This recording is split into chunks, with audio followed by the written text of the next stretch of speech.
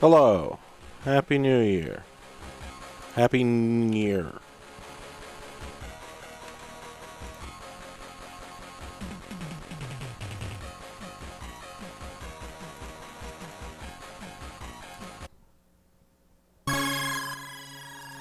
Man.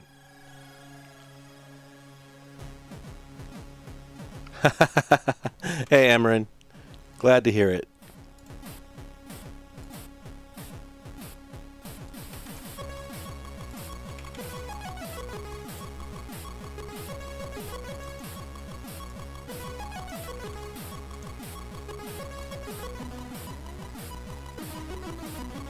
Oh, I don't play 2600 games. They're garbage. This is on the Atari 8-bit. Atari 8-bit games are fantastic. The Atari 2600 is sludge.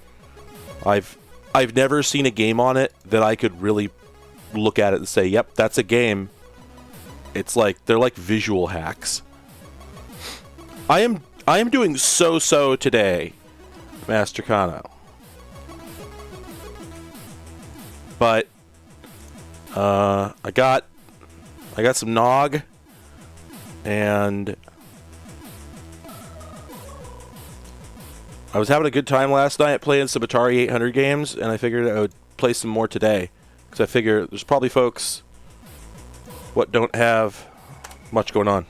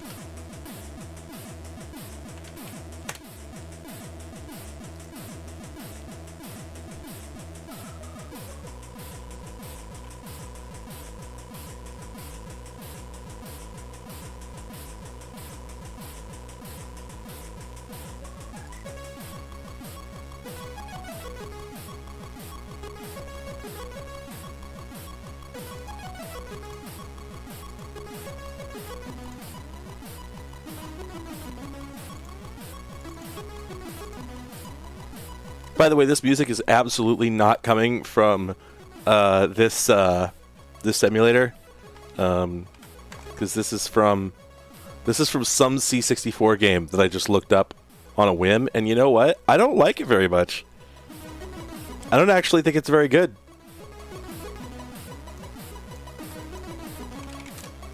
Hang on a second.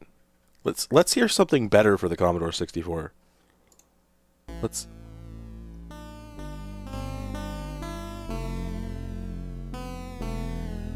Oh, I'm sorry. Yeah, I mean, if you dig it, I can see if I can get you a link, but I really didn't like it very much.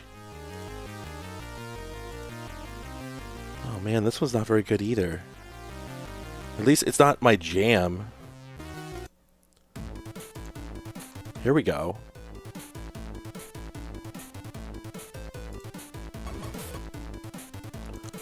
Okay, also, that previous song was Cyberdyne Warrior Title by Steve Rowlands. I'll link that. I'll see if I can link that.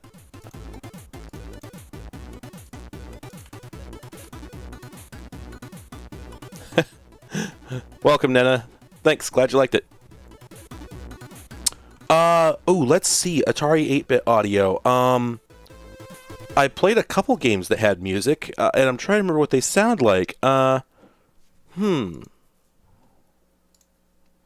I don't actually tend to play 3D knots and crosses. I just had to put something on the screen.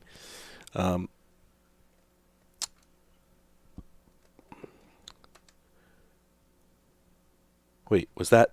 Did they? They didn't win, right?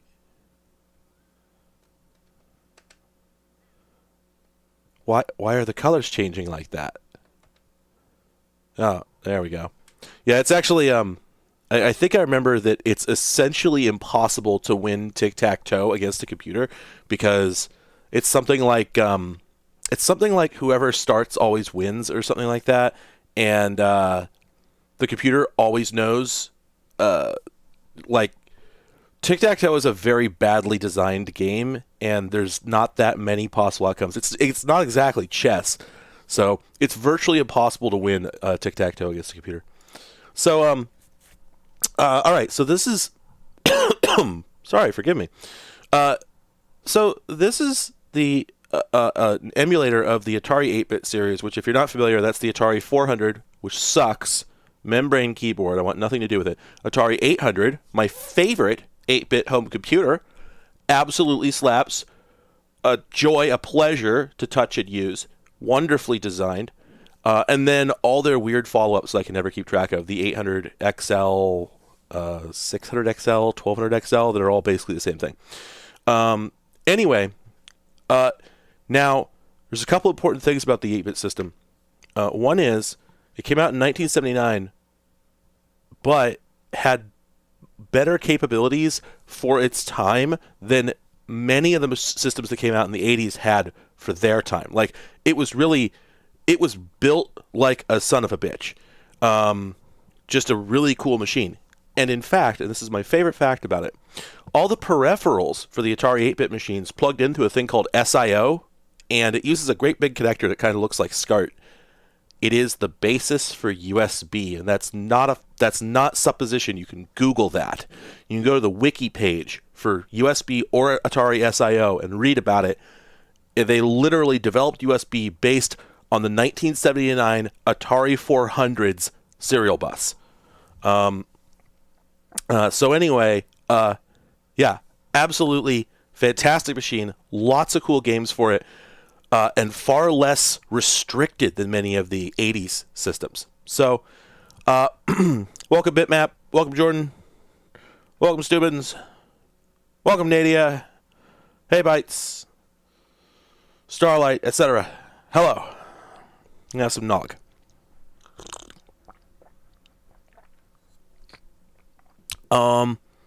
Let's see, Atari 8-bit audio. Right. It's actually quite good. They gave it a better sound synthesizer than it really needed, which means they gave it what it deserved. Here, let's load up Vertix.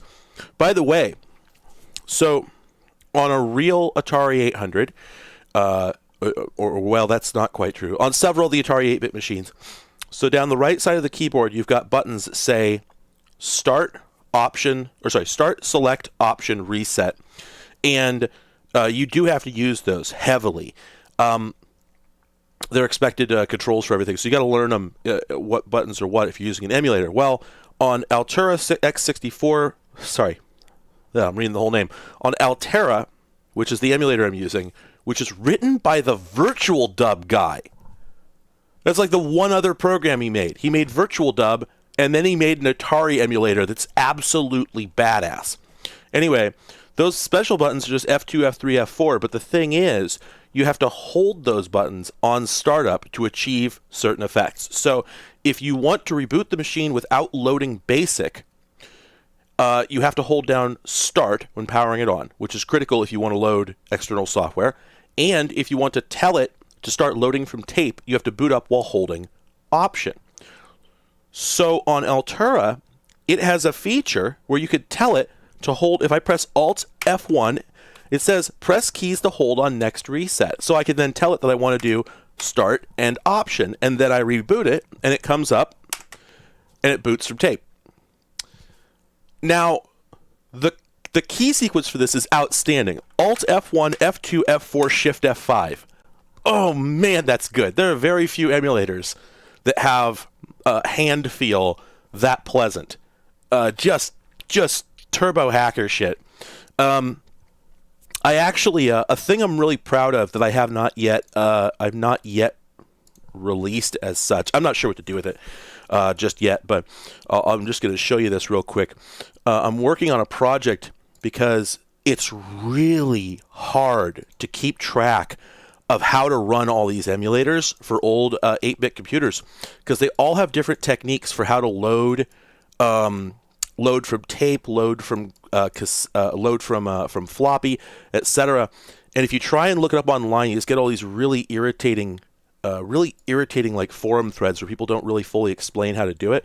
So what I did is I'm making this thing here, which is just a big cheat sheet that explains. It's just the simplest ways to load software on a whole bunch of 80s home computers, because like anybody who's messing around with emulators doesn't have one, right? You're gonna have a whole bunch. You're not gonna bother getting into one of these things. You're gonna have a whole bunch. You're gonna jump between them. That's what I do. I have a folder that's just all emulators.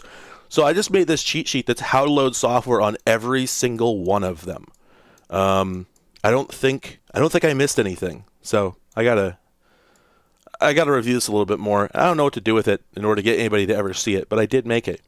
But anyway, yeah. So my favorite part of that is just the key sequence for Altera: Alt F1, F2, F4, Shift F5. Awesome. Anyway, this thing here, this is what is it? Baltics? Something like that. I think it's Polish. Yeah, Bertix. There we go.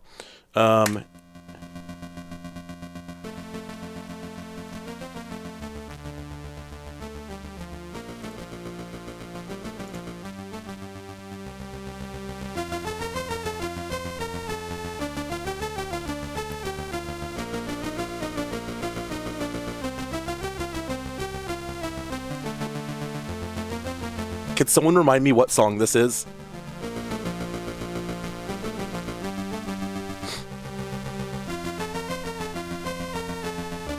I know this is a cover, but I can't place it.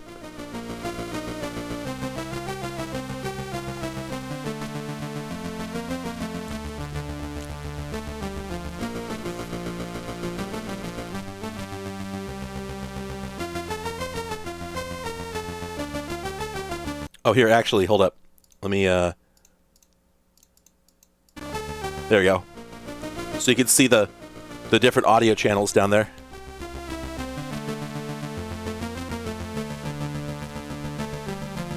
Enola Gay? Really? Oh, it is! You're right!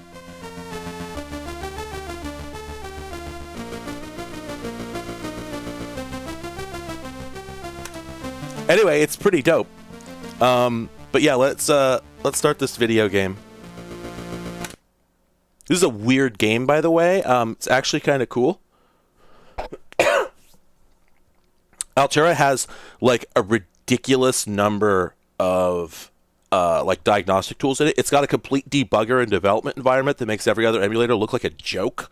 The virtual dub guy, whose name I absolutely am not going to remember, basically said that he started developing it and then just sort of lost track of, just sort of got out of control and accidentally put way more effort into it than he intended. So anyway, let me finish customizing my HUD. That's what it says. Yeah, so here's the thing, and I'm not that read up on the Atari 8-bit systems. I've done it. I've read about it several times before, but I keep forgetting. I believe that the Atari 8-bit has essentially a slightly more sophisticated... It's got a more sophisticated development of the chip that was in the Atari 2600. So this has a wider range of colors than any console that would come out for 6 years, 8 years. Not until maybe the Master System, and even then.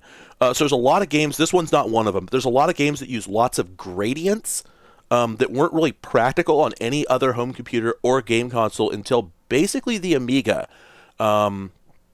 So way ahead of its time. But anyway. Bong.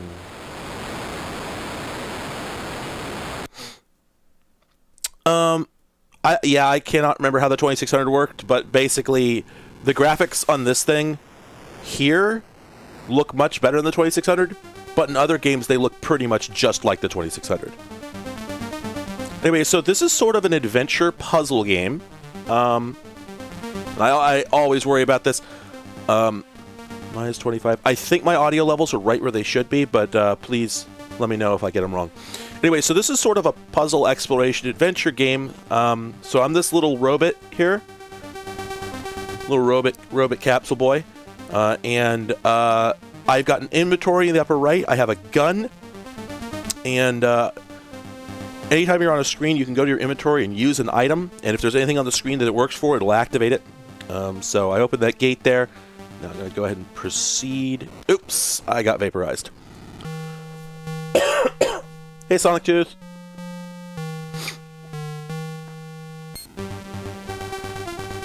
Oh man, is this a Jean-Michel Jarre cover? Oh, you know what? You're right. I forgot. The last time I did a stream, I only found out afterwards my mic was clipping the whole time. Nobody told me. All right, hang on a second. Oh, yeah, there we go. There it is. It's clipping right there. Okay, so right now I can see myself clipping out at minus 5 dB, so let's bring that down. Okay, that should be a lot cleaner. Can anybody let me know? That should just sound a lot cleaner now. I did set it up to compress the game audio quite a bit, because especially for 8-bit games, it would be really hard to understand me if I had to talk over the raw square waves. But still, yeah, I was just super clipping through the entire last stream. Is that better? Does that sound? Probably if I speak up, I bet I still clip. Well, I'm not seeing the peak light come on, so maybe it's better now. Anyway, so this game's a little interesting because there's an enemy, right? But he's not really coming for me. He's not seeking. He just sort of floats around, kind of bouncing off the walls. I can shoot him if I want, but I don't really have to. So far, as far as I've gotten in this game, I haven't had any mandatory combat. You can always avoid it if you want. It's this little square wave just sort of going about his business. I can let him go. Occasionally, you'll just get stuck in a corner. This little goblin face here, for instance, I might need to shoot to get downstairs. So I have a battery now, which is sort of a portable health kit. You'll notice that I have a battery level up top, and it just slowly runs down. And also, I've got this key, but I have to go back a few rooms to use it. So this guy here, I don't think I need to kill him. Yeah, there we go. All the enemies of this, of course, are very cute. They all look like friends. This is on the Atari 800. Gosh, you know what? I should start doing a thing with my streams where I just put the current system on the screen. What's wrong with me? What am I doing? Atari 800 PNG. Come on, let's go. Here we go. Commons.wikimedia has it. Outstanding. Uno momento, and I'll have this squared right up. Bonk. Bonk. This is going to be really big. It's not that big.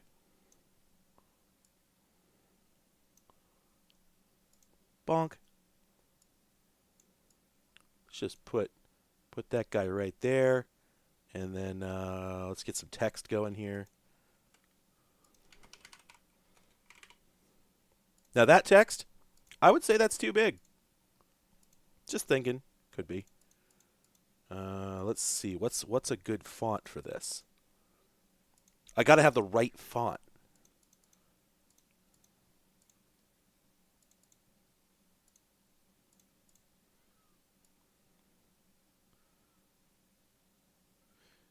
Actually, you know what bugs me? I don't think I could do shadows. I don't think I could generate shadows with OBS.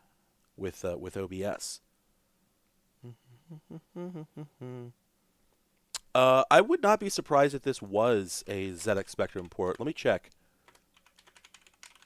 What is it? Is it Vertex? I don't think so. Let me... no, it looks like this is an Atari 8-bit exclusive.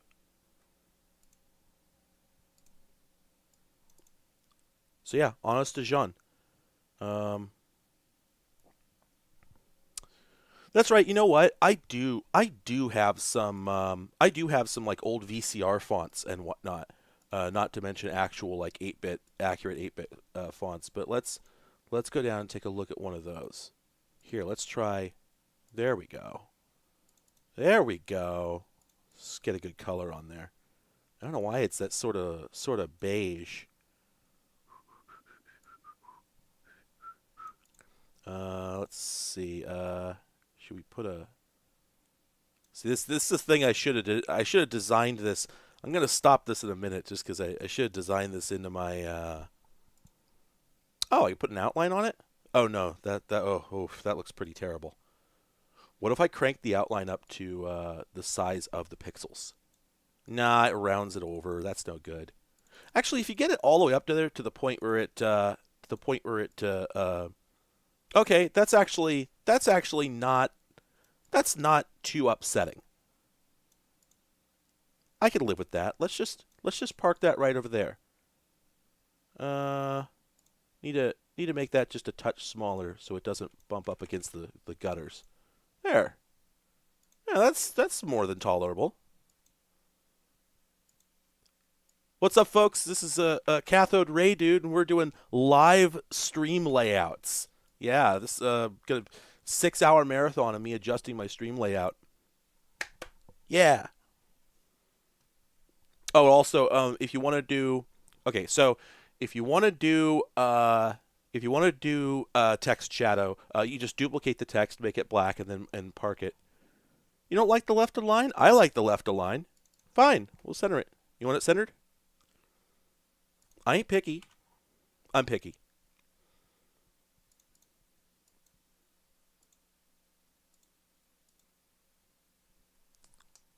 All right, there we go.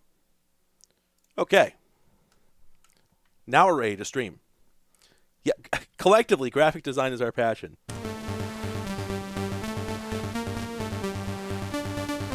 Boy, look at that Gorbling. All right, so in this room, I've got to use the key that opens the door.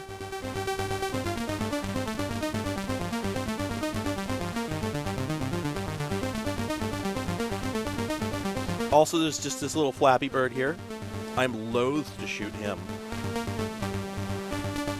And then I don't know what the goal of this game is, but notice in the upper left I now have what sure looks like a puzzle piece. So I suspect that the goal of this game is to explore this huge room by room, underground base or whatever until I collect all the puzzle pieces. So I've got 1 out of 9, it looks like. Pardon me. Gosh, yeah, F-Fusion, you're right. Well, that's remember there was the whole category of Japanese cute-em-ups back in the 80s, right? There's a long tradition. Anyway, so to my right here is some ammunition, which I don't really need, actually, because I haven't fired at anything. But my battery is getting kind of low, so I might need to juice it up here. So let's do that, and then... Okay, so the wrench opens the door there, but I'm actually going to drop a save state here, because the last time I couldn't figure out what to do here. When I get up here, this guy shoots at me. Okay, see, the last time I got killed, but you've got to trick it. You got to get out in front of the... Ah, no! Oh, you can't quite go down right on the edge there. You gotta move down 1 unit before you can proceed, so I got caught up there and almost got hit by the bullet, but... Okay, so now we've got branching paths. We could go off to the right or down. Whoa, spaceships. This looks just like the spaceship that brought me here. So I love, within the constraints of a computer from 1979, they've created an environment that is just as compelling as any Metroid game, and in fact has more like identifiable human areas, Additionally, I don't know what, like I said, I don't know what the goal of this game is. I haven't read the manual, and it's probably all in Polish anyway, but I'm guessing that our goal here is to collect all the pieces, then come to this room, and we can take off in our rocket ship and go home. Probably the bricks go away or whatever. But an interesting thing is, I have a second of the puzzle pieces, and I have no idea how I got it. So that's interesting. Boy, look at this little pulse width modulated enemy here. You see, he's almost a square wave, but he's a little thicker at one side than the other. So I think he might be a PWM shape. Whoa, I just got some dynamite? Whoa, hang on a second. I'll bet I could blow up that brick wall.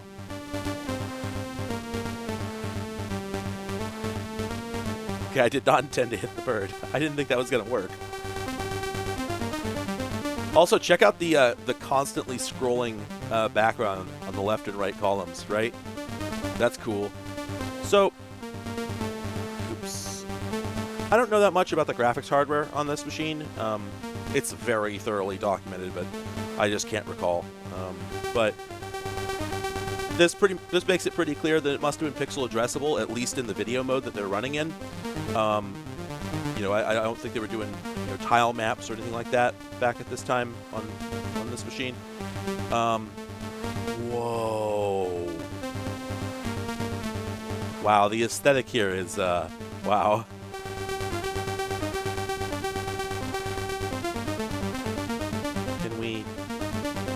Can't collect the painting, right? Okay, nope. And then we got something on the table here. Okay, that was another puzzle piece. This game's probably not all that long. Okay, that looks like another puzzle piece. Okay. Okay, we can go down here. There's another puzzle piece. And it looks like I'm stopped from going any further. Yeah. Okay. Again, I'm gonna quick save because I might actually be making more progress in this game than I expected. Okay, yep, can't go down through there. Can I shoot anything in here?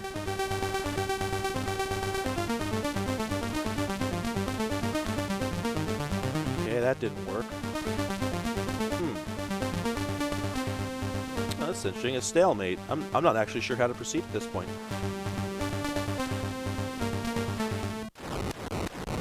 Oh. Wow, I died.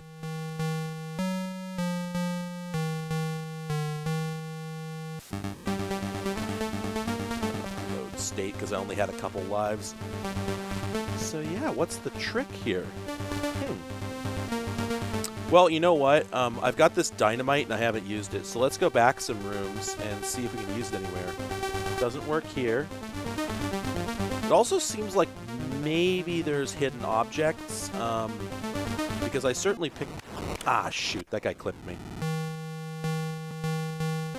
It seems like maybe there's some hidden objects, because I definitely didn't see that dynamite before I picked it up, and I'm pretty positive that I managed to get one puzzle piece that I do not remember ever seeing.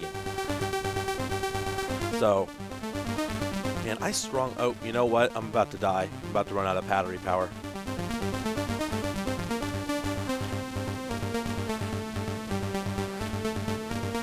No. Ah, birdie. Ah, no! He killed me. Which is fine, because I'm out of health anyway.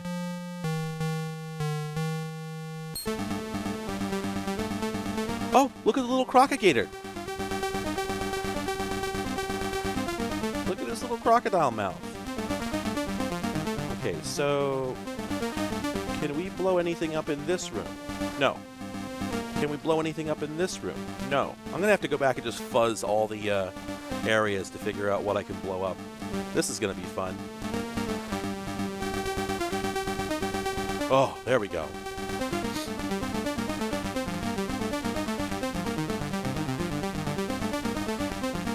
Yeah, I imagine that people making music for computers back in the day probably spent a lot of time listening to Jean-Michel Jarre. Okay, can't blow anything up here. That's not an exit down there, is it? Nope.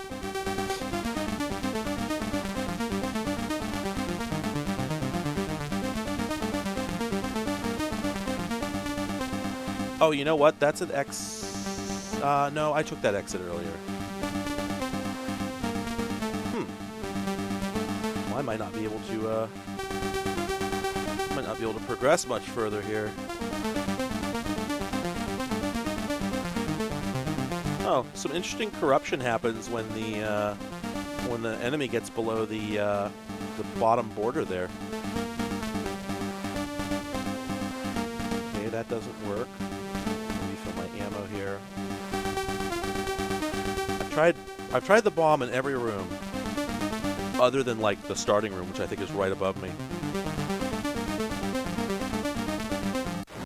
Oops. I think that's my last life.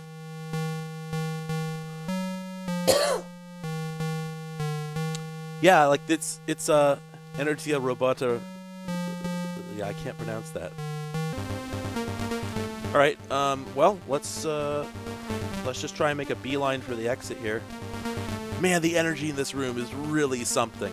The art style in this game is, impeccable. I can't form a cohesive idea in my head of what this place is and what it's meant for, right? It's clearly got the sort of absurdity of the abstraction of, an early video game before people, felt that they could make places that looked real, right? And of course, just sort of the absurdity typical of a lot of European video games. Just they tended to just make pretty silly looking worlds. But with that said, this one has so much personality to it that I would love to see an update of this that sort of shows what the creators were imagining. Because it almost feels like some sort of weird Portal story, some idiosyncratic research laboratory, Oops. There we go. Ow! Dang it! I was almost there, and I did not realize I was that close to the top of the level. I gotta do it again. Oh, wow. Timing. Wait a minute. That couldn't be an exit to the bottom, could it? No. Dang it. I done got blowed up again. One thing I'm noticing is that those doors there, those are valves. They slide side to side to allow either one side or the other to be opened. Man, can I really not do anything up here? It really feels like I should be able to. Whoa. What the heck? If I press enter, that's what it does. Oh, okay. If you try to get right next to the laser beam, if you stand right on the tile just next to it, that still kills you. Whoops. People talk about Nintendo hard, but people don't even know 8-bit computer hard.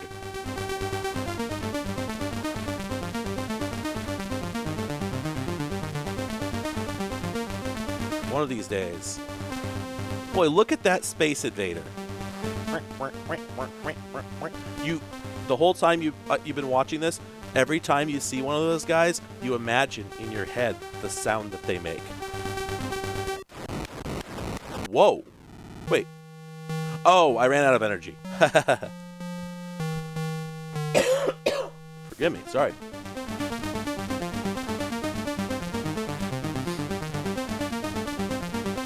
Okay, I'm going to explain what happened just a moment ago as soon as I'm done with this.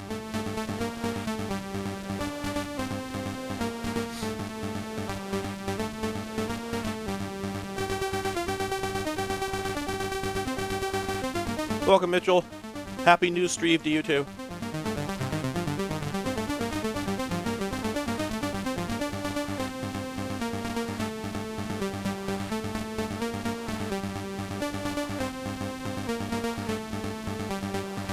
This is the last room before the exit. Shoot. And of course...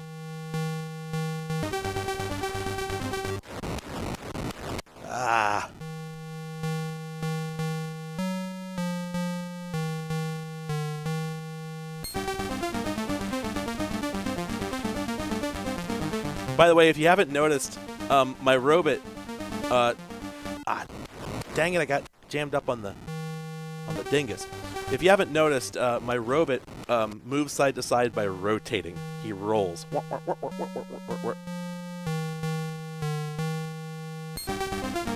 Quick save. There we go. Is everyone enjoying this room? One of these days. This is the run.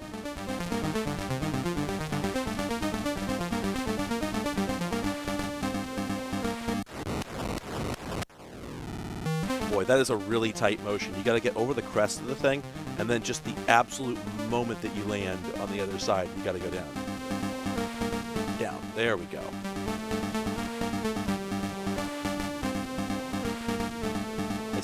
I saved this time.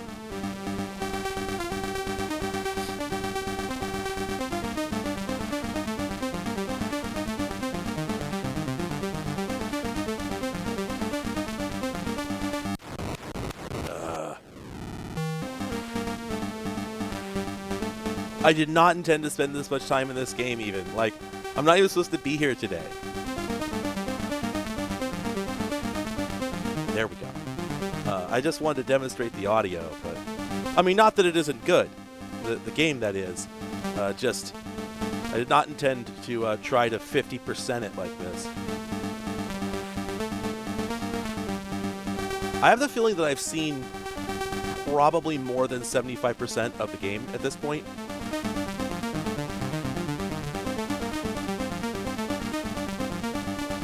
Okay. Now, let's try the bomb. Nothing. Can we go up? No. Can we go to either side? Nope. Wow, yeah. I must have missed something. There must just be a room that I failed to do something in. Alright, well, the fortunate thing is we finally get to stop listening to Jean-Michel Jarre on a 20-second loop. Oh, boy.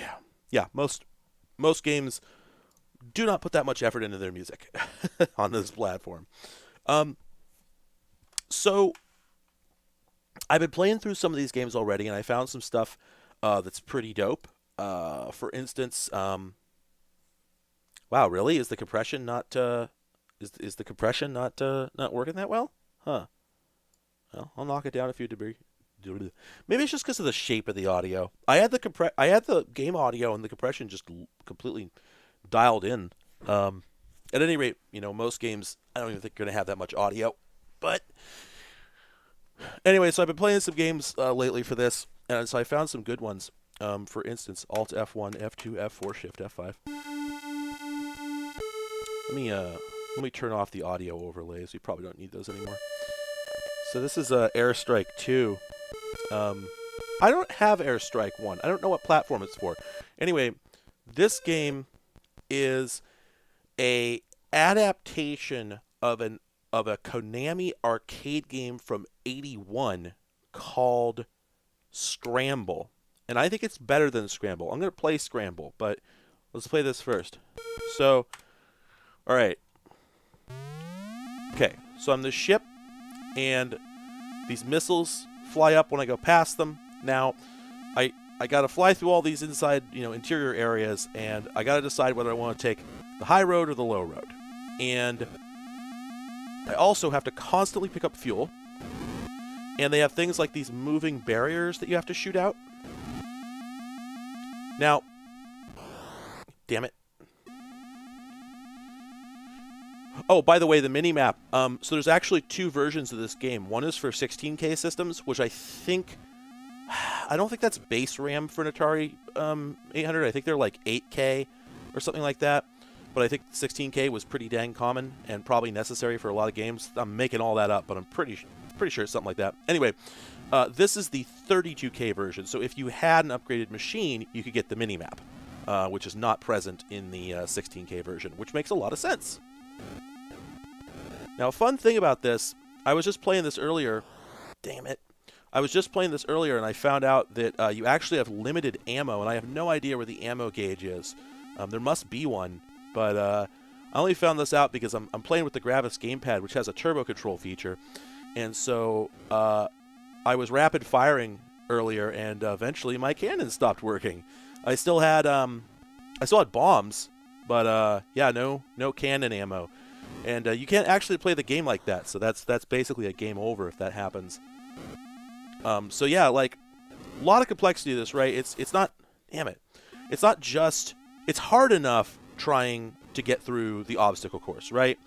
Especially when you got to fly through like interior areas and whatnot. But on top of that, you're constantly doing resource management because you've got to figure out when it's worth it to go after a fuel truck or an ammo truck, many of which are really hard to hit. Also, on the original Scramble, you had both the guns and the bombs, and you did have to bomb fuel trucks. However, you had a second button for bombs. You don't have a second button on Atari. You've just got one. I absolutely detest Atari's completely regressive decision to put a single button joystick on their machines. It really was not necessary. Even on the 2600, they could have afforded one more transistor. So, never forgave them for that. And the end result is a legacy of just dozens and dozens of machines with stupid control schemes. So, the way you fire your bombs in this is you have to press up, which makes your ship go up, while firing. It's really hard to do. I keep screwing it up, and it's why I keep missing a lot of the fuel trucks, because you'll notice that sometimes I just fire off into the air while moving up. Well, that's because I was trying... I was trying to hit a fuel truck, but the bomb just didn't go off because it didn't register that I pressed up. This is, by the way, by far the furthest I've ever gotten. So right now, you cannot believe the... that's probably game over. Yep. My God, the clench that I had going on. So, anyway...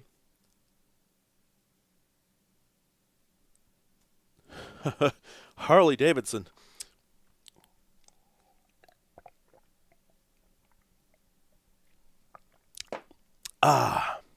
Really? Is the M? Because I looked down there and I could have sworn I didn't see it.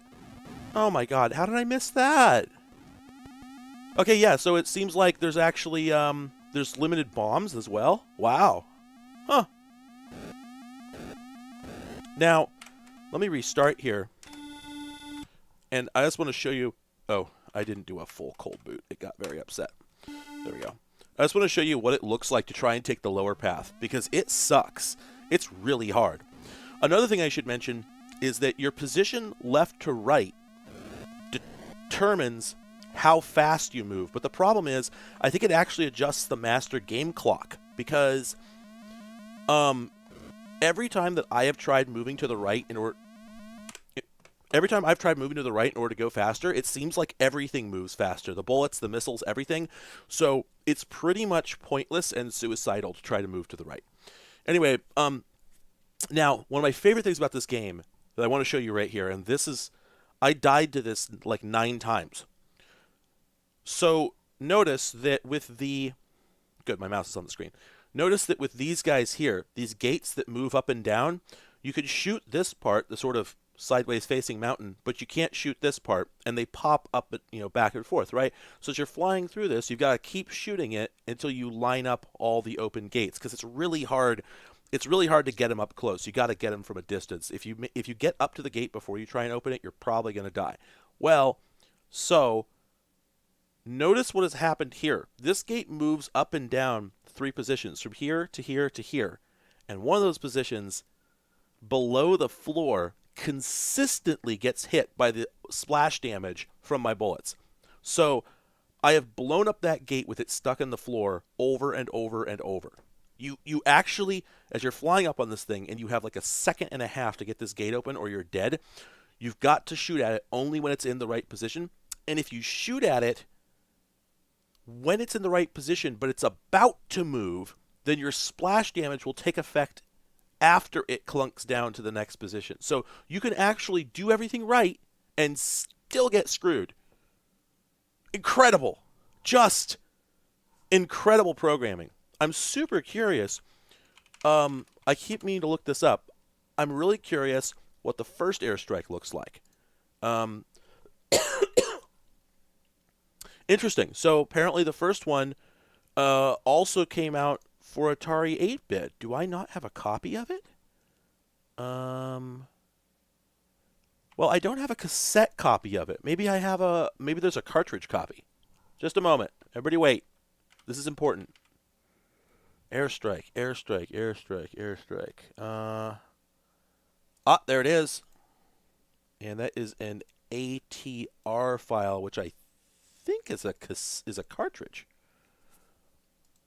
Attach cartridge. Yes. Nope. Atari 8-bit ATR. Is this a cassette format? No. What the heck format is this? Oh, is it a disc? Might actually be a disc. It is a disc. Okay. Airstrike, and then we just hit F5.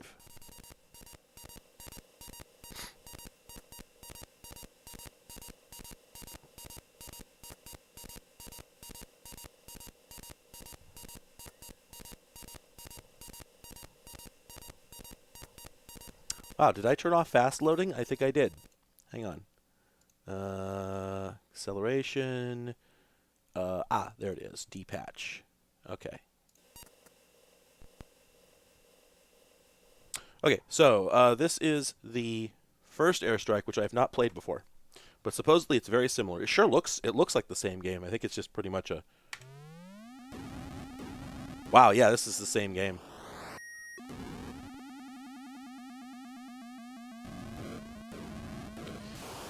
Yeah, they changed a couple things.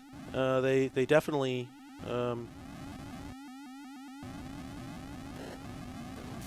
Wow, actually, they changed a couple things for the worse. Okay, some differences here. So, I cannot figure out how to fire a bomb. I'm trying, but I cannot do it. So that's interesting. I wonder how that works. But notice that when things explode, they explode right away, right?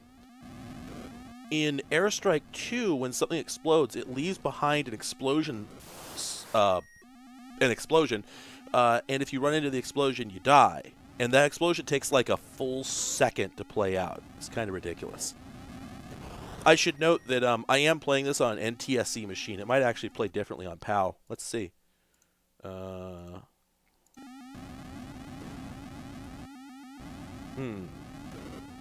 Well,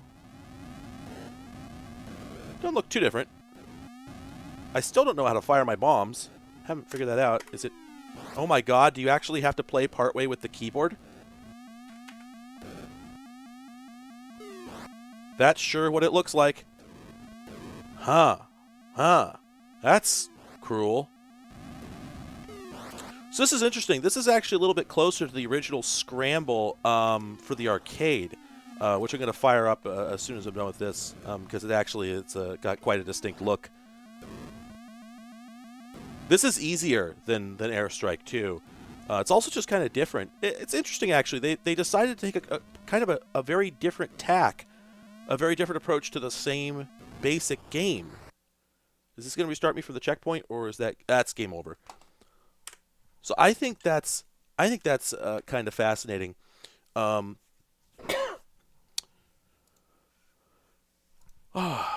Let's see.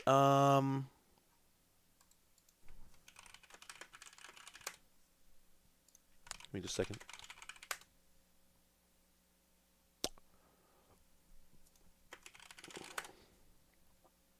Come on. I just need to, just got to get a command line option for MAME.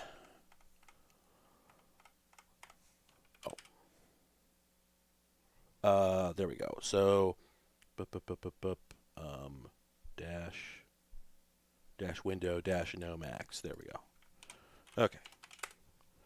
Let's see. Emulators, MAME, dash window dash no max, scramble, that should do it.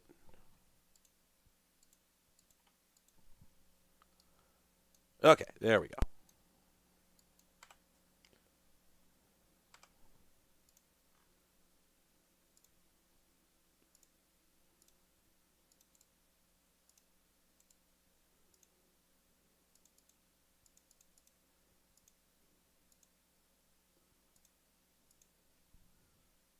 Okay, here we are.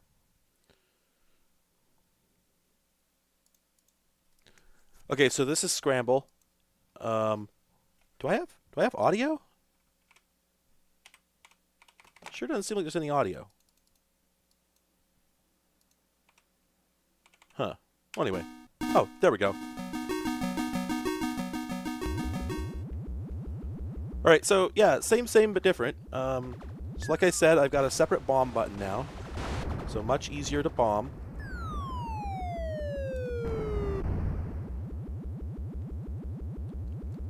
And this was on. I don't think it's not bespoke hardware. I think this was a modification of another arcade game, because I know the main library says it's based on like Millipede or something like that, which actually, now that I think about it, given the color scheme and whatnot, that makes a lot of sense. But anyway, as you can see, it's a completely different... yes, the other game is definitely a clone, but it's a very different feel and intent. Your fuel runs out super fast. I don't think you have limited ammo, you know, because no time for that, right?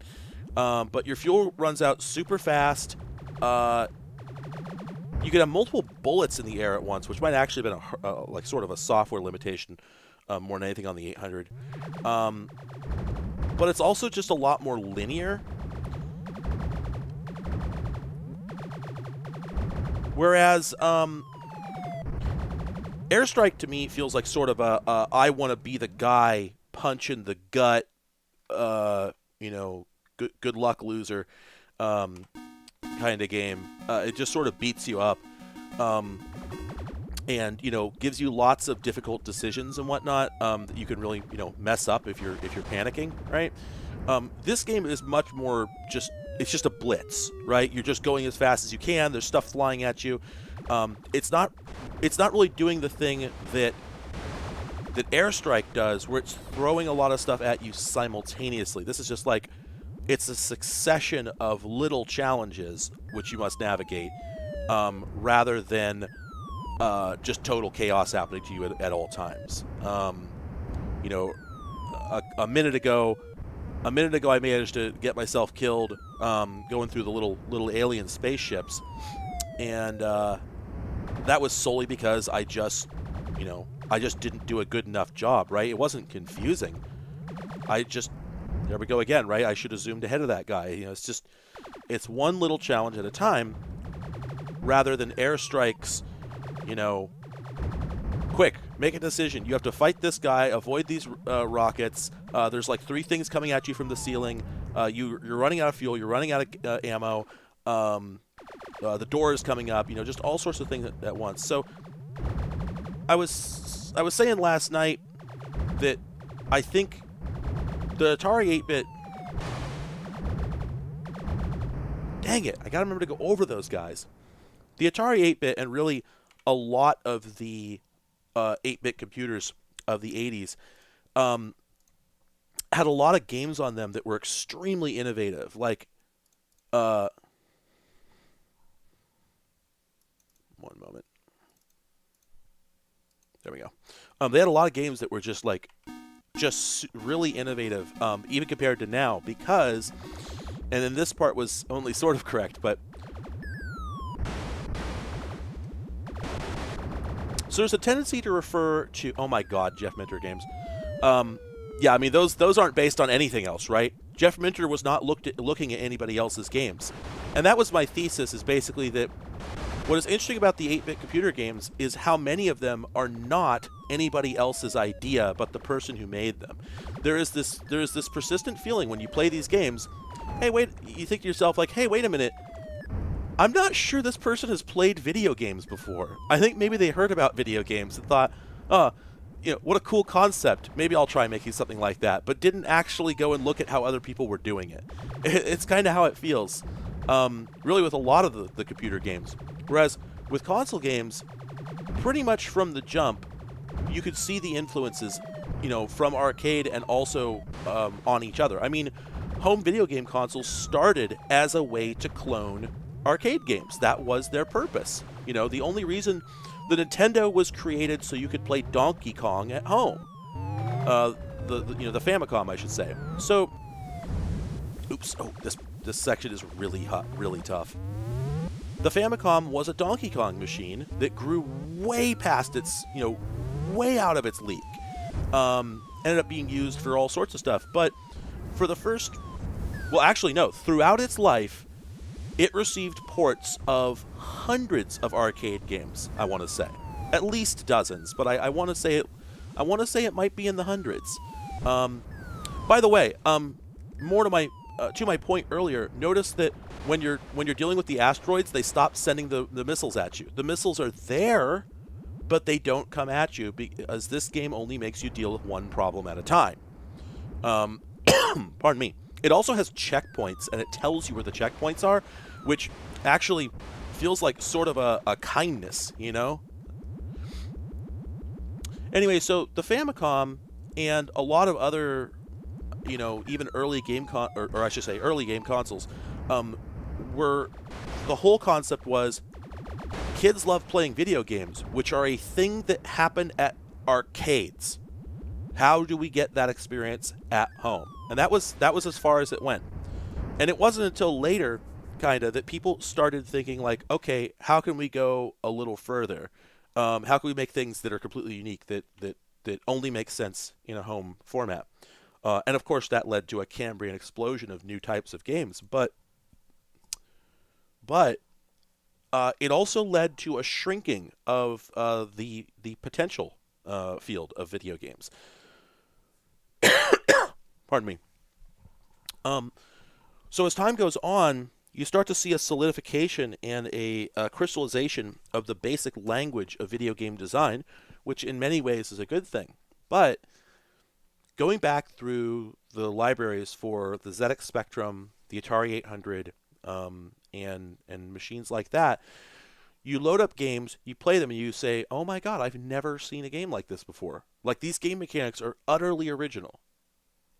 So in later years, when people started cloning arcade games and then started cloning each other's console games, they were highly derivative.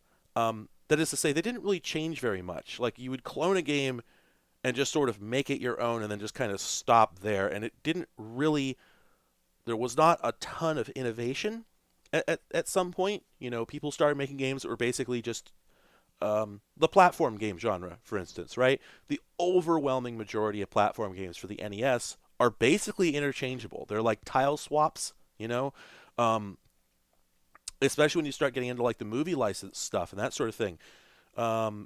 You start getting into pardon me.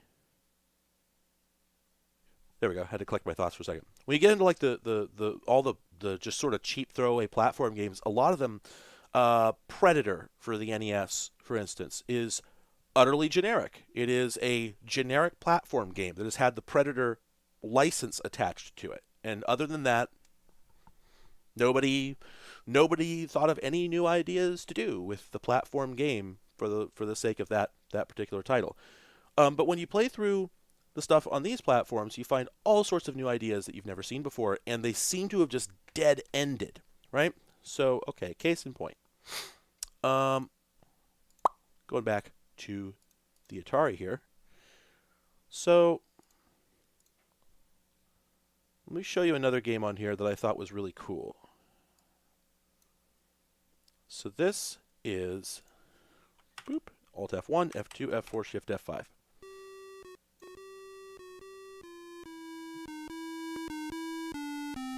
So this is Action Quest.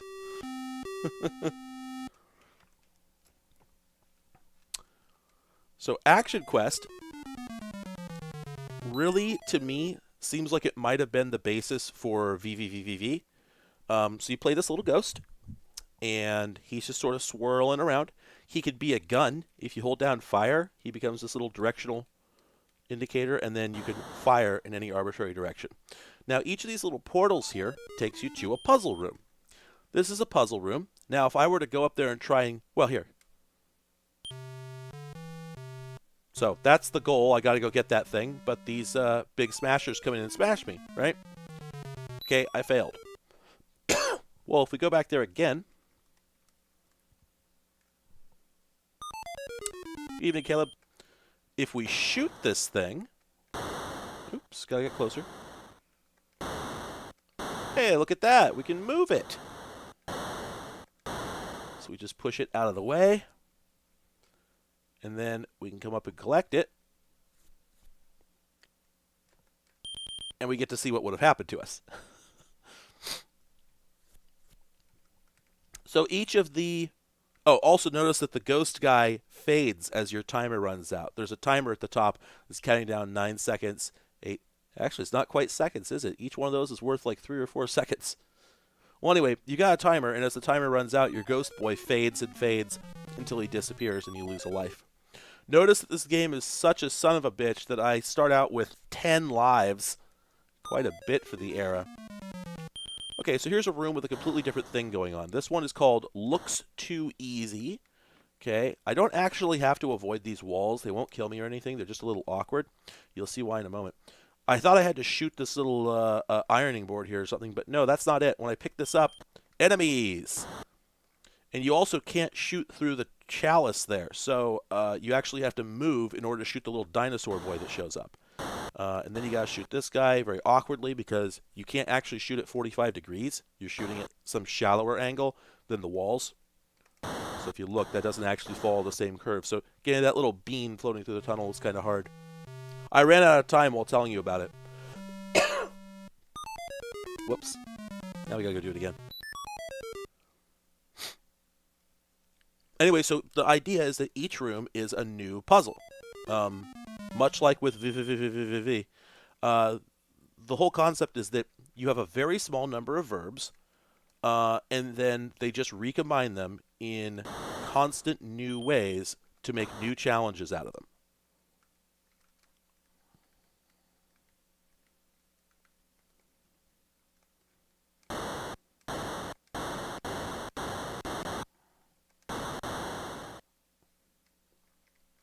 Gotta get out of here. And sometimes the trick is that the room looks very simple, and it is. The problem is just that you have exactly enough time on your timer to get through that room and nothing else. So the trick is just that you have to play perfectly. There's a couple rooms like that I've encountered so far. Okay, this one here, you've got a little space invader here you got to kill. Okay, that's straightforward, but now what? So you got the goals in each room, by the way, you can only identify by them being the only thing that doesn't move, but we can't get in here. However, if we shoot this, we can make holes in it, but we don't have time to pick away that whole wall. So what you do is you get next to it. Oh, come on. Oh, come on. Whoa, what's going on here? This has never happened before. There we go. All right, okay, there we go. Get this guy. All right. And... oh, that's weird. When I did this before, it made a teleporter appear down there. I got to rush all the way to the top. Go, go, go, go, go, go, go, go, go. There we go. Pardon the coughing.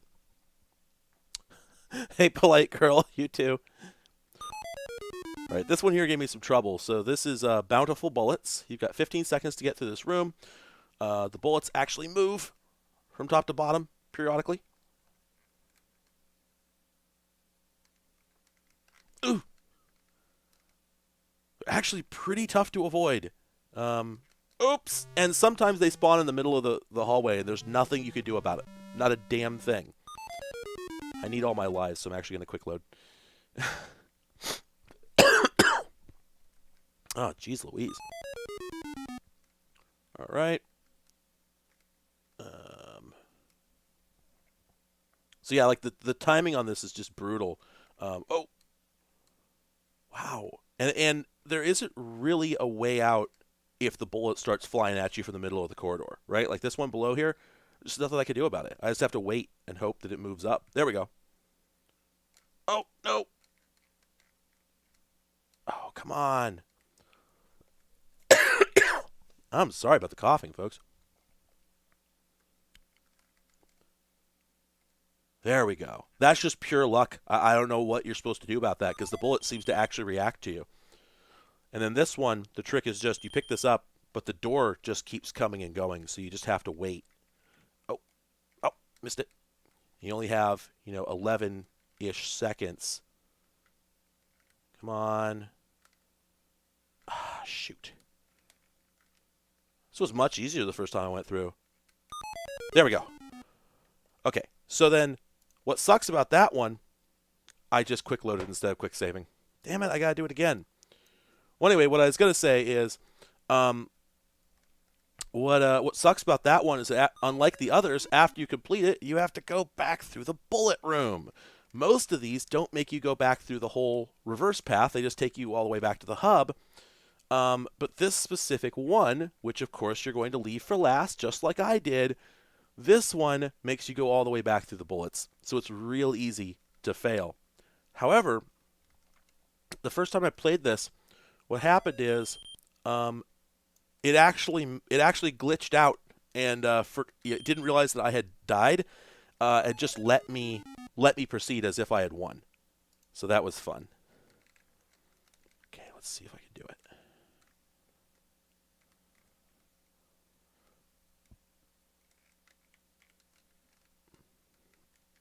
Ooh!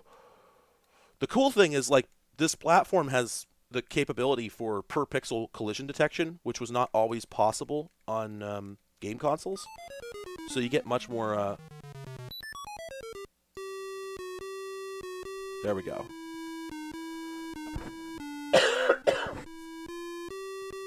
Oh gosh, I never thought about turning into the gun. Yeah, that might work. Huh.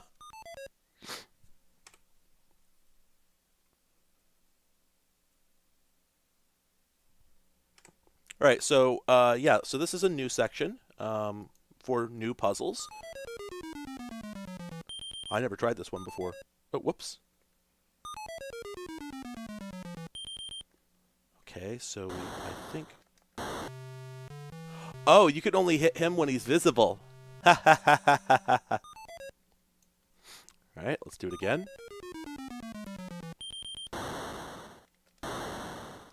Oh, if you could even... You know what? You might not even be able to hit him at all. Maybe you're just supposed to go for it. Here, let's see. I move faster than him. Oh, man. Am I supposed to go around, maybe?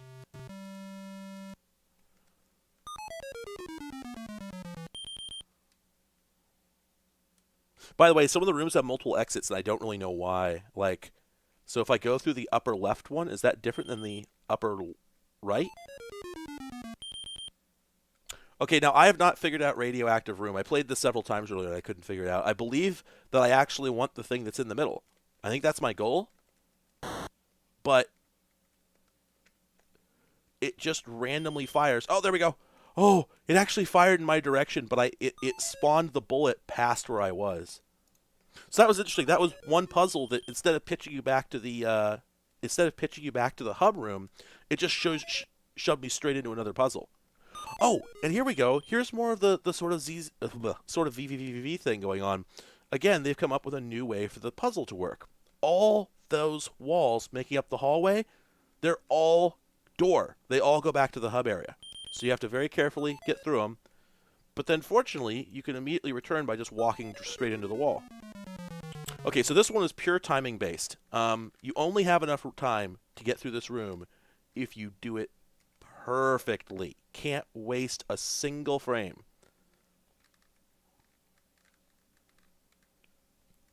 So far, I haven't been able to do it. Oh, man. Oh, of course, I was pretty tired, pretty drunk last night when I was trying. You got to cut that corner. You can't do it. There we go. But then it pitches you straight in here. And this one is tough, both for timing reasons and you can't kill these guys. At least not that I've been able to. Oh, interesting. They just sort of bully you? Huh. I didn't know that. Hey, 100.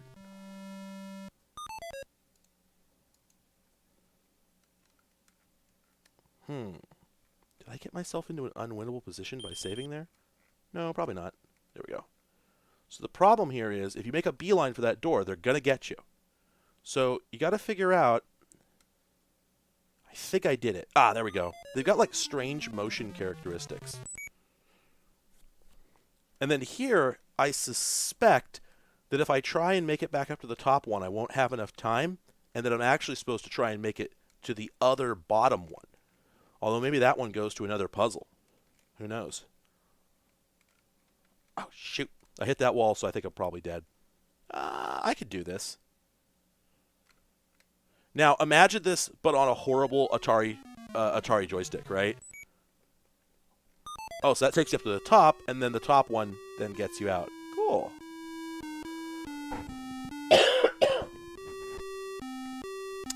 Right, yes. So I think about this a lot. This type of game I've referred to for many years as a room game. And I'd heard the term room game somewhere, but I've never been able to figure out where I heard it. I don't know if I read it in a book or what, but yeah, it's that idea that... So,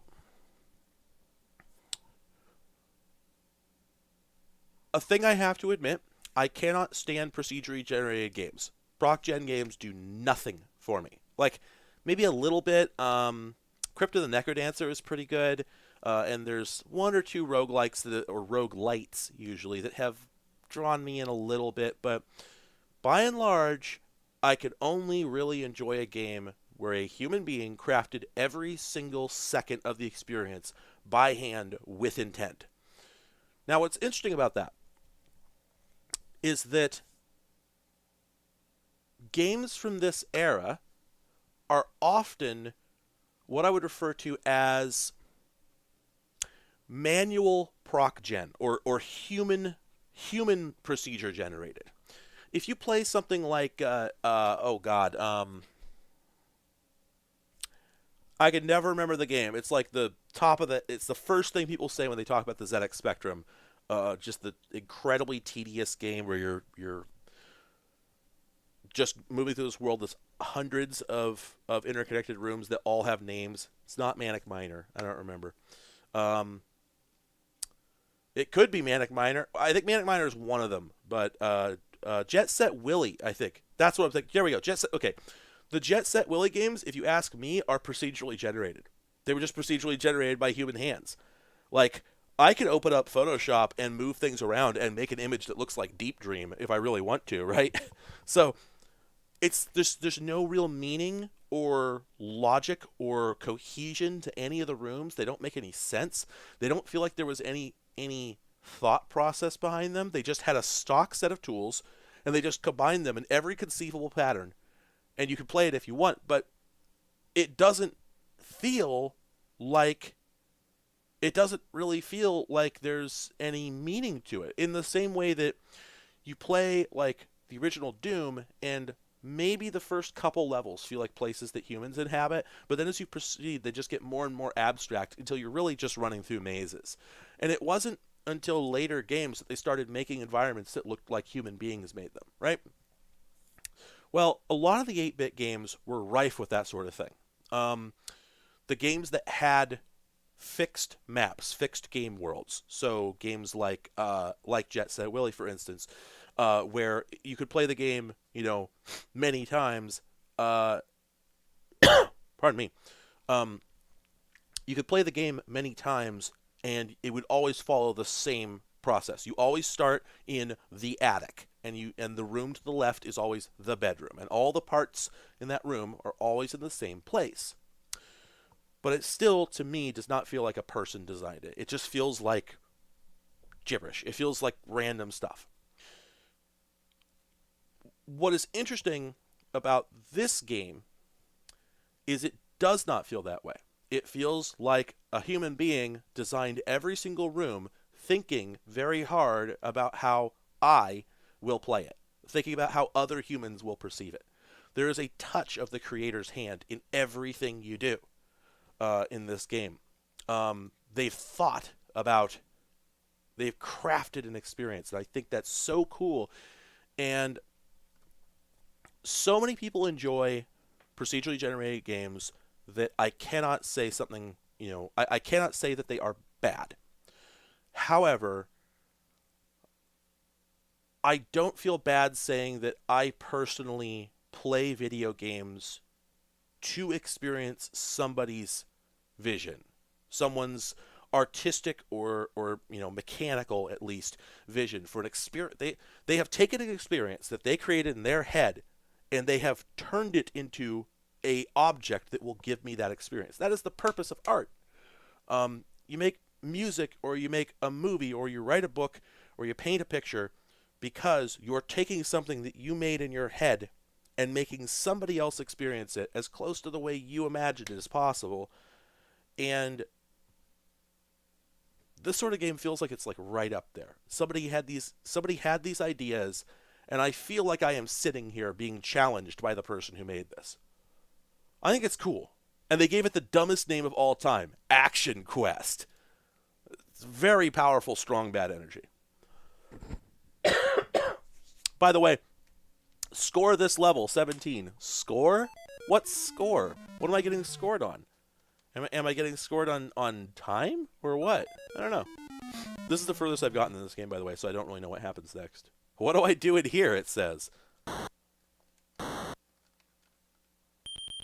Oh, teleporters. Okay. Alright, let's try this one. Huh. What do I do in here? But yeah, so the names, the named rooms are part of what bring that feeling of an involved creative process. I think that's really interesting. Huh. Wow. What am I supposed to do about those bastards? Speedy little devils. Either I'm supposed to shoot them, or... There's so much going on here.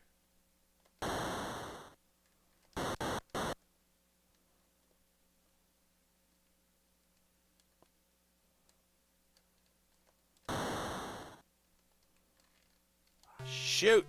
Ah!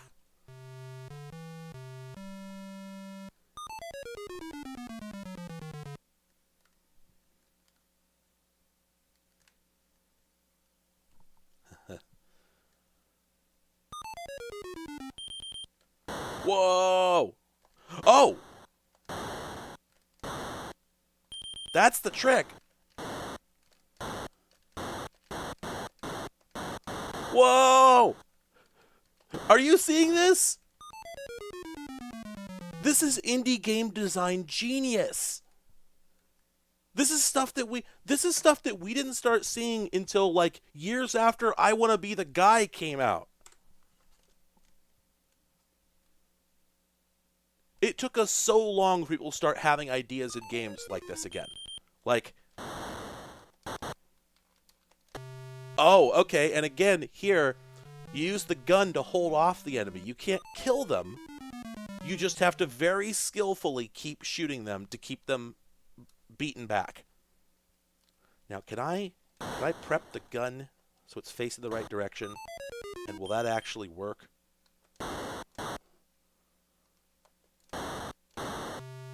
Almost. Again, imagine doing this on an Atari controller. Like, I have so much of an advantage here because I'm using a modern gamepad that actually, like, it doesn't have a D-pad as good as a Nintendo. Like, if I had an NES controller here, I'd probably be doing quite a bit better. But, shoot, that was not even a serious attempt. Oh yeah, it does. Right, it does have that little bit of WarioWare energy going on, and I mean.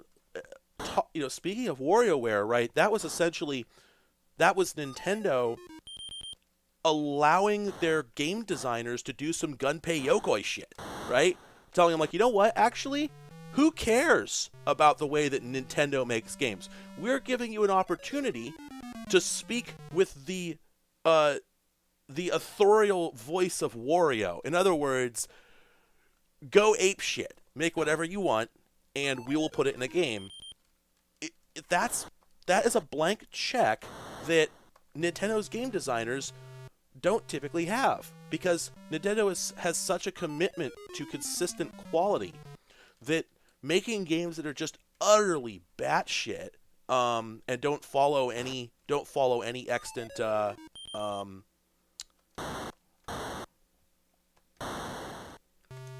it's really hard to get the guy on the left because I keep hitting the button, the gun turns to the left, and then it just doesn't fire. Oh, I know what's going on. It's because there's still a bullet in the air at that point. So I gotta. Hey Vince, welcome. Anyway, yeah, just fascinating playing games that are essentially totally decoupled from the industry. Really neat. So there's a number of games here that are called adventure something, and I'm pretty sure that every one of them is a text adventure. Let's check real quick. Alt F1, F2, F4, Shift F5. Oops, I gotta take the disk out of the drive. Alt F1, F2, F4, Shift F5. Whoa. XLR move margins?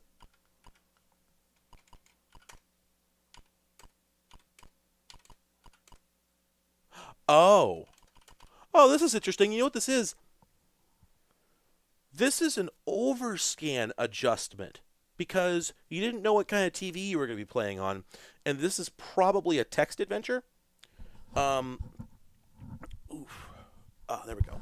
This is probably a text adventure where if the text is hanging off the left or right of the screen, it's going to be useless. You won't be able to play. So what they're doing here is you just tell it, let's move in, right. Okay, now I can see the right side. Let's move the left one in, the left one, the left one, the left one. Okay, now I can see everything. So you're setting the word wrap margins. That's cute. Pardon me. Ooh, look at the custom font. The text rendering on the Atari 800 is chef kiss perfect. Compared to every other 8-bit computer that I have personally tried, which is C64, ZX Spectrum, Amstrad CPC, the Atari 800, 3 different MSXs.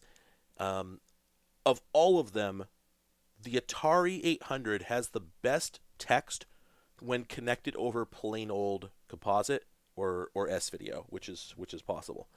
Yeah, this font is not terribly readable in itself. We're seeing this in its crispest possible form.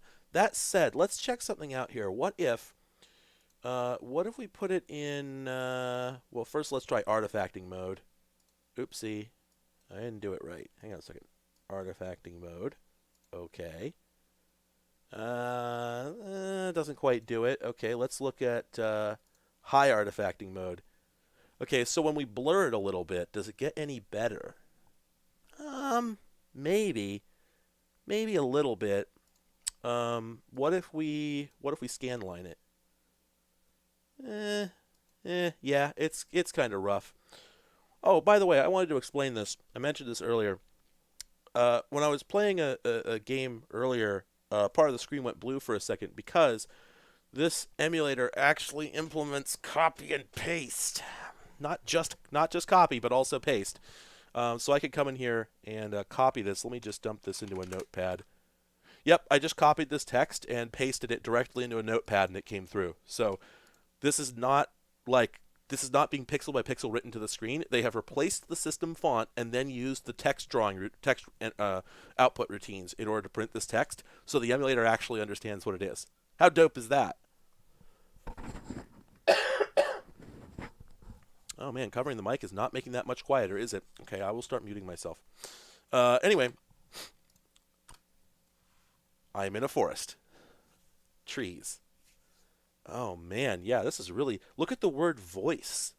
It's really hard to read that. Wow. I wonder if it's possible for the emulator to disable the custom font. No, it doesn't look like it. Okay, however, I will say it looks like it might actually be possible for it looks like it might actually be possible for come on, brain. I think this emulator is actually capable of rendering the text in an OS native font as a vector. You know what? Let's try that. Let's do this guy. Oh gosh, look at that. That's much more readable. That is amazing.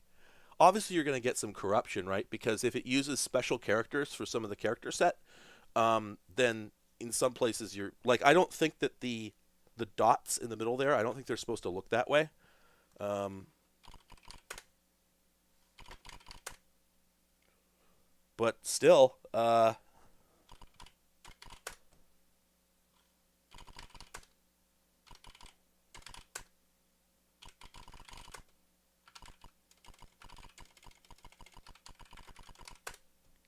yeah. Anyway, yeah. So I don't do text adventures, so I'm gonna go back to what we were doing and play another game. But still, I think this is these are some remarkable features for a machine like this of this era.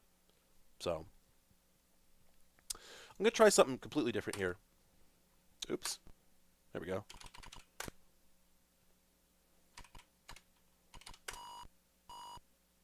I think I failed to get this to read before to play before this. This is a basic game, and this is supposed to be 3D Red Baron. But for some reason, when I load it, it starts up, gives us the title screen, then it tries to load from tape again, and then it just crashes.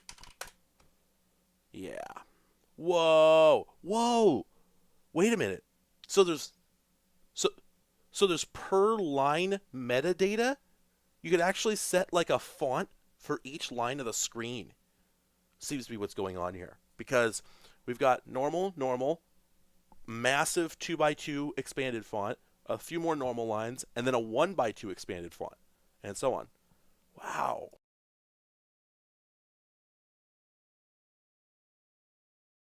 I absolutely would not have expected that. That's really cool. Um, all right, let me load another game. Let's see. What game was I playing last night? Oh boy, I gotta remember. You know what? Let me. Do I have a date accessed that I can look at these by?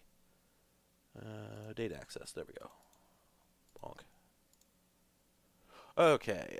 What did I play last night? Verdicts.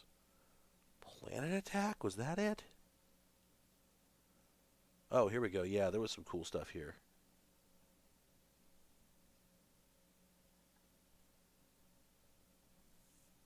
Oh man, Forbidden Forest sucked. Let me load that up. Alt F1, F2, F4, Shift F5. Cosby presents Forbidden Forest.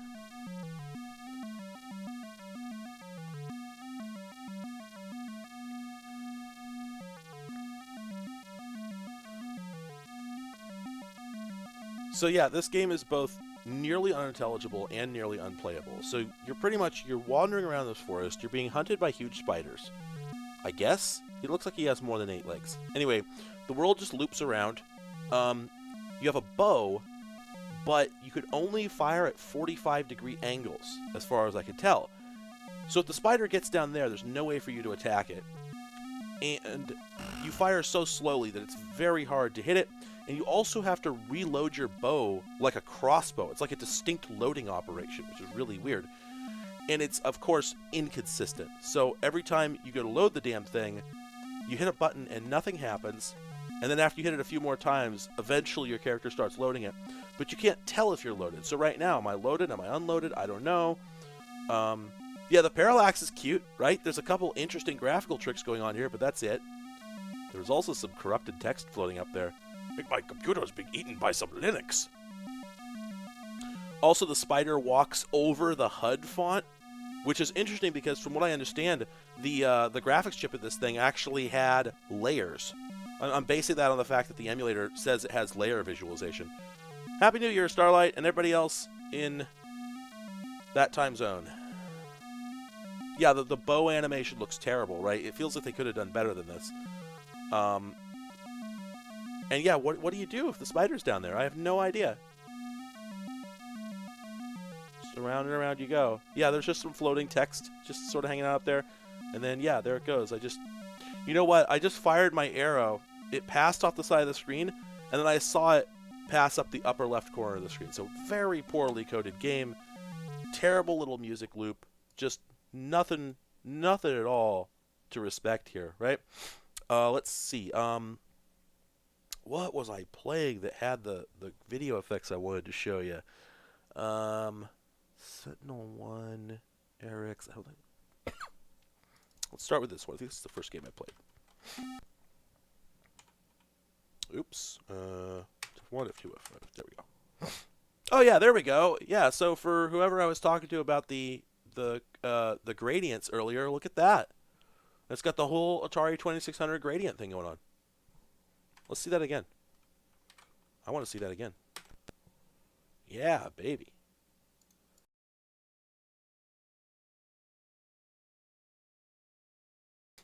No, the 2600 does not have layers, but this is the Atari 8-bit. Yeah, see, there you go. You get more of those. So that gradient cycling animation was impossible on any machine for the next, like, 4 years minimum. And I don't even think the C64 could display this many colors on screen at once. And I'm pretty sure...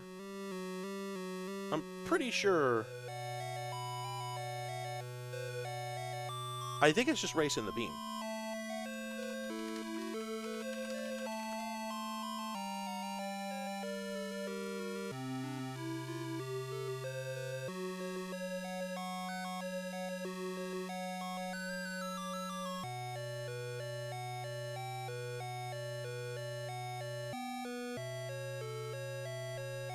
I'm looking this up to see if there's layers.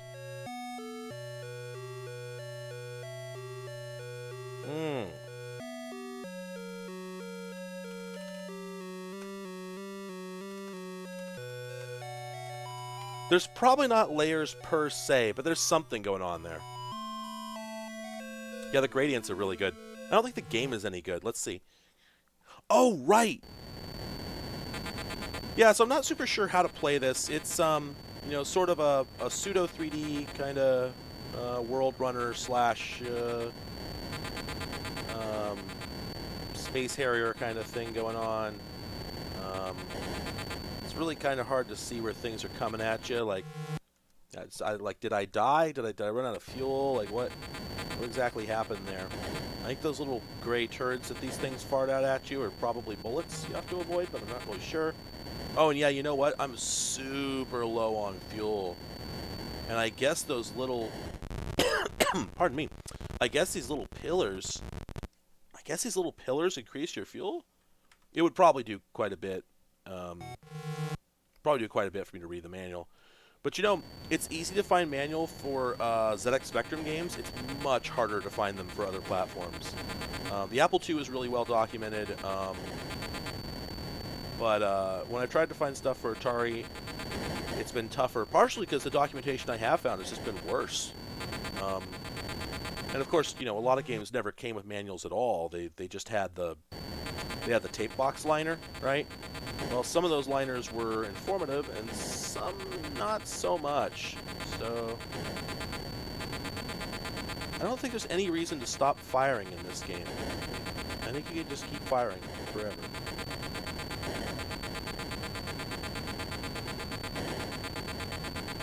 Anyway, I haven't looked into this, but I have the feeling... Did I win? No, I ran out of fuel. Game over. Yes, this game sucks.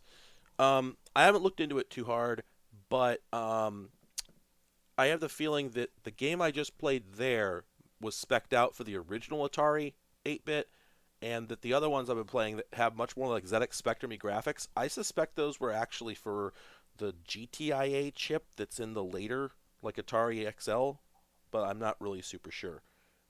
Again, I don't really know how any of that works. Just speculating here. Let's see, what else did I play that was good? Oh, you know what? This is a 1986 joint. Rhythmizer.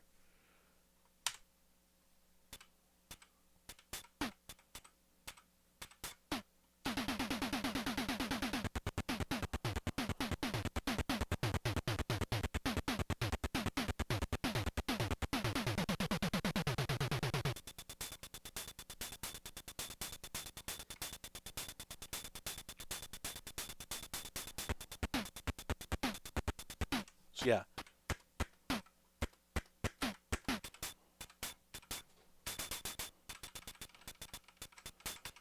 We got a ride? No, I don't have a ride. So let's see. How do we... Oh, it's been recording this whole time.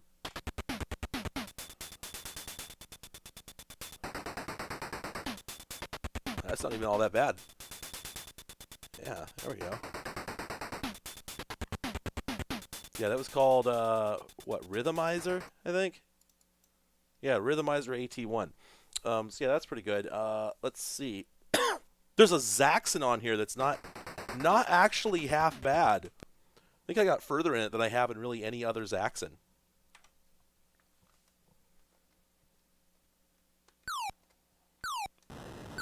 And like, you can screw up a Zaxxon, trust me, they did.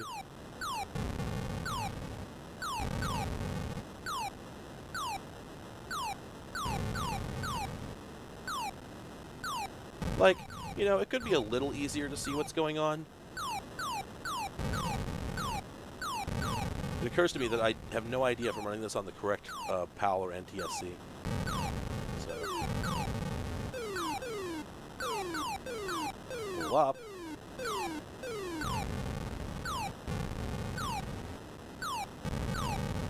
Yeah, you know, it's Zaxxon, same as it ever was. Oh, go in the hole. Whoop. We're inside now.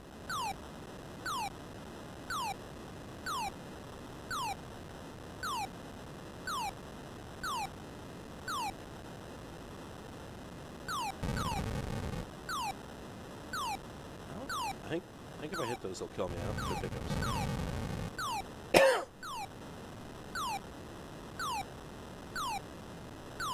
Yeah, Zaxxon got ported to everything and cloned for everything else. Good game.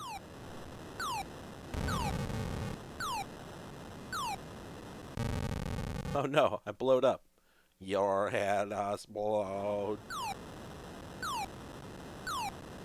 Anyway, yeah, Zaxxon. You know. It's Zaxxon. But it's not a half bad Zaxxon. There's worse ones. Hey there. Oh, we're exiting.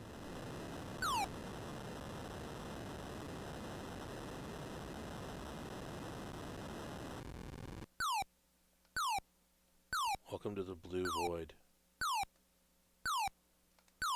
And then at this point, like, the perspective gets really confusing for a little bit.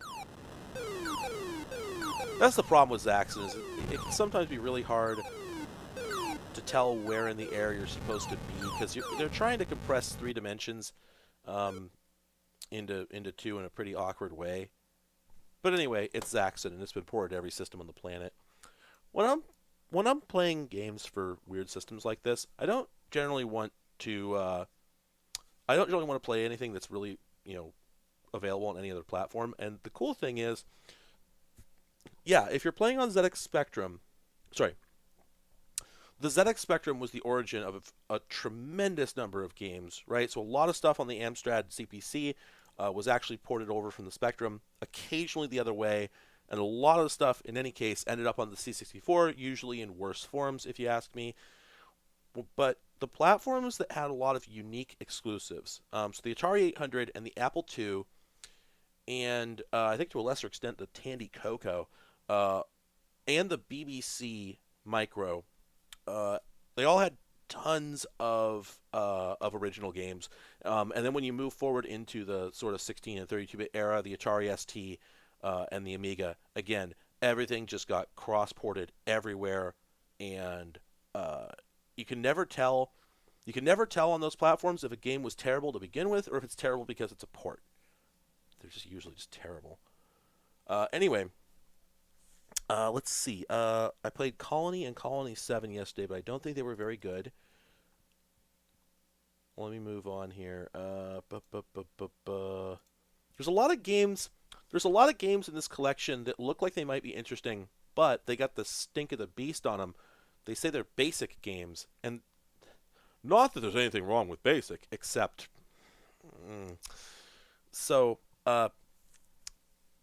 in practice, when I'm going through these collections, usually the games that are made in basic are not very good. But some of them, like there's one here called B-1 Nuclear Bomber. It's from '81, so 4 years into the existence. Sorry, 2 years into the existence of the platform, made by Avalon Hill. I don't know. Could that be good? It's hang on a second. Come on. What am I doing here? Reset. There we go.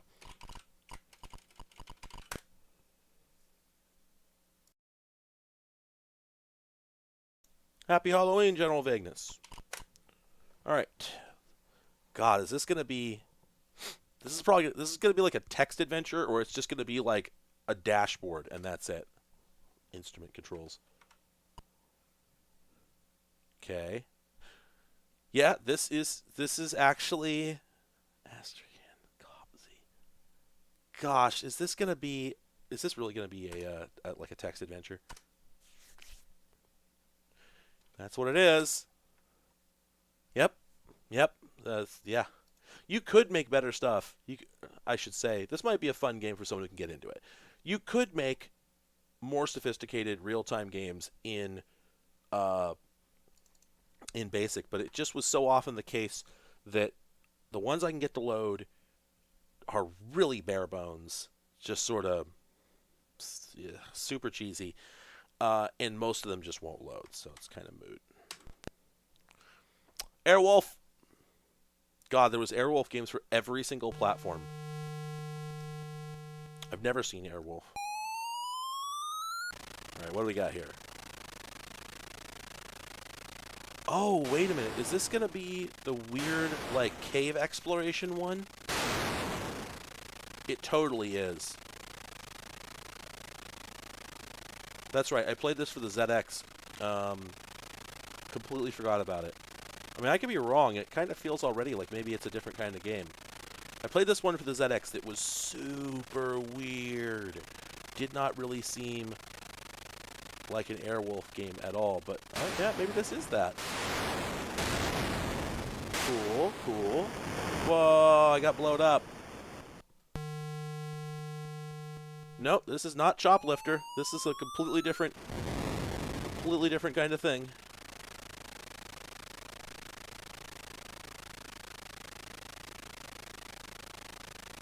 Ah, dang it, come on.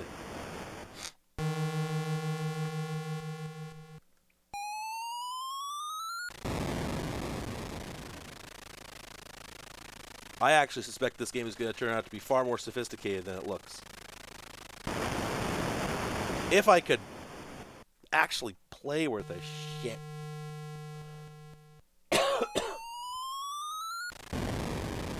Alright. This time...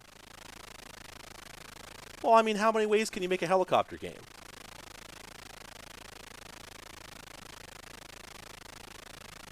It's kind of inevitable that it's going to look basically like Choplifter as far as the chopper and the basic motion mechanics go. Okay, I can't kill that guy. Alright, that's fine. Okay, now the question is, can I set down here? Nope. See, I think what I'm supposed to do is I'm supposed to blow open that gate, kill the little laser turret inside, then float inside carefully, and then shoot straight down to hit the button below that opens the gate. Gosh. Much like the other Airwolf games that I played on the ZX, they've created a sort of action game, almost a platformer, almost, you know, where you're just sort of got caught by the explosion from the gate. You gotta be kidding me. It's very awkward to do these things that you would expect from, like, Apogee's Secret Agent Man, but you're doing them with a helicopter. But hey, it beats the same old, same old. Of course, at this time, there almost wasn't a same old yet. It was the same new. Wow, the anti-aircraft bullets bounce off of the sky. That's fun. Okay, so we do that, and we kill this thing. I don't think we can kill it. Oh, spacebar pauses. How fun is that? Okay. Come on. Right, there we go. Okay. Now we're facing downwards. Oh no, it's back. Oh, come on. The cruelty. Okay, definitely can't do that. Okay, so let's get down here. Ooh, narrowly avoided destruction. Almost out of fuel. Ah!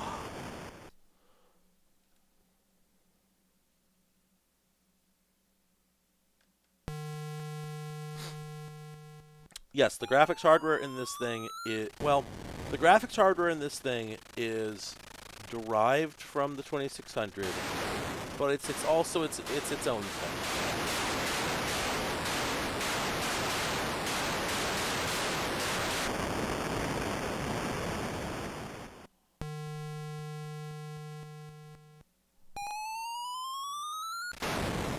Can I go back? Nope, can't go back.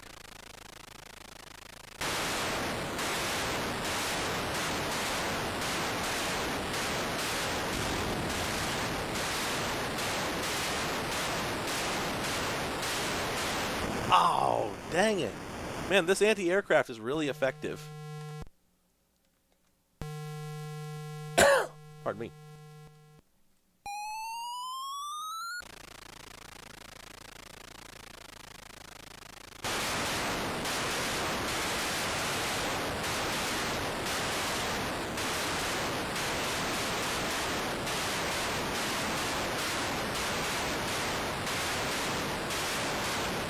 Does not appear to be possible to destroy the turrets. Okay. So what am I supposed to do here? Do I just have to race in? I think I'm just supposed to race in there and just blast it and get out. In between, and just hope that I don't get hit by the laser. Boy, this is tough.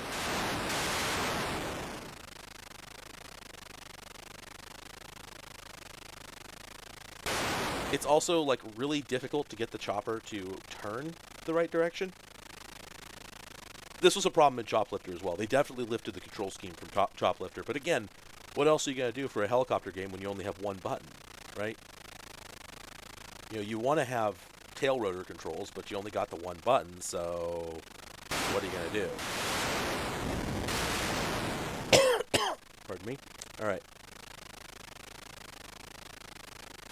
So I fire again, and then almost.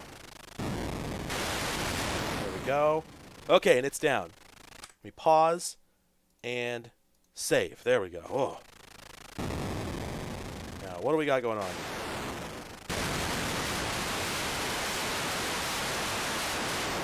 Oh, I really thought I'd be able to destroy that thing. Ah. Let's see, are there checkpoints? There aren't going to be checkpoints. Nope. Load state. Okay, now I don't have a lot of fuel. Can I land anywhere? Do I... whoa, is this a landing spot?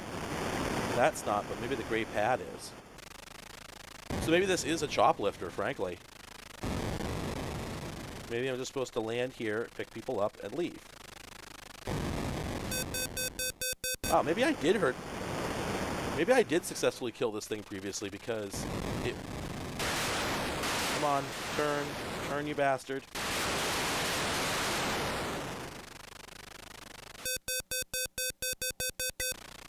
Okay. Alright. It really is chopping... Oh, you gotta be kidding me. Holy crap, this game is hard. Wow. Oh. Okay, so... I rescind my statement. It is Choplifter. It's just Choplifter with platform elements. Let me just mute this for a moment, because I don't want you to have to put up with that noise. But I am going to find out, can I kill this balloon? I don't think I can. Nah. So you're just supposed to land and then wait for guys to come out.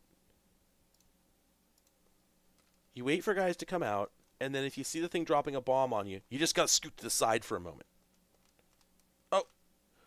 Wait, no, you can't. Because if you try to lift off when the guys are coming out, you can't lift off. What the hell? Airwolf, Atari manual. This is probably very dissimilar from the NES one, but I did find the NES manual, so let me just check.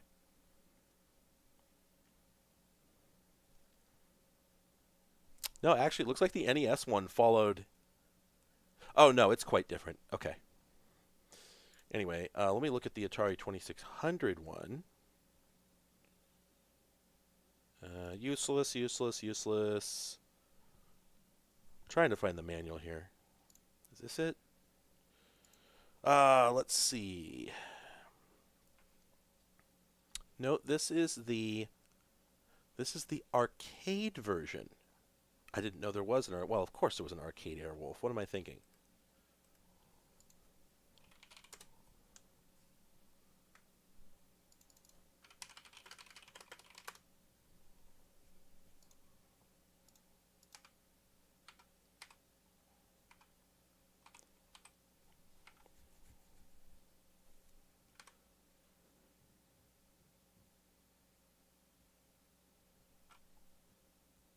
Okay, well, I looked up a video, and the video shows that it should be possible to lift off the pad even when you're busy picking up prisoners.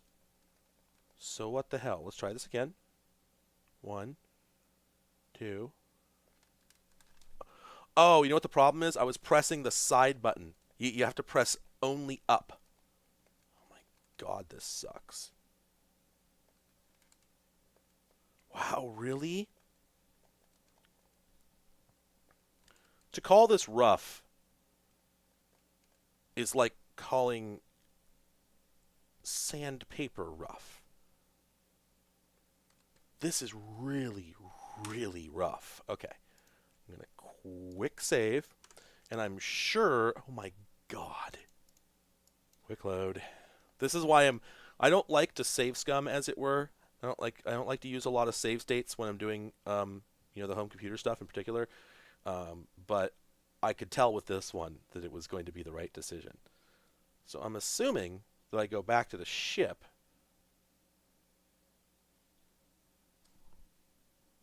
Yeah, I turned off the game sound on purpose because I was just blasting a lot of machine guns and it was super loud.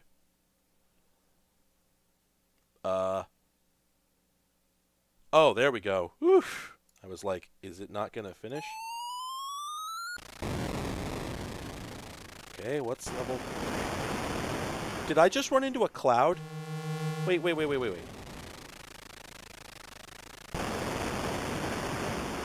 I just ran into a cloud.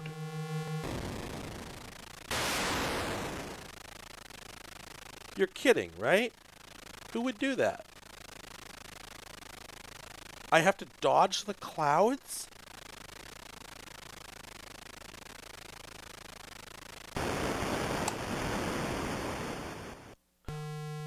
As a child, this is the moment where you would break the tape in half. Wow, that's bad.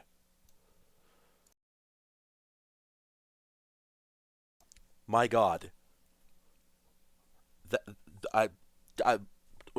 Whoa. Wow. There's a game here called Air Rescue, and just to finish the process here, I'm sure this is another Choplifter. It's gotta be. Choplifter was astonishingly popular.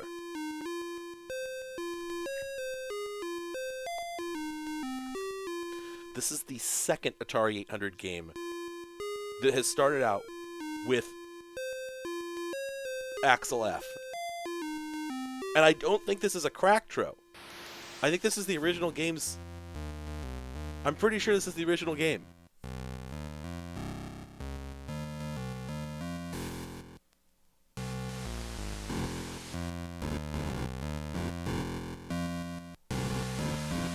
This slaps.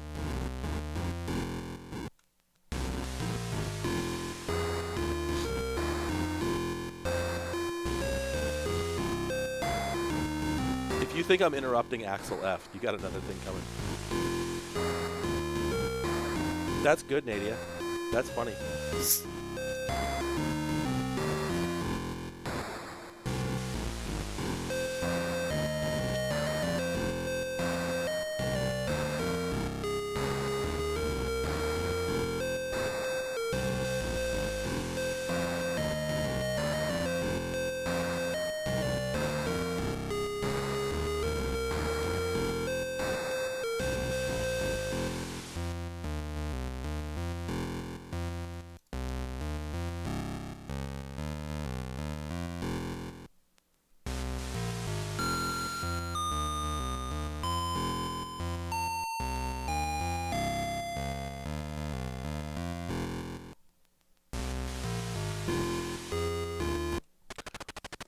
And then it's just Choplifter. Oh, it's bad Choplifter. It's not even good.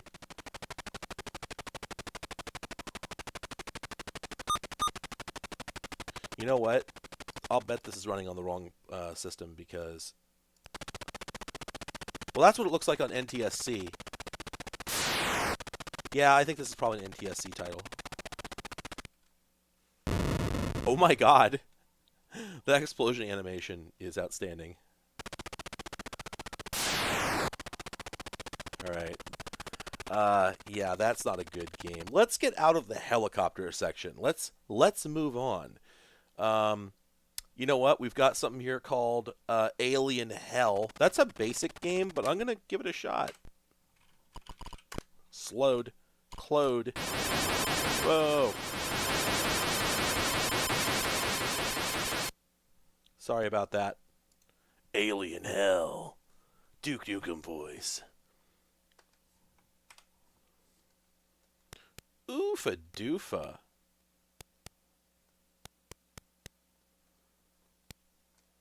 Well, I'm sure that line is going to kill me. Wait a minute, do I control that line?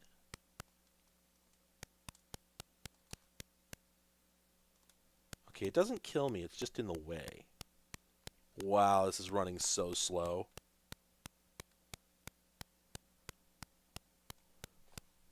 Basic games.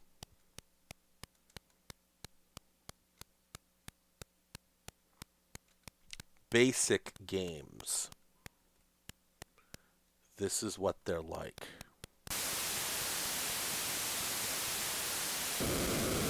Whoa! Okay, this is kind of cool. Oh!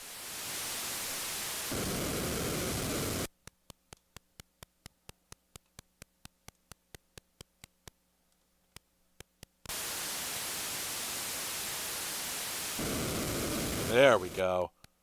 I knew one was coming the other way. That's pretty cool. Oh no. More? Is this just going to be like a Lost Woods situation?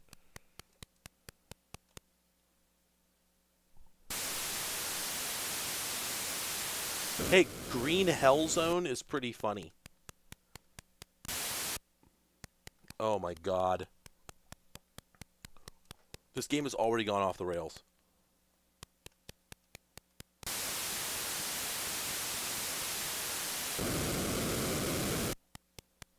Is this copy protection? Like what? Oh, whoa, there we go. Yeah? You know, I don't know. There's sort of a psychological horror element to this. Like, imagine playing this as a kid. You'd be scared shitless. Like this howling noise followed by this thing just barreling through the room would have absolutely done me in as a child. Like, psychologically, I would have been leveled by this experience.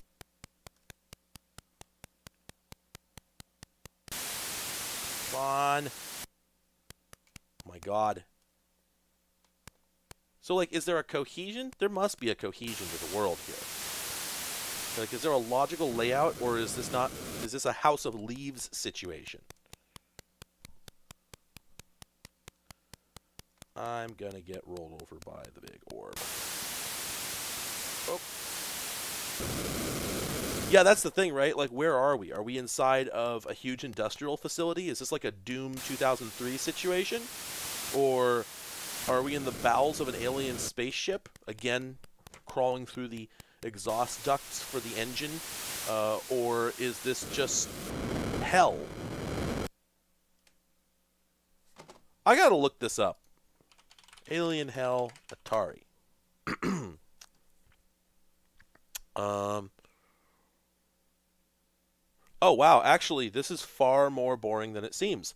You're inside of a pyramid. This is just like an Indiana Jones kind of thing. Why is it called? Okay, but supposedly you're not on Earth. So, all right. Oh, but we can read the manual. Okay, okay. This is not too bad. So, the suggestion on the back of the box is that. Oh, okay, all right. I'm sorry. The other summary I read was wrong. It must have been for a different game. So you're down in some sort of underground mining complex on a faraway alien planet. You're a prisoner who's been put to work mining, and you're trying to escape. While avoiding the fire and sulfur pits of the mining complex, most of which is supposed to be abandoned. And also, there is some kind of hideous beast roaming the deserted tunnels. So that's actually fairly cool. Um, okay, and so, wow, this is so this is so this is the experience of playing video games in this era and just trying desperately to figure out what the hell is going on, because of the either the limitations of the graphics or the limitations of the imagination of the people who made the graphics. I think that this scene could be much clearer about what it is. You're in jail. You're in alien prison. That's a guard outside, and the line that keeps appearing and disappearing is the force field keeping you in the cell, which has started failing due to a change in the planet's magnetic field. So they actually, this is not Robert Heinlein. This is not some Arthur C. Clarke top grade sci-fi, but it's pretty cool for a video game, and it's more thought than a lot of video games had put into them. But they did such a poor job of rendering it that no one would ever know that that's what's going on here. Um, you know what would have been a really cool way to do this if you had to make a game like this is you ship with the game a second tape, and that one has a description of every room. And as you progress through the game, every time you enter a room, you press play on the tape, and you get to hear what you see in that room. That would be cool. That would have enhanced it. Of course, you wouldn't have been able to hire a voice actor, not at the prices these games are being sold at, so it would definitely be whoever made the game just talking into a tape recorder. Good enough. All right, well, that's cooler than I gave it credit for at first. Let's move on. That was Alien Hell. Oh, yeah. Oh man, there's some neat stuff here. Okay, there's a baseball game, and I'm always curious if they've managed to make one of these good. You know what? I should not have done that. See load, run, rut-row, hard reboot.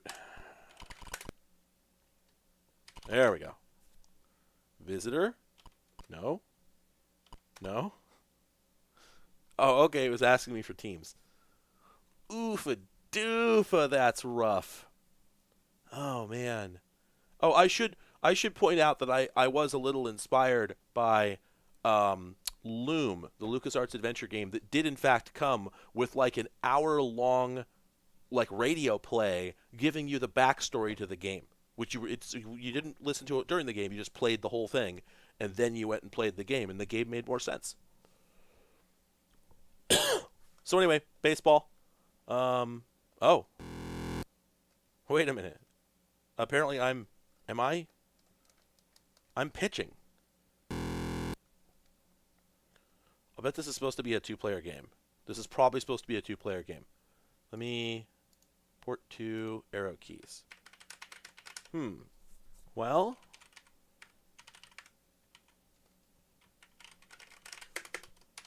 if it is, huh.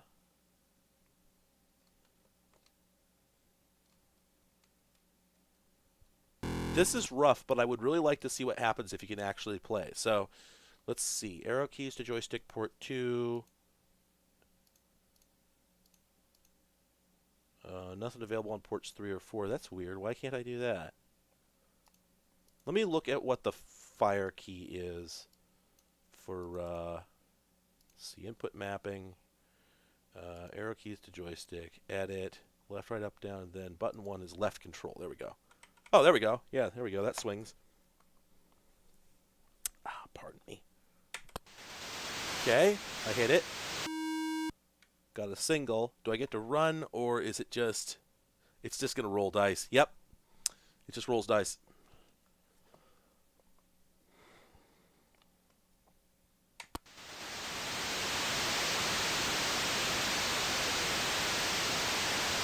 Oh, I'm actually fielding. Wow.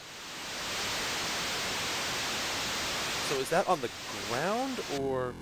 Nope. I guess that was yeah. Wow. Wow. They do look like hieroglyphs. That's true. I've been wanting to play this baseball game for 2 days, but I could not get myself to make the time to see what it was, and it was exactly what I expected. Next game, Alt F1, F2, F4, Shift F5. Alley Cat. This got ported to every platform under the sun. Oh, this was on the IBM personal computer. This was one of the few games that this came with it as a basic title, I believe. I'm pretty sure. I might be wrong about that. It's definitely supposed to be on PAL though. Let me fix that. Oh no, that's just as ugly. Maybe it's a little less ugly. Wow, I think those are difficulty levels at the bottom. We've got kitten, house cat, tomcat, alley cat. But yeah, this got ported to everything under the sun.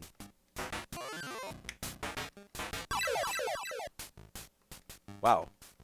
Oh, I've never really played it this much though. Did I win? Oh my gosh!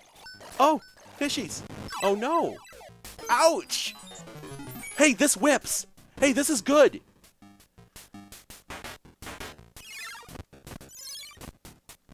Eating some mice? Oh, that's a lot of dogs. What's my goal here? Oops! This is completely buck wild. Did Jeff Minter write this? Everything is just happening.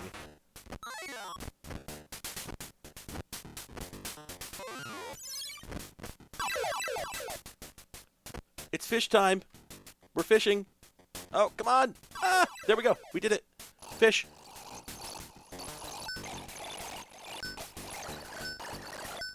This cat is living his best life. He's getting lots of points. I don't know what the little zorches are. Are they just like ripples? I got them all! I filled up my cat meter! Holy crap! Oh, there's another cat up there! Hello! Ah, dang it. Hey, this game's better than I thought it was. Oh my gosh! This is a little platform game. I'm trying to nail this cat, and I'm being rebuffed by her other suitors. This kicks ass. This kicks ass. How do you play this game? Cat. What are the rules, cat? What would a cat do? Just do that.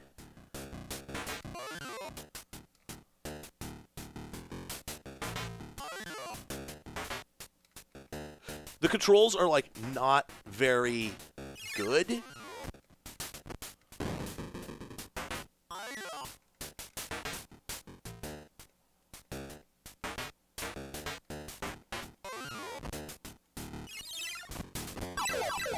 Okay, we're in. What are we doing? It's just fish time again.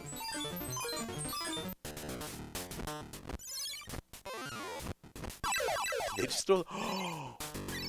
It's rat time. I got one.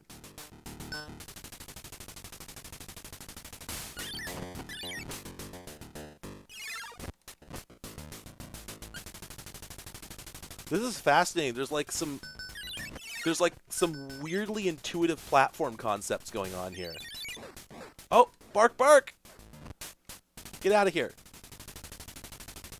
Come on, one more rat. Oh, almost there. I got him. Filling up that cat gauge.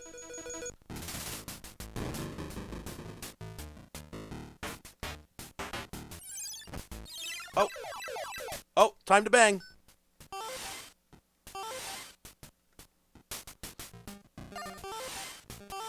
Oh, come on. Come on.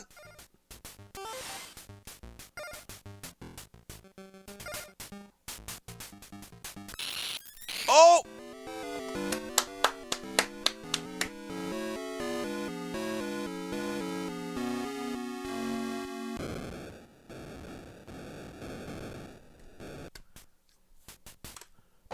Five stars. Game of the year. Game of the year.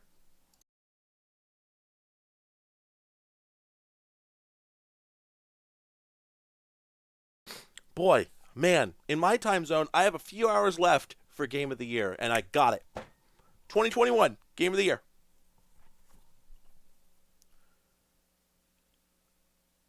I think the score might be a phone number, yeah. The ouch graphic is perfect. The huge cheese, the cat gauge, everything about this. You try to make a better game. Try to make a game that is more whatever the hell this is. Everything's good. It's all good. And yeah, it's just like it's an indie game from 1982. Hang on a second. Alley Cat game. This got ported to everything under the planet, right? No. No, it didn't. It just came out for the Atari and the IBM PC. Wow. Man. Okay, apparently in the fish mini game, the little Zorches are electric eels that are for some reason in the fish tank. Man. Yeah, I think this plays better than it did on the IBM PC. Not sure. Also, I played every challenge except... Oh, okay, so the room with all the dogs in it, the goal there is I was supposed to eat all the dog food without waking up the dogs, and there's one room that I didn't get to see where you have to collect 3 ferns from the top of a bookshelf while avoiding a disproportionately large spider. Wow. Anyway, oh, okay.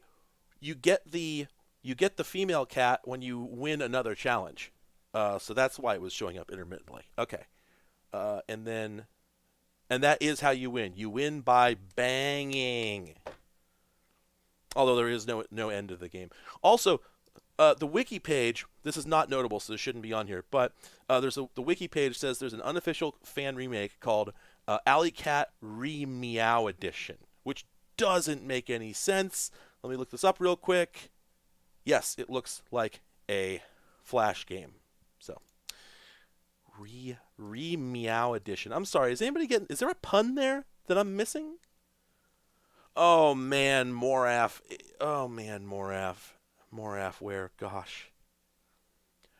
Are the controls tight? The cat moves so fast that although the controls are technically tight, if this game was made nowadays, they would either slow it down or they would add little hidden grace features so that your controls get interpreted as what you intended instead of what you literally did. Because yeah, like I find it very difficult to control, but the thing is the game is so chaotic, again in a very Jeff Minter kind of way. If you play like a Llama Soft game, you don't expect to get every item. You don't expect to hit every enemy. You just sort of do things, and you just sort of vaguely sort of shy away from things you don't want and sort of claw your way towards things you do, and in the end, maybe you get what you want. But it's just so chaotic that you're not really making strong decisions about what to do.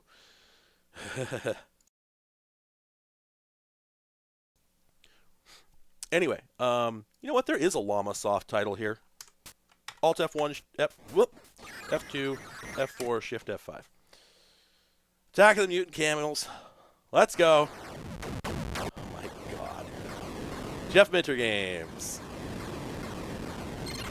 Wah! Wah!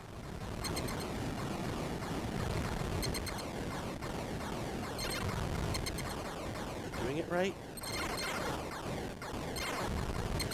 I think I'm doing it right. Wah! Okay, yeah. You know what this is? This is yet another Empire Strikes Back A.T. Walker on Hoth scene game, but without the license. That is exactly what it is. Wah! I think I'm doing it right. It's just really tedious. Because I'm hitting this thing a lot, and I think he's changing color. But you know, maybe I'm just supposed to make all of them colorful. Maybe that's... Oh, no, no, I blew it up. Okay.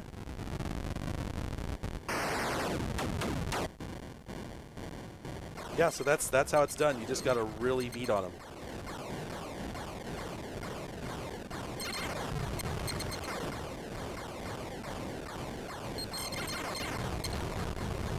There's a whole interview with Jeff Minter that's worth Oh, Blob Van Dam, I see you aren't familiar with Jeff Minter. Yeah, so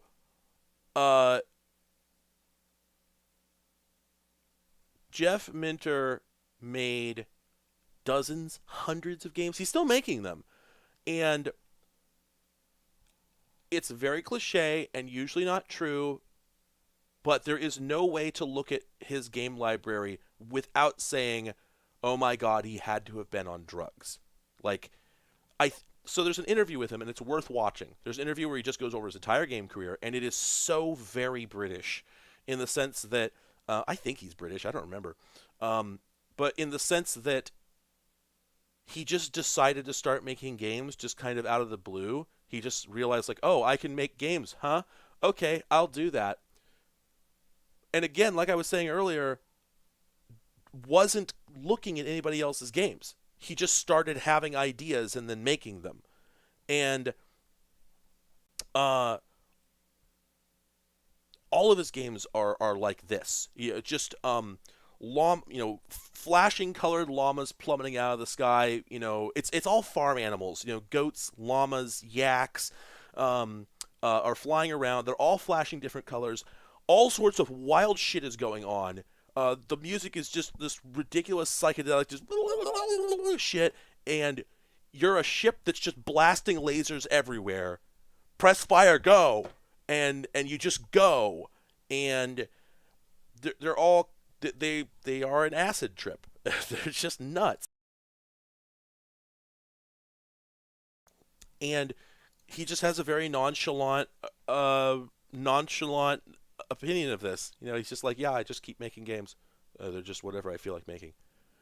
I've never reacted to the game industry or to what anybody wants, and I've been making games for 40 years. And you can't argue. The guy has it nailed down, whatever the hell it is.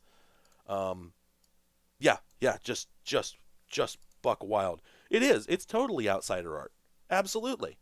Absolutely. And it's hard to explain why. Anyway, Alt F1, F2, F4, Shift F5. In the lower left, you can see the tape rapid loading.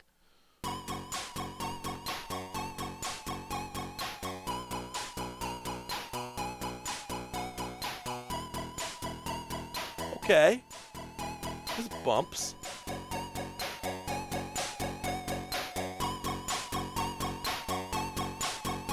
Oh, it's David Whittaker. That's why it bumps. That explains things.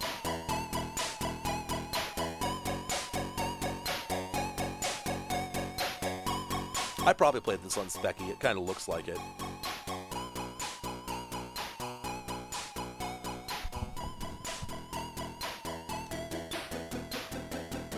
Oh, this is Amarode. Okay. Yeah, it had more colors on Spectrum. Tacos welcomes you. Yeah, this game is extremely interesting. Ooh, the music is better than it was on Spectrum, I'll tell you that much.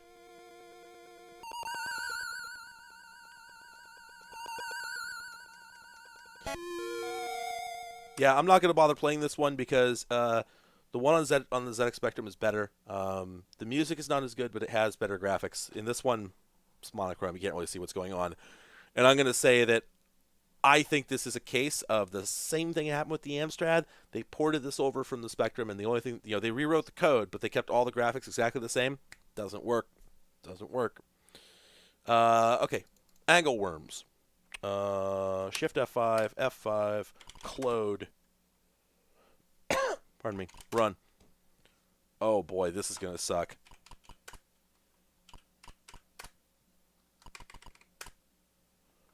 Welcome to Angle Worms. Oh, yeah, alright.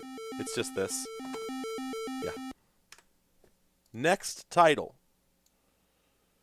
That was Angle Worms. Arcade Fruit Machine. God, what a British title. The Archers by Mosaic Publishing. Alt F1, F2, F4, Shift F5.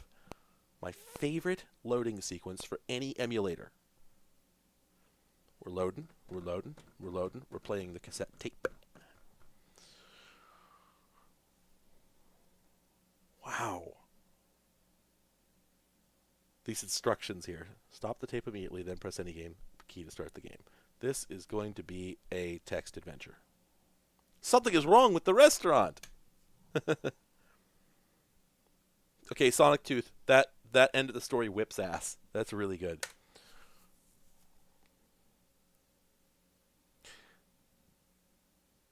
Nobody is eating our novel English cuisine. Peggy says that pigeon breasts with gooseberry sauce remind her of the last days of the Roman Empire. Boy, when your wife says that, right? Fellas, can't get no respect. Oh my gosh. Well, obviously I'm going to abandon Nouveau English cuisine. Duh. The restaurant still has problems. Well, I should ask Jean Paul. He'll know.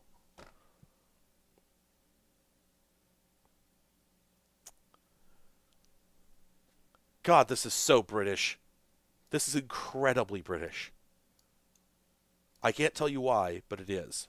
All right, well, obviously this is not what I'm looking for. Moving forward, onwards and upwards. AREX. Alt F1, F2, F4, Shift F5. This bops.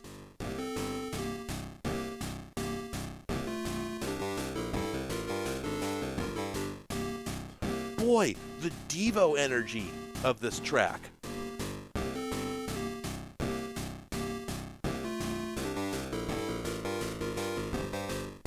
This sounds like it came off one of their albums before, like, Freedom of Choice.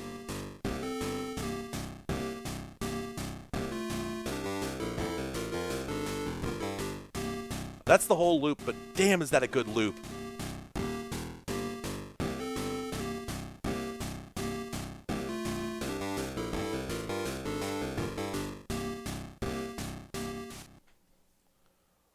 Man, what a good loop. It's really Devo. Oh, you know what? I feel like I did play this. That's right. I think all you do here is you're just trying to fill as much of the game world as possible with arrows.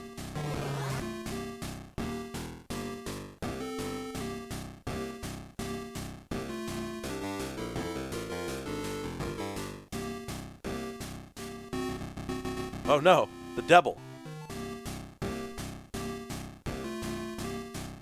Wait, is this Japanese? Somebody said it was Japanese. But it seems to be by John Anderson and Adventure International. So I don't think it's Japanese. I mean, unless it's a port, I guess, if that's what they're saying. But I would think...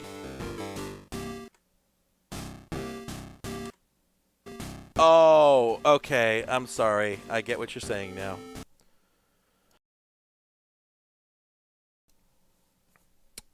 All right. All right. All right. So, asteroid miners. I played this before, and it's not any good. Oh, whoops. Claude. I said Claude. Did you not hear me? Run.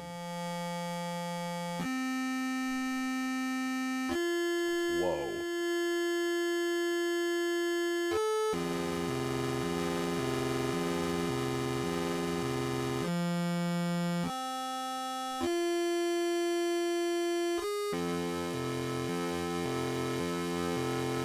That is so crunchy.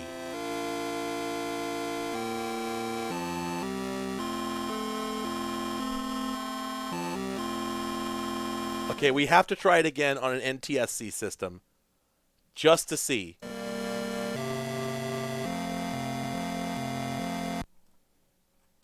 Claude. Oh, whoops. Claude. Love to Claude. Run.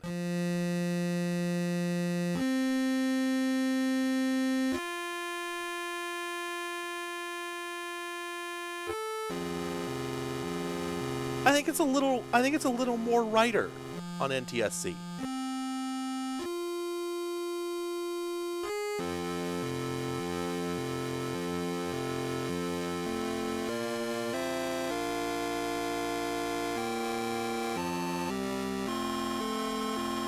Missed a note in the chord there.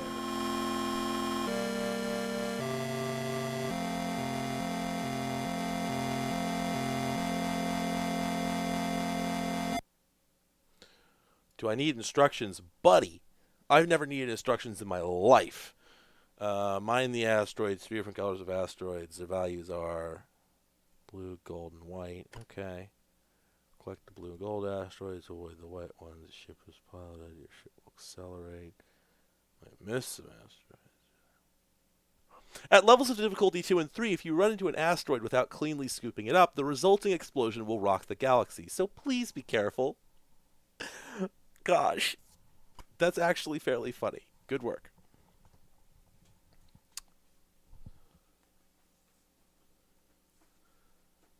Okay. All right. Hell yeah, we're about to embark on a trip through time and space. You know it, buddy. Tonight, we're going to rock civilization. That was a pendulum reference. It's 2008. But, wow, this is pretty good. This game's gonna suck.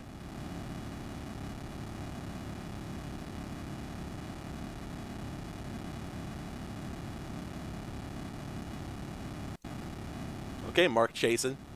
I don't want to know what you're chasing.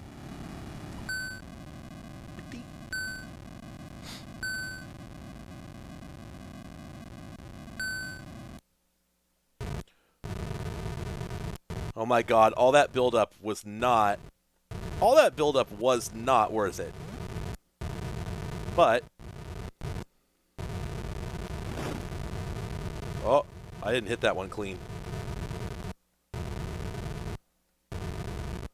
So this was a thing that used to happen on these systems. Is oh, I think I got a bad asteroid that sucks. Yeah. With a lot of these basic games, people would write gobs of like. Wait, what? I just passed that one backwards. Nice collision code. People would write these like bombastic intros like that for a game that turns out to be this or even less than this. All the fucking, pardon me, all the time.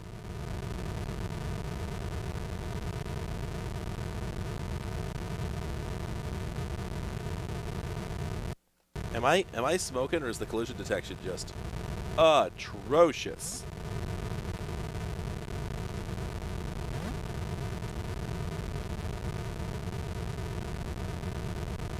Oh man, the collision detection. Oh, buddy, an attempt was made. Oh. Did I miss something in the instructions? These look really... Oh.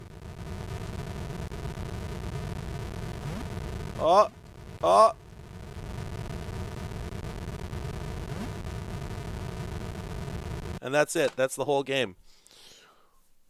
Yeah, it's just a bunch of if statements that like manually oh boy. Oh boy. Yeah, this is always the way it goes. All right, now let's move on to something maybe not good, but far more interesting. Alt F1, F2, F4, Shift F5. Let's go. Red Rat Software. This is a shmup. Oh, and if you've got it on NTSC, watch what happens.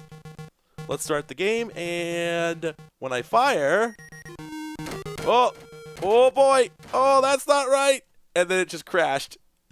Yeah, you got to run this one in PAL, otherwise, oh boy, oh lordy. F1, F2, F4, Shift F5.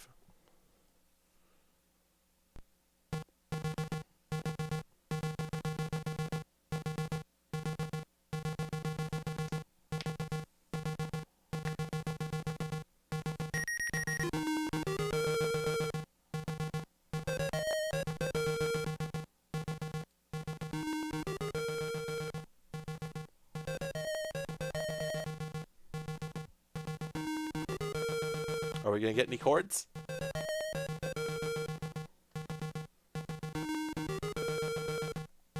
Fireplace, by the way. Oh, there is another movement.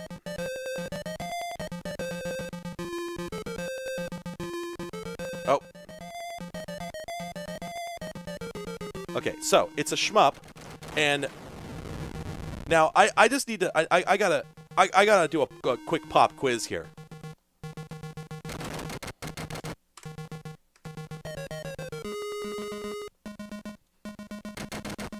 Okay, so what do I do in this situation? I'm in the right tunnel here.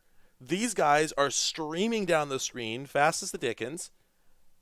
And I can tell you that right up here at the end of the tunnel, there's a wall. So what do I do? It took me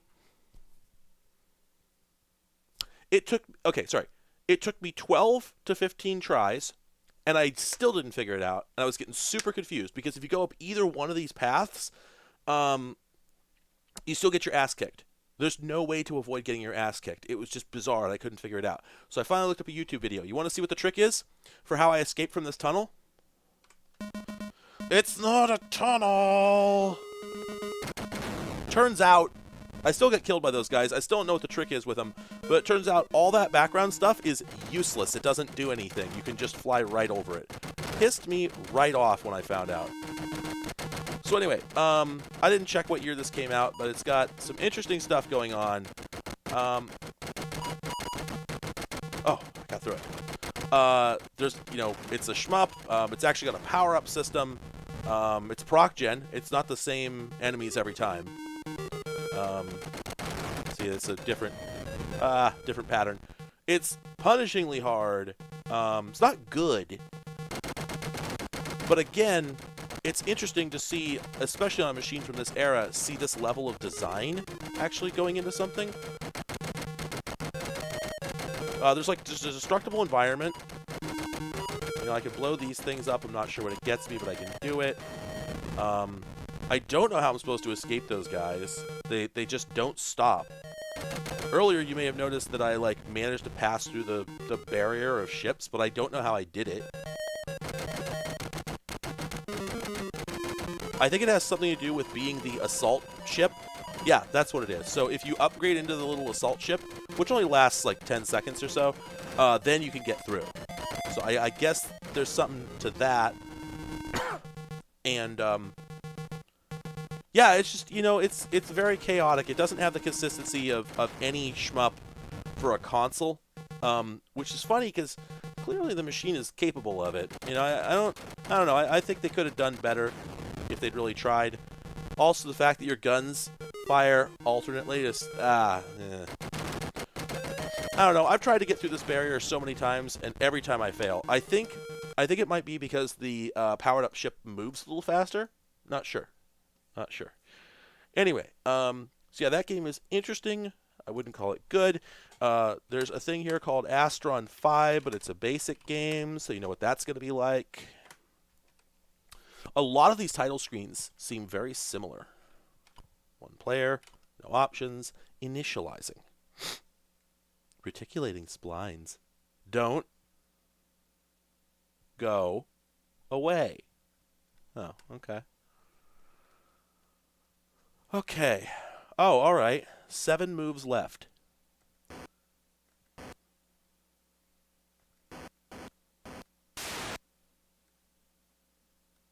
Oh, wait. I have 8 moves left now? Did I... Oh.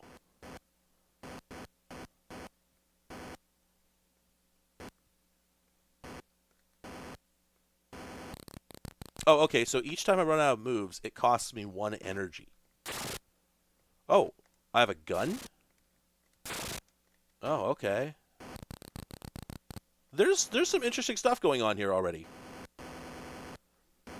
And it looks like...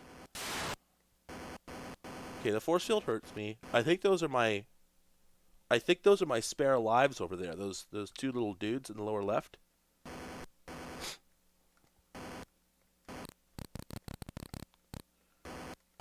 Yo, check it out.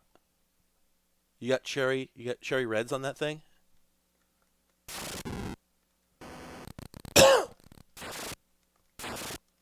Okay. I won that fight. This is interesting. This is a little exploration. Oh, I can get through those little gaps? Whoa. Does this have like a turn-based element to it?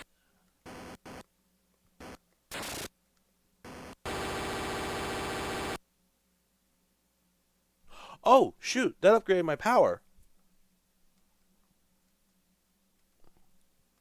Hey, this is cool. This is... Did y'all see that Amogus I just had to kill? Can we see him again? Nope. That was definitely an Amogus, though. Okay, this is a room I've been in before. Hey, you know what? It's a good thing I didn't discount the basic games out of hand, because this is cool.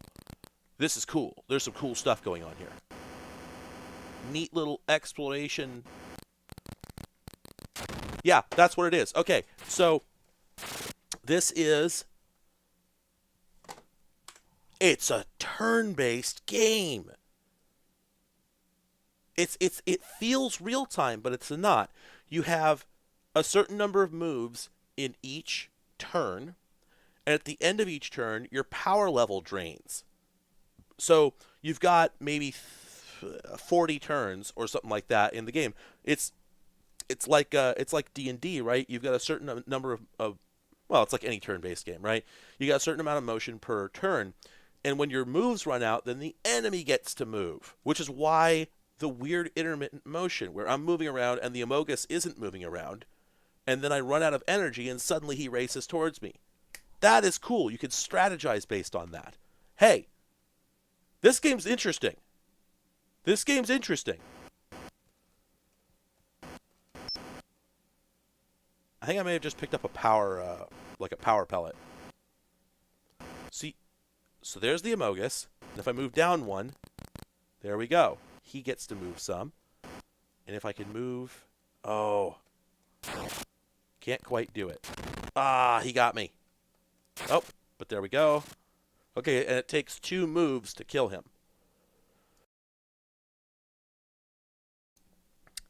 Yeah, Alien Heck had some interesting stuff going on. And then that should juice up my power.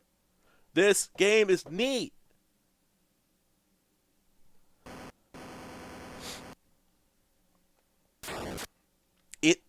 This game has the energy of a roguelike. Roguelike turn-based game. Has anybody done that one? Amogus.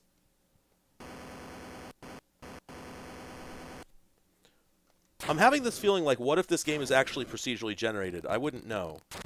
Ooh, you got me. Oh no, I'm at the wrong angle. There we go. Okay, power 64. Power 69. Nice. Nice.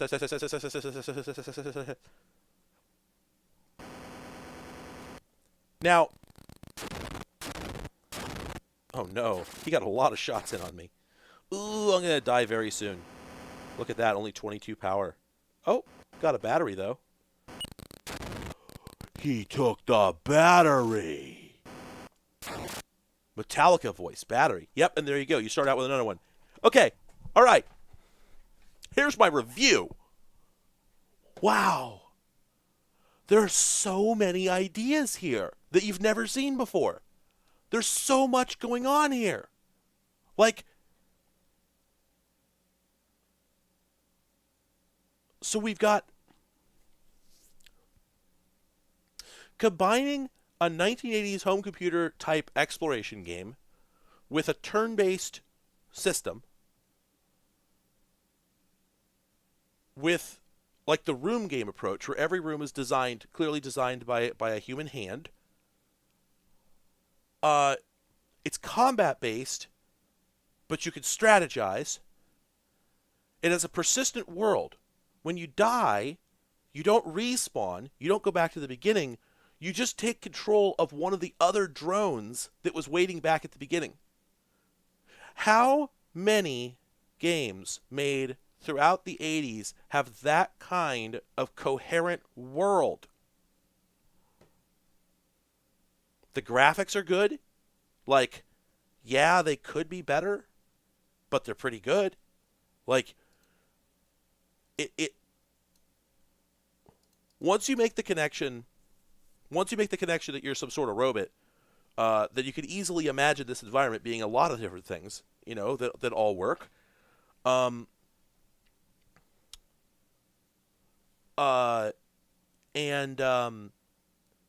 just have nothing. I have nothing but praise for this.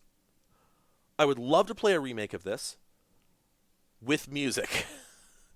If this game had music, if this had like a VVVVV soundtrack, I would play the entire thing beginning to end right now, just straight through. Man, I've said it several times during this stream, but I'm going to say it again. Innovation. Indie games where people were not looking at other people's games. Or if they were either looking at games that everyone's forgotten, and that's a damn shame. Because there were so many interesting game ideas back then that after like 85, right out of the public consciousness. Just erased, evaporated. It's like, do yourself a favor and watch the action button review of Pac-Man and find the section, I'm sorry it's a 3-hour video, find the section where he talks about Libble Rabble. Because that is a game you've never seen before. Paradroid, but when did Paradroid come out? And I'm 85.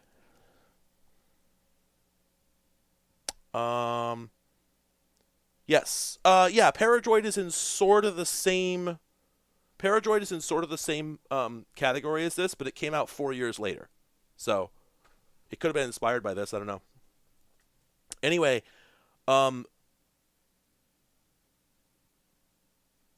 yeah, I'm just wow. I'm leveled. I want to just open Unity and begin typing. I don't want to keep doing this stream. I want to start remaking this game. Sorry, everyone. Now we're... All of them. Have you noticed, if you've been here long enough, have you noticed that I have liked over half the games I've played? And this is a basic game.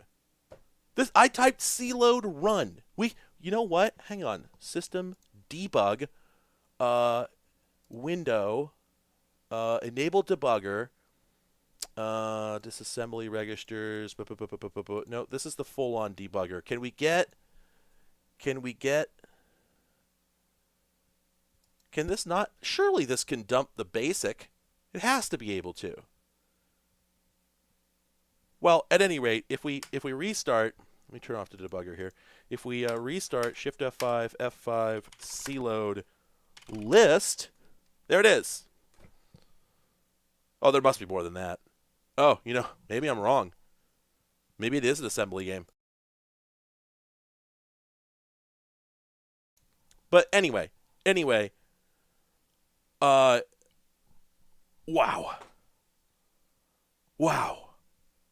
Man, I'm not going to suddenly change this into a New Year's Eve game programming stream. I could, but I am not a very good game programmer. I've tried it. I've been trying it on and off for 20 years. That's not true, longer than that. And I never make it very far. But anyway, this is this is this is why we fight. This is why I have a folder with emulators for every 8-bit computer that have been sitting there for years because I opened them up, loaded a game like 5, 6, 7 years ago, and I just couldn't engage with it. But I told myself, no, don't delete that. Don't forget about it. Download every one of them, put them in a folder, get the ROMs, because eventually there is something there. There's something there that is worth looking at, and I was right. There is so much on these platforms that we should be looking at for inspiration on how to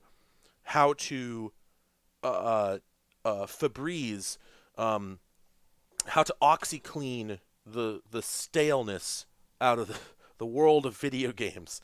I think it's astonishing that so many people seemed to be able to just sit down at the computer and type, 10 and then begin writing code for a game nobody had ever seen before.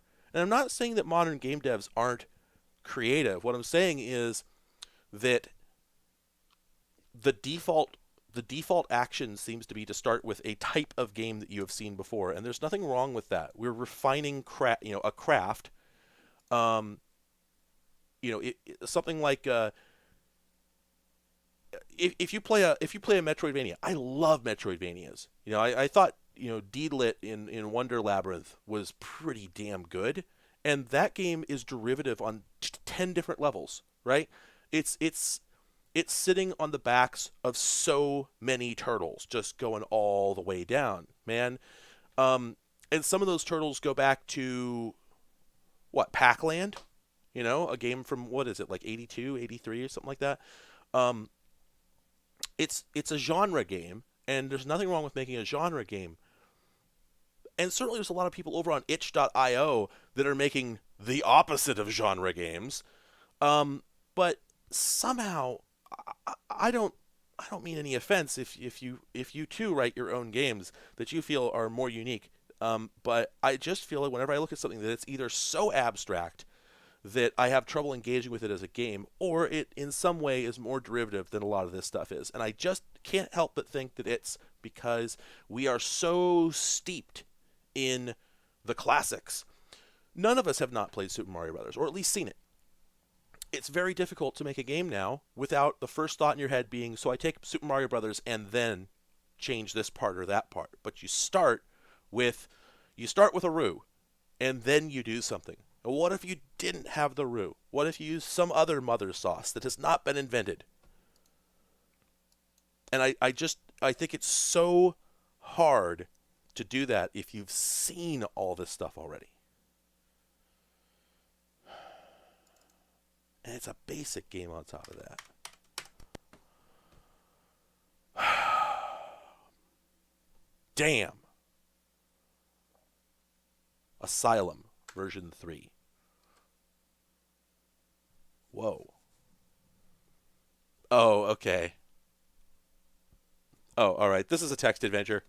And it's a text adventure about people having text adventure sickness. Play an old game? I am playing an old game. All right, text adventure. Moving on. These must have been so good back in the day. Attack at EPCYG 4. Oh, interesting. This one says it requires OSB, which I don't think I have loaded. Do I have a cartridge for that? Is that how that works?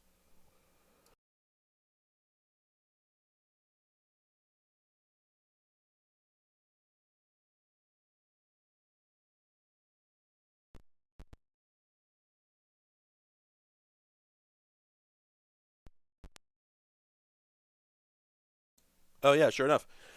So Atari computers actually had operating systems, which was the basic cartridge, but the basic cartridge included other stuff. So I think that's how it worked.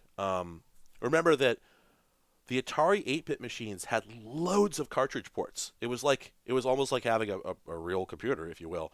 I think it was the Atari 400 had 2 ports, and the 800 had 4, I believe.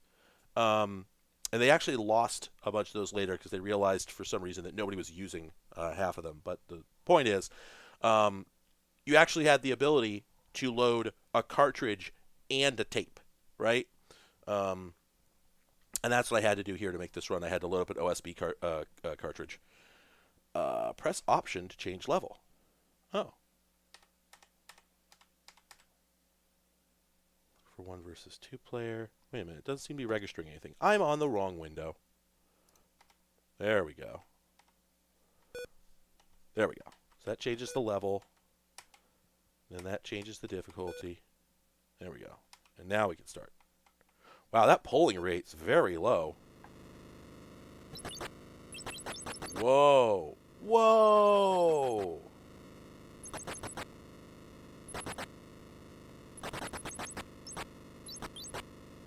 Okay, I'm going to explain what's going on here in just a second, but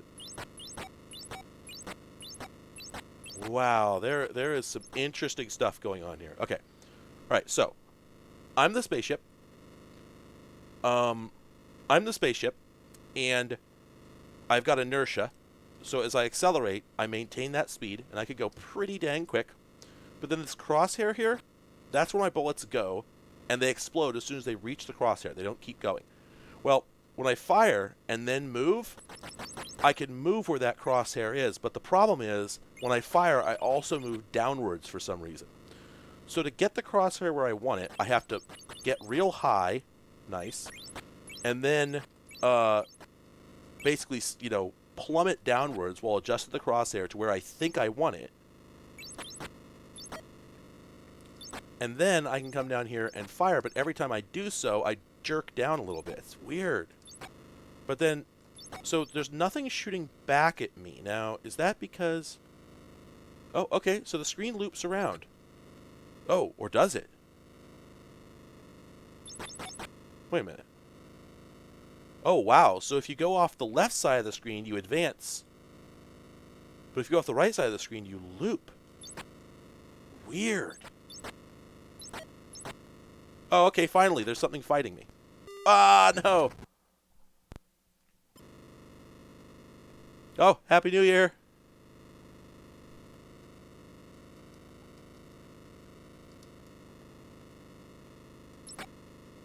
Okay, so that screen's clear. Now, I'm guessing there's no actual objectives, as in this is just a score run. Oh, yeah, it's really hard to move the. Oh, but by using the arrow keys on the keyboard, I can move it independently.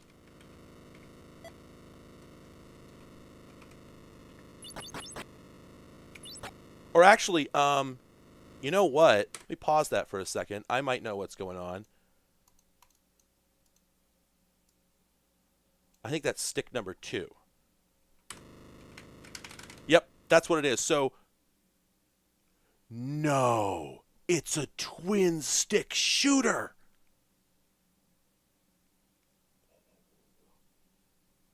Go to hell. They did not make a twin stick shooter for the Atari. When did this come out? 1982. Attack at EPCYG 4? Created by Mike Edwards for the Atari 8-bit. Oh, it's not a twin-stick shooter. It's a co-op shooter. You're supposed to give the other controller to the second player. You know what? This game asked if I wanted to play for 1 or 2 player, and I wonder if I actually chose the wrong one. Let's go through the wiki article because this is fascinating. So this came out for the Atari only. Didn't get ported anywhere. However, apparently it was so successful that it is the reason that the author Mike Edwards got to go on and make a game called Zombies. So I should go check that out as well. Although apparently they published it as Realm of Impossibility. Huh. Okay. Yeah, sorry, wasn't the first twin stick shooter? It wasn't Robotron, right? I don't think. I think didn't you have a knob on that? But anyway, there were arcade games where you shot and moved independently. That much I know. I can't remember the exact times, but still, the idea of using two separate controllers on a home machine to do it is pretty fascinating. Um, but yeah, I think there's no mention of um, there's no mention of pressing fire causing the ship to move down on the wiki article, and I suspect that that's because I'm playing in two-player mode when I shouldn't be. So I gotta go back and check that out. Anyway, um, and it does confirm that moving off the left side progresses, moving off the right side makes you loop around. Fascinating. And it looks like eventually things will start shooting at me. Enemies will fly in, try and kill me, and you have to destroy any active targets before you can advance to the next sector. And that's it. We've pretty much seen the whole game. Apparently, this guy used to work as a programmer at Boeing. Huh. Wow. This wiki page whips ass. After having the machine for a while, he began programming on it, and at the suggestion of a longtime friend, wrote a simple program in BASIC to sell locally as a tax dodge. Anyway, wow, this is fantastic. This is really good stuff.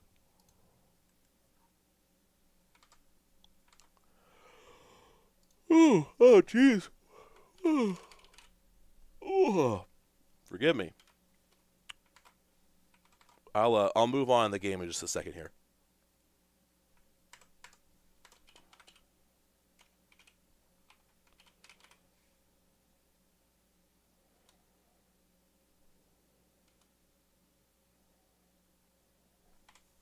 Oh, okay, I see. All right, so there were other games here. Let's see. Did this come out for Atari? Yes, it did. Okay, I'm going to skip down to another game here called Survivor that he also wrote. Um, Looks like I'm going to have to load that as a disc. Let's see. Games. Survivor. There it is. We'll load up that one.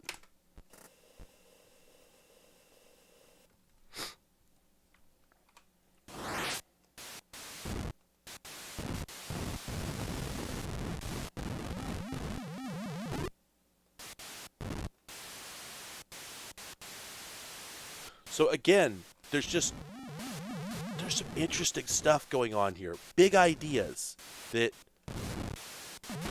ah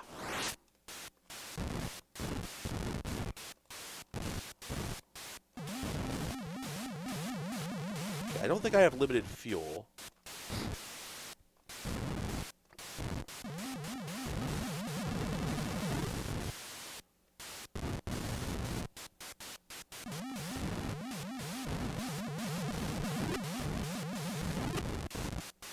This plays really well, by the way. Like, I've commented before that, like, even the better ZX Spectrum games, for instance, typically have some sort of weird problems with pulling the controls, where it seems like most of your control inputs just get ignored. This does not have that. Like, everything I play on this platform seems to control very tight. Very tight.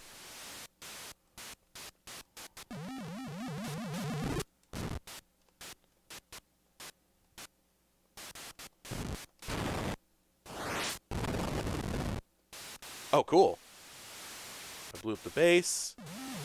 I win. Wow, now what? Do I just... Oh man, this game looks big.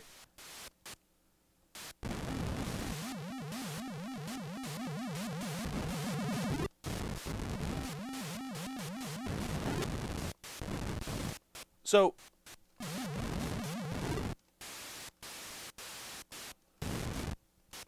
in this era, and generally throughout the 80s,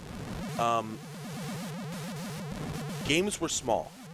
Small in concept, small in world. You know, with very simple forms of interaction. and usually very little persistence. This is not strictly true, but it was true often enough that, a lot of games I grew up with on the Nintendo, and of course like the garbage that I typically had for the PC, you didn't really feel like you were in a world. It was just like, oh, here's a puzzle, here's a Milton Bradley board game that you're playing.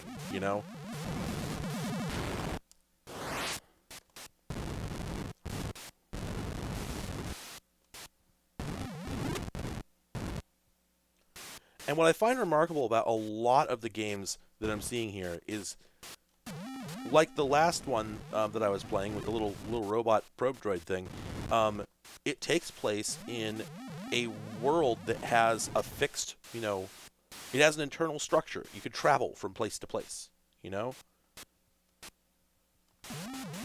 then things are as you left them, when you come through again. Well, the memory constraints of the Nintendo, for instance, made that virtually impossible, and or certainly, not worth it for the first years of its existence. And then, it just wasn't the kind of game that was mostly being made for a long time. Eventually, it would be, but basically, arcade games are not typically like that because you're supposed to, pump in a couple quarters. You're supposed to die eventually and move on so that somebody else can play. And so making games that are big and persistent doesn't really make sense for arcade games. And since video games started out in the arcade, they started out as little bite-sized experiences that you had in public. It didn't make sense at first. And it didn't make sense for the companies that were, first doing console games, who, were mostly either like software companies doing cash grabs or ex-arcade developers or current arcade developers. It didn't make sense to make games that were like this, where you're just, there's a huge area with a lot of different things to do. Now, this game, we've seen all its complexity, I think. It looks like all you do is you fly through these little, into these little bases that are protected by little spinning rocks or whatever. Blow up all the turrets. It's difficult because all the close quarters and whatnot, but this is what you do, and you do it until you're done, right? So you might become bored with this, certainly. But the feeling of a cohesive physical space is something that I wanted so badly in games when I was a kid. Rather than just, okay, here's a puzzle area. Okay, here's another puzzle area. I think I'm actually nearly done. I think I've killed almost all the bases, and I'm interested to see what happens if I kill them all. Man, what's left? Got the orange one, I got the blue one, I got the purple one.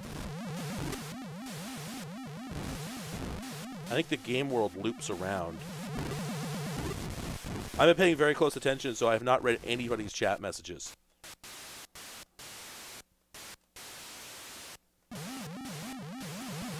Man, what's left?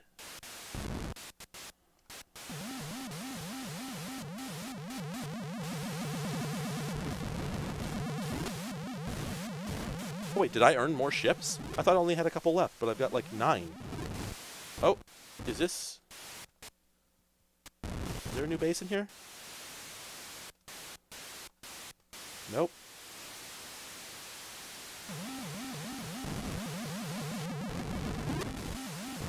What do I do next? Oh, green? Did I... Oh, there it is. Green.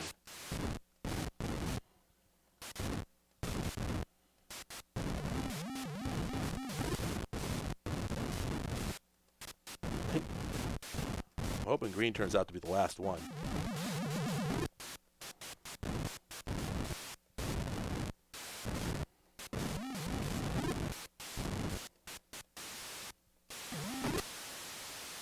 I also like little sort of emergent elements, like the fact that the, there's 3 factions here, apparently, because these, like, whirling satellites alien spaceships or whatever that come in and try to kill me also get killed by the turrets if they happen to fly in front of them. Yeah, it feels like an emergent element to me.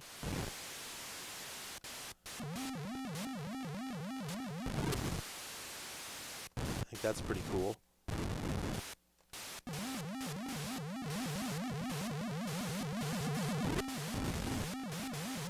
And there we go.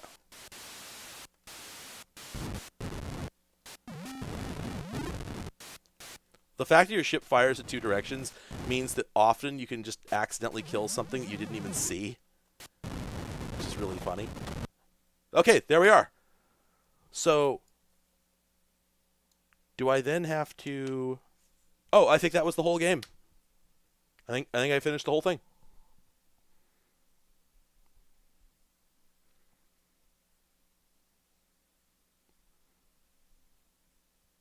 Yeah, I don't know what B is. Maybe it was bombs.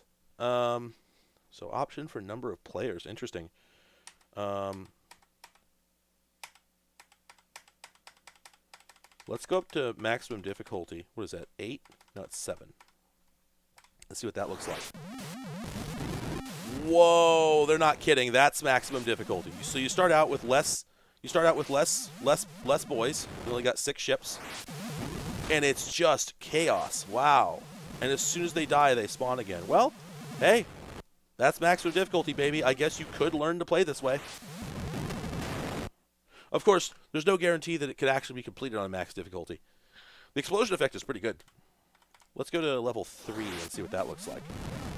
Now, another question I always have about this sort of thing, is it proc gen? Because I feel like there's an equal chance that these little castles could be procedurally generated versus being all hand programmed. But I think this is the same one as the last time. So, although I did spawn in a different place. So yeah, wow, that's really cool. This is neat. Give me just a second.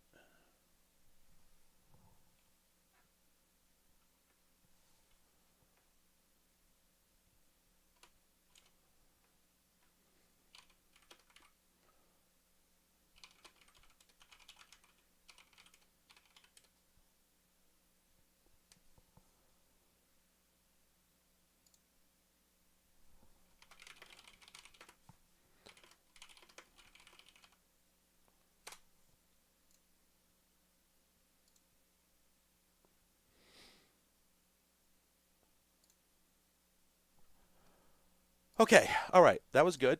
So that was Survivor. Oh, okay, and apparently, yes, I did have bombs. I don't know how to fire them, but apparently I did have bombs. Let's see. So Realm of Impossibility, this was also for the Atari 8-bit. So let's find that. Okay, it looks like that one probably came on disc as well. There it is. Alt F1, F2, F4, Shift F5.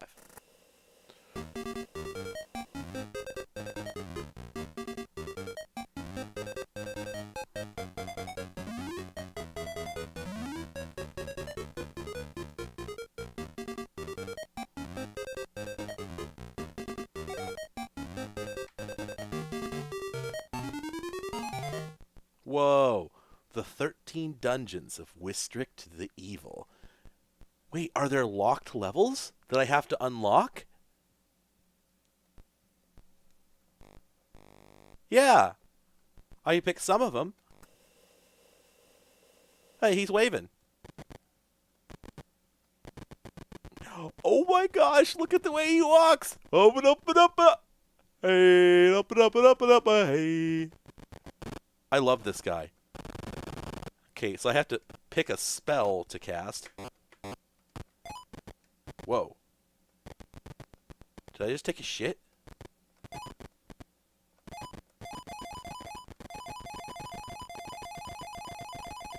What? What do those do? Is that a joystick? Can I have it? Well, I got something. Hey, I have an 83 rating. Oh. Okay, so those are little like caltrops that they can't walk over? Is this libble rabble if I seal this guy up? Nope. Oh, I have a spell now. I wonder what it does.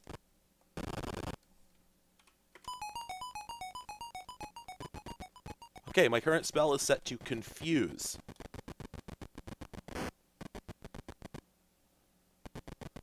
I'm confused. I got pee. Does that mean can I piss now?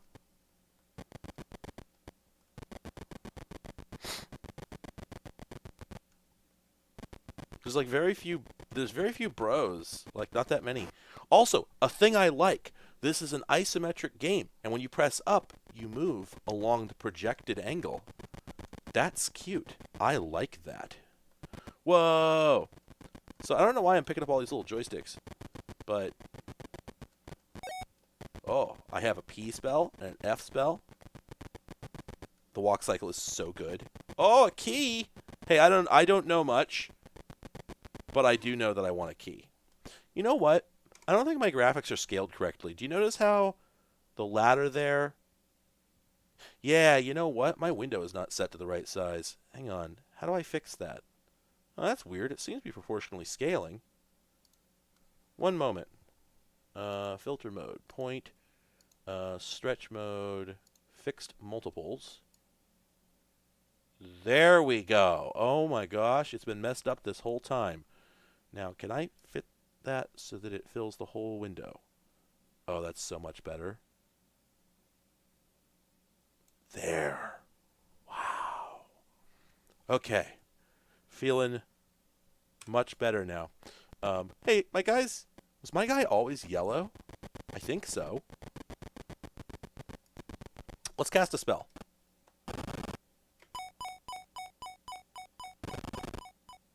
Oh, I guess. Oh, oops. Pressing space casts a spell. Oopsie. Man, this guy, look at him just hauling ass. He has got somewhere to be. He has a job interview. Look at him go. Get out of here if you don't have the stride he has, then I don't know why you expect to succeed. This is how you don't lose.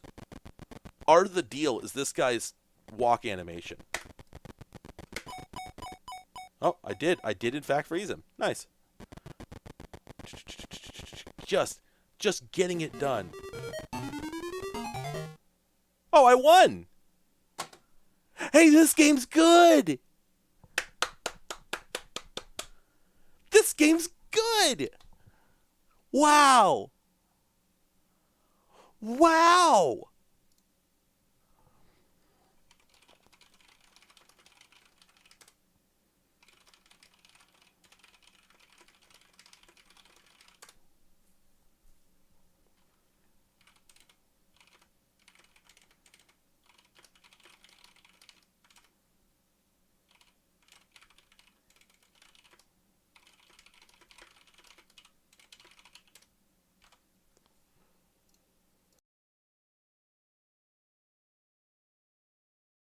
Yeah, this here is a Mike Edwards page.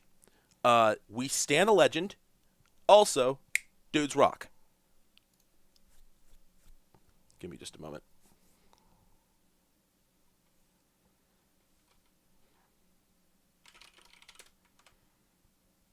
Sorry, everybody. I have to take a moment because somebody sent me a GIF of a snake that I have to look at. Oh, adorable.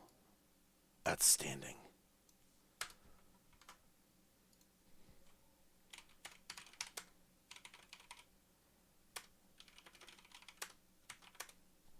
Okay. I have been streaming for 3 hours, which is usually my cue to stop, but I don't want to. And since there's still 32 people watching, I don't intend to. So I'm going to mute my mic for a moment. I'm going to go get a beer because it's beer o'clock. 4:45, that's close enough. the box art for this game for okay, all right. Let's Realms of Impossibility. Is that what we're talking about? Let's look at that box art or Bart. Huh. Deluxe edition of the classic game Zombies. Man, there is some interesting stuff going on in this image. Okay, it seems dope. Are you pointing out something in particular? I do like the sort of Escher figure that's going on the box art, though. That's pretty good.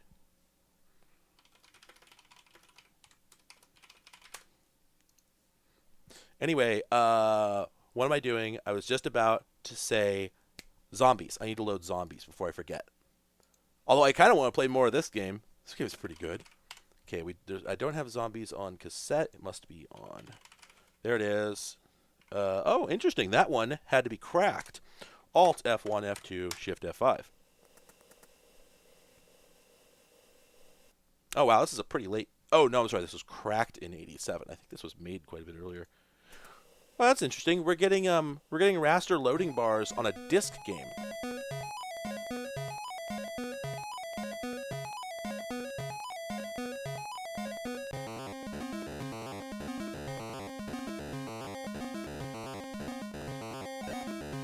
That's not great. I wonder if this is running on the wrong system. Maybe it's supposed to be on a we're on PAL. Huh.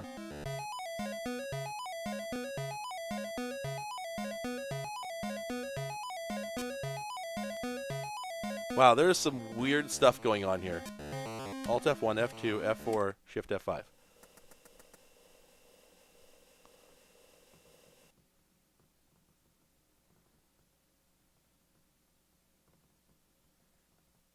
Yeah, the guy is absolutely hauling. He's just like getting it done.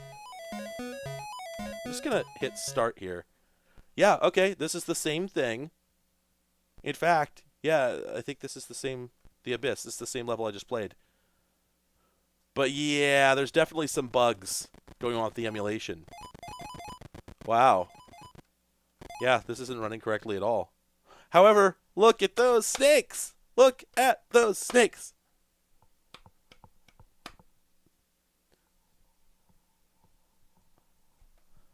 I love them. Yeah, look at him. Guy is just going for it. All right, well, everybody look at those snakes for a minute. I'm going to go grab a beer.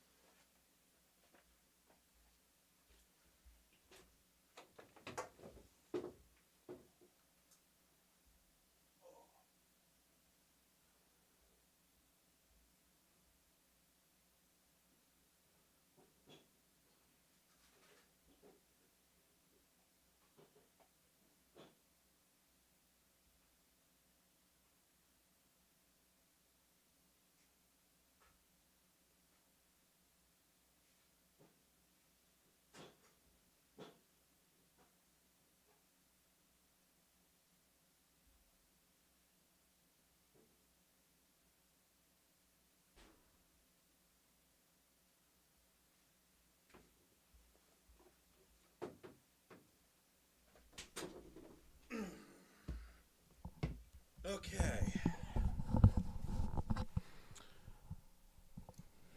My dashboard back up here. There we go. Move my nog. Nog time was hours ago. Boy, it's weird that the last 3 hours have gone by really quick. Not been having a bad time, though. Okay, what else we got here? Let's see. I played Astro Droid. Attack at Ep Sig 4 was really good. A tank from 81. This is going to be rough. Alt F1, F2, Shift F5. Oh, no, that wasn't it. No, just Shift F5, F5. There we go. Wait. Oh, I got to eject the disk first. So, let me tell you a fun thing. Here's a fun fact. Just a second, actually. Let me just validate this. Yeah. Okay, so I mentioned this earlier, but some people were not here at that time, so I'm going to say it again. The Atari 8-bit. Oh yeah, this is. I've had this jacket for a long time, and it's actually a Pacific Bell jacket. This is a lineman's jacket. Anyway, the Atari 8-bit was it was an exceptionally well designed system. It was really really good. Um, it was I think it was the best designed system of the whole 80s 8-bit machine lineup of any of the ones in the world. It was just really tip top. You know what? The BBC Micro might have been better, but pardon me. It's sort of like the American BBC Micro. It's really well made, really well designed. Lot of forward-thinking ideas, and one of them is it has USB. Like that's actually not really a joke. When you the on the side of the Atari 8-bit machines is a port called SIO that looks like almost like a SCART plug, and it's really intelligent. I don't remember all the details of it, but basically you could plug something in that when you plug in the floppy drive. This is what I'm getting at. When you buy the floppy drive for the Atari 8-bit and just plug it in, put a disc in, it just boots off of it. I don't think it knows how to boot off of it until you plug it in. I think it contains a ROM or something. Um, so if you boot with a disk in, it just boots right into the software, right? Well, SIO was such a good design that it was literally the basis for USB. The guy who designed it later wrote at least a good chunk of the initial USB spec, and he based it on SIO. So yeah, this is a machine from 1979 that had something that was basically better than what we would get on the PC, which came out 2 years later, I should mention, for 16 years. Bitchin'. Cool stuff. Anyway, let me boot into BASIC. Boot into BASIC, you son of a bitch. Boot without option key. Come on, I cannot remember how to do this. You know what? I may not need the cartridge for this. Give me a second. Ah, that's what it is. I gotta go in here and take out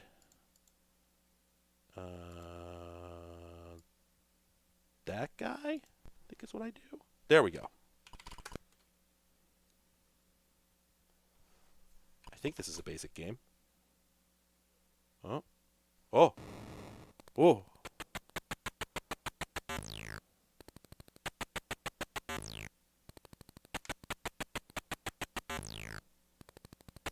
Joel Gluck.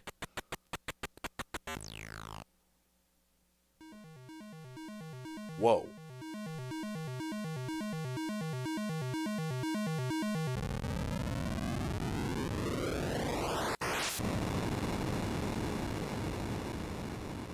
Whoa. I was expecting there to be a drop just now. I thought that was about to... Yeah, anyway. Whoa. Okay, so this opens with like a little configuration wizard for how to play the game, and you can go backwards in it. That's cute. Okay, instant play. Yeah, actually, I think this is a basic game, and we've seen those can be pretty good, but I still think this is going to be really simple. Hey, that's proc gen happening right now. We are watching it. We just watched the logic for a procedural map generator in real time.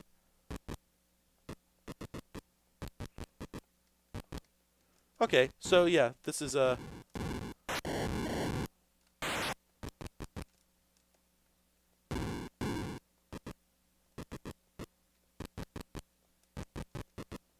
Okay, so here's what's going on. Well, this is sort of like a spec. This is sort of like a number of Specky games, but I don't think this is exactly like any of the ones on there. I don't remember playing a game with this specific mechanics. So I control 2 orange tanks, and the other player controls 2 blue tanks. Let me just hook that up. There we go. Okay, so player 2 is these 2 tanks. But of course, we each only have 1 controller. Well, when I hold fire, it lets me control the other tank. So I'm actually controlling them both at once. The little dot on there identifies that it's the secondary tank. And when I press down, I fire.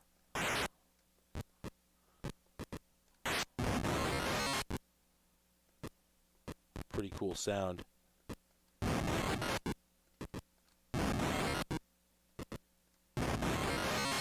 Interesting. And we have two different life counts, one for each tank type. So as I destroy this, the number of plane tanks is going down for the blue player, but not the other one. So I think once I finish destroying this, the other player is only going to have dot tanks. Whoa, you can set trees on fire. Okay, I successfully blew up all their plane tanks. And now we would have to finish fighting with the other ones. Let's see how destructible the environment is. So that one doesn't... Nothing happens there. Nothing happens there. I guess those are trees, right? These ones are, I don't know, bushes? Oh, I thought I saw the fire spread earlier, but I guess... Oh, maybe it's random. Oh, that's a mine.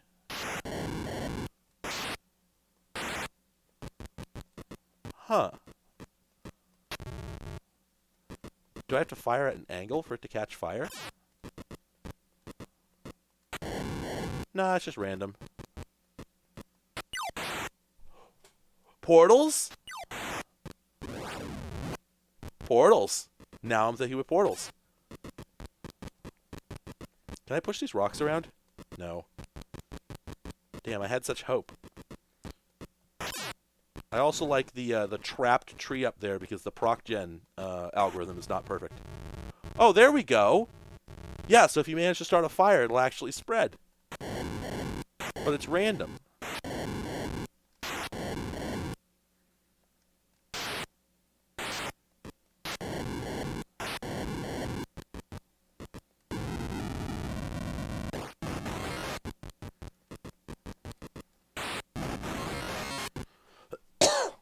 Wow. Yeah, okay, this is pretty cool. Not amazing, but I guess I would say that this has the kind of... I remember having a number of games for the personal computer back in the 90s that had the same sort of energy of just like a very simple two-player game sort of thing that they just put uh, oh my gosh, what's the word I'm thinking of? Come on, sophistication into, right? They just thought about it real hard, and they came up with, it's like Scorched Earth, right? The basic tank game, two tanks, elevation, power, you fire at each other, old as dirt. But Scorched Earth made it special by just adding elaboration. That's the word I was looking for. Jeez. It just elaborated on it. It just added more and more and more, just bits and pieces, extra mechanics. It's cool. The first beer I am having tonight is a Silver City Sonic Rain American Pale Ale. 5.5%. There we go.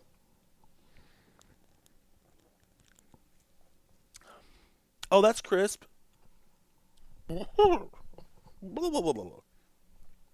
Wow.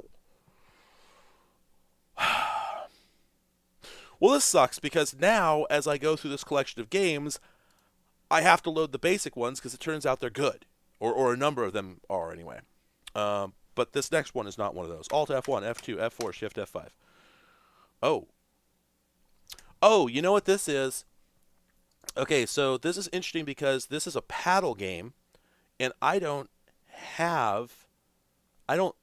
think I have a way...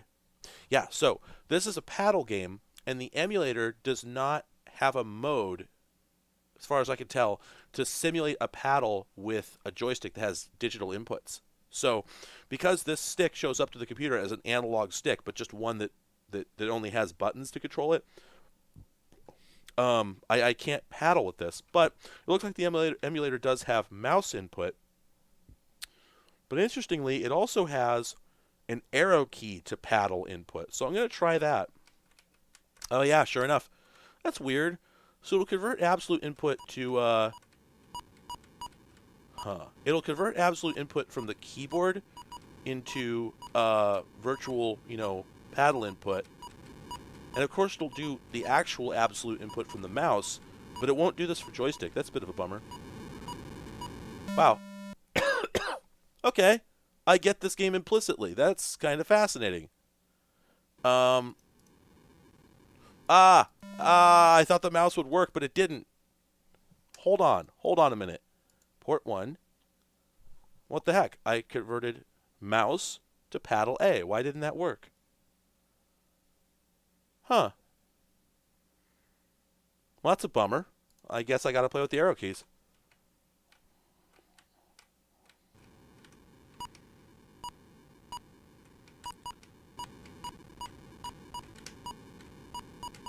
Oh! Oh, yeah. Yeah, you can't play this without a paddle.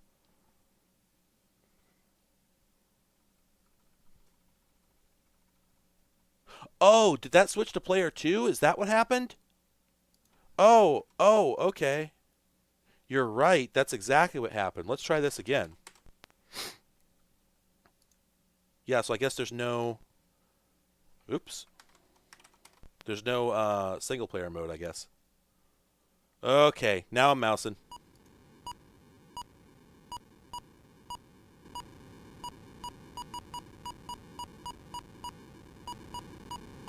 So it's like reverse breakout.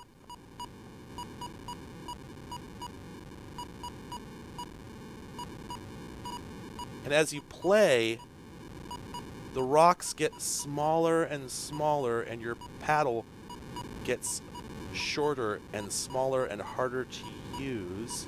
Ah! Wow, this is cool. This is cool. Of course, I don't want to play through it again, so I'm going to go ahead and call that good. But that was neat. That was neat. I'm suitably impressed. A lot of interesting games on here. So that was called Avalanche. F2, F4, Shift, F5.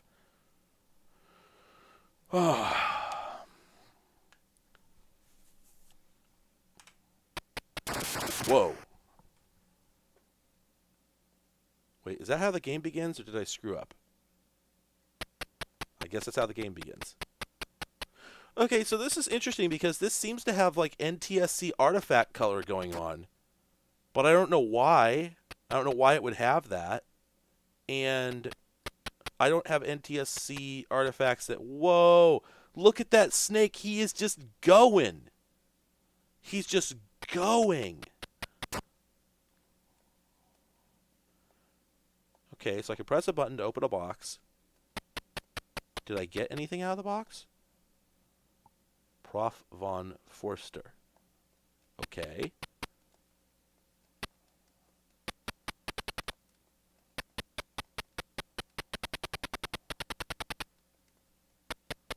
Okay, I think I took something. Ah. What? What? If you press up and then start walking, he'll start trying to walk upstairs on... Oh my god, this game is very poorly coded. Wow. Not good.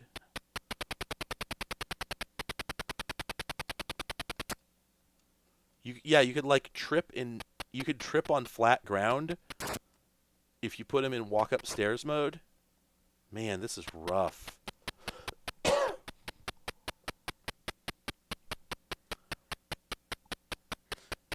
Yeah, I guess artifact color would use less RAM, but... Huh.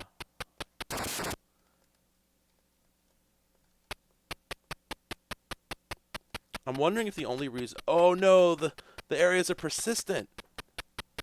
I thought that leaving the screen...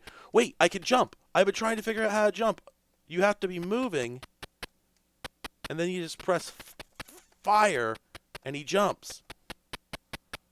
Okay, finally. Boy, this game is not good.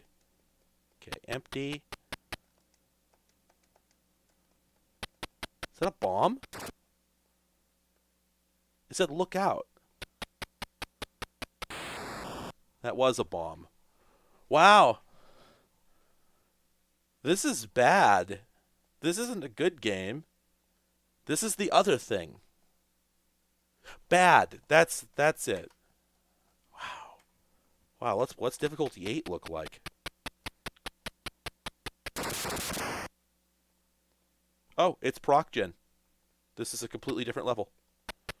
that explains a little bit because it looked pretty buck wild, like the sort of the layout, just where things were in the world. That's a rat. I guess it could be a scorpion. That's a snake, though. Oh, come on. Happy New Year, Ken. Yeah, I'm kind of doing the stream today because I don't want to do it on New Year's.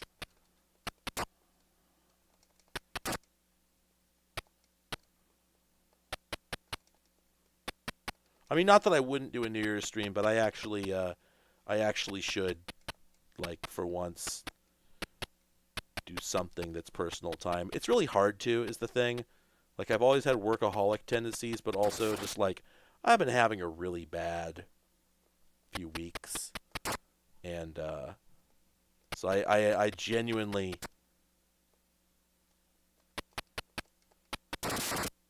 Man, this game sucks super turbo bad. But yeah, I've genuinely been wanting to do a stream just because, like, for the last couple days in particular, it's been really hard to get myself to do anything. I've just sort of been sitting at my computer and feeling bad. And I kept thinking about doing a stream, but it was always too late in the day when I was ready to start. So...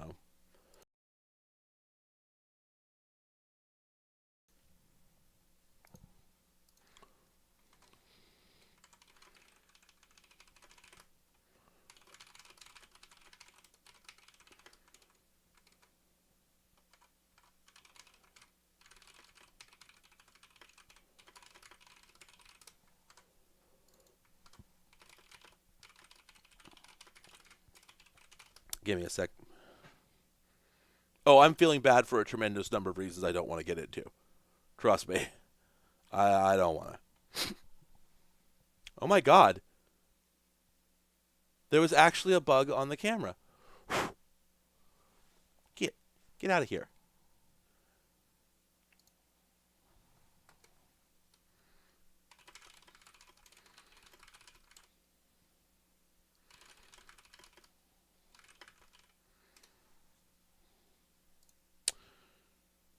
Okay.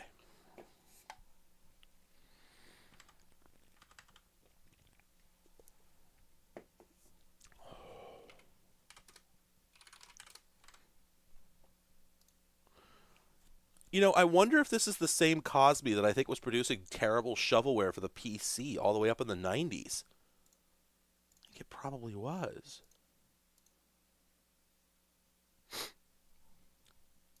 Thanks, man. Yeah, things will get better. It's all temporary stuff.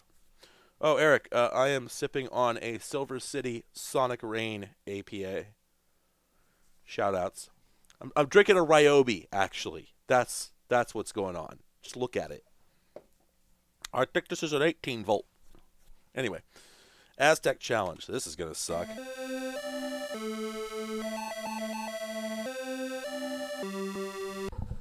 That's the intro. It doesn't even end on the right.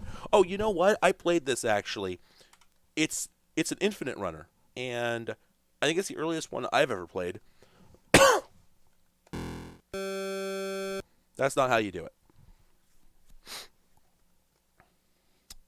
So we get up here. Oh, wow. Huh. Oh, I think I was hitting my turbo button. Or something. I don't know. Anyway, so this is the game. You've seen the entire game. But this is a procedurally generated infinite runner. It's got levels. Also, notice that jumping makes my score go up. So, pumping up the high score there.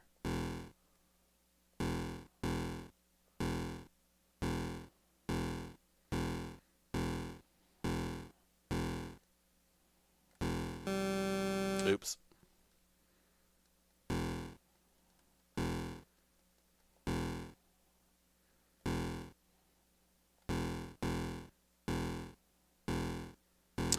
And you know, I don't know, maybe it's not procedurally generated, or at least it's only, it might just be proc gen in the way that Pitfall is, because I'm pretty sure this is the same sequence I just went through.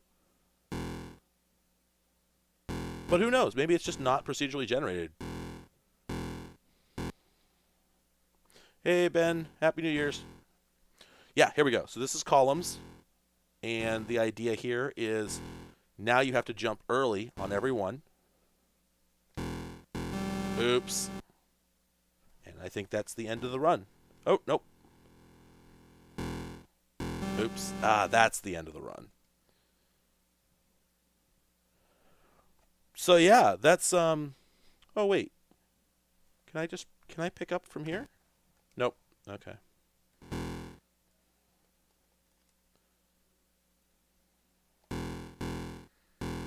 No, this is the run. Oops. Although this is an infinite runner. Although, I'm sorry, no. I think I misspoke. I don't believe this is an infinite runner, now that I think about it. I suspect that, oh, that's a tough one. Well, maybe this is procedurally generated, because I don't remember having to navigate that weirdness the first time around. Oh, man, what if this is a proc gen game that uses your score as the seed?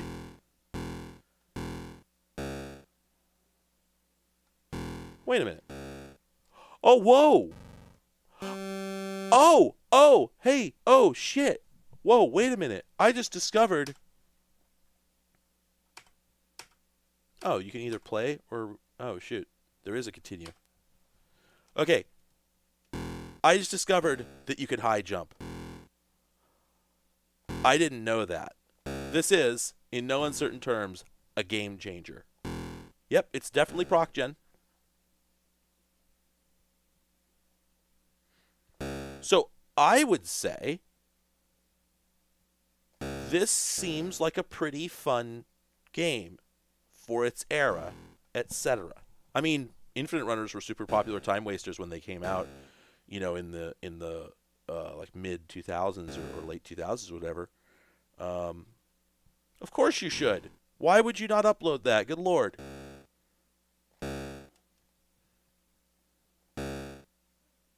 Oh, shoot.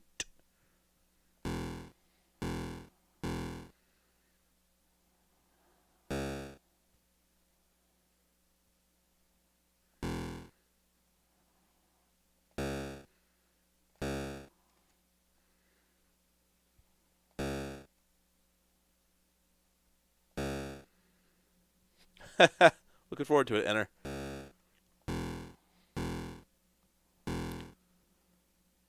So here's what I think. So here's what I think is going on here. I don't think this is a deep read, but so basically what they've done is they've written several different algorithms for generating, infinite runner environments. And after you clear, a certain number of pixels of each algorithm, it switches to the next one, and each one is called an area, right? So basically, it works just like a modern, procedurally generated, like a roguelike, in the sense that you have themes that are used to generate the levels. But then the levels are, damn it, completely unique each time. Pardon me, jeez. Hey, you know what I wonder? Oh! Hey, that seems easier. That's what I was supposed to do. This is basically the Flappy Bird section. So I'm on continue now. Okay, good. I can pick up from the same position. Outstanding. I would really like to know what the next algorithm looks like. Welcome to the Fantasy Zone. Get ready.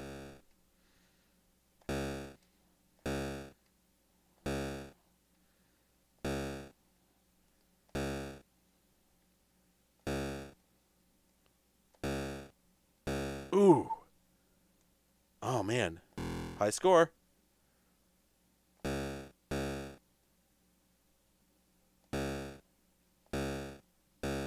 Oh, I almost beefed it, and then I did beef it. Man. Like,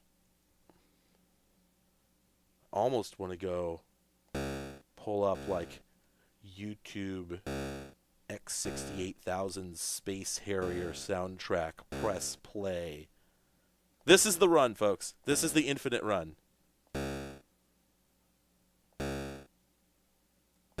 I wonder if there's infinite continues. It feels like there would be. Oh, that was the run. We've completed columns. What's next?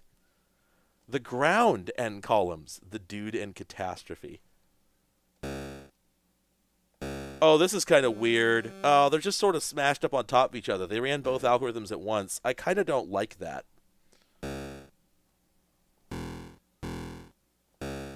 Makes me a little uncomfortable.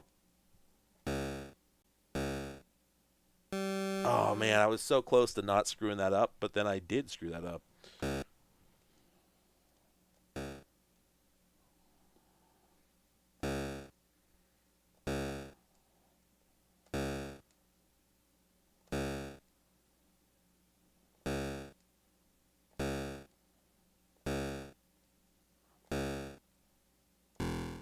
Nope.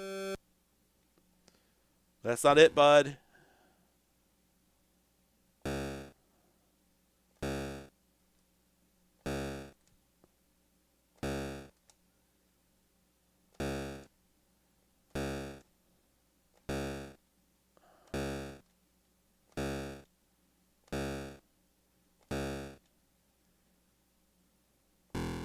Oh, I should have done a short jump on that.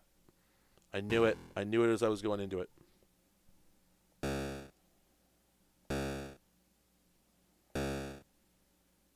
Ugh.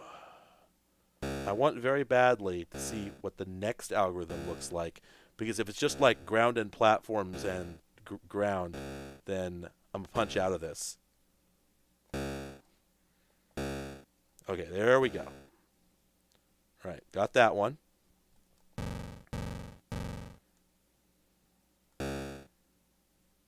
Oh man, no.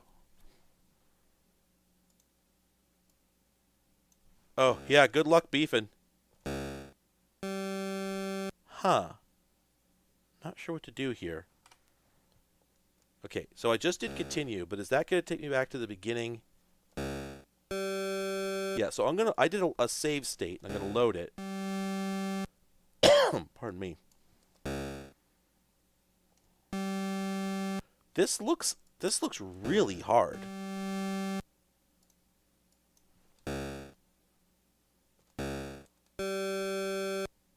Did this generate an unwinnable pattern? Oh, no, that's what it is. So, okay. When you're writing a procedural generator for video game levels, the tough thing is, how do you code it so that it understands what a human is capable of? How do you prevent it from creating an unwinnable level? And I remember, what was it? Was it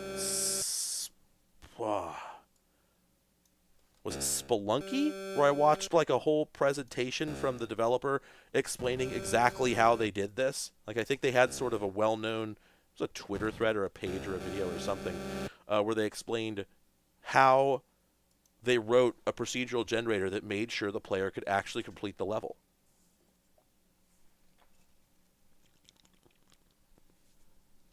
Well, I have a theory. This game has continues because that's what it is. Most games of this era did not have continues. This one has continues because the developer could not figure out how to make the algorithm consistently produce a beatable level. That's what it is. That's the only reason that's there. Because when you say continue, it generates a completely new level. It rotates the seed. So yes, the player dies, and that sucks, but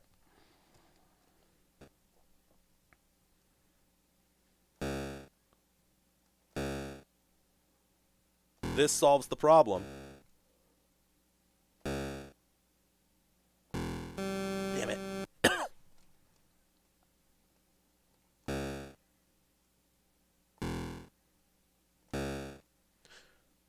That sure feels like a magical glass solution.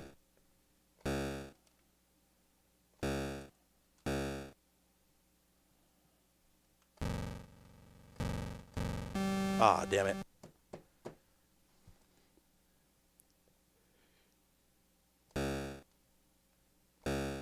Yeah, I feel like the problem of can a human navigate this combination of objects has got to be a pretty big computational problem.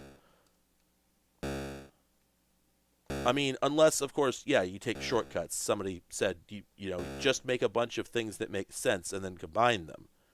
Um, and that's valid. If but then what they've done here is clearly not that, right? I think because there's no rhythm, there's no interplay between the ground and the columns. I'm pretty sure what they've done is they've made two levels that are independently completable, then combined them without taking any precautions to make sure that the combination is independently completable. Pardon me.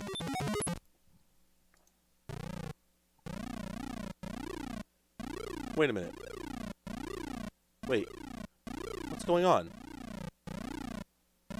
I'm not doing anything. What the hell? What just happened there? Welcome to the fire caves. The floor is lava. Wait a minute.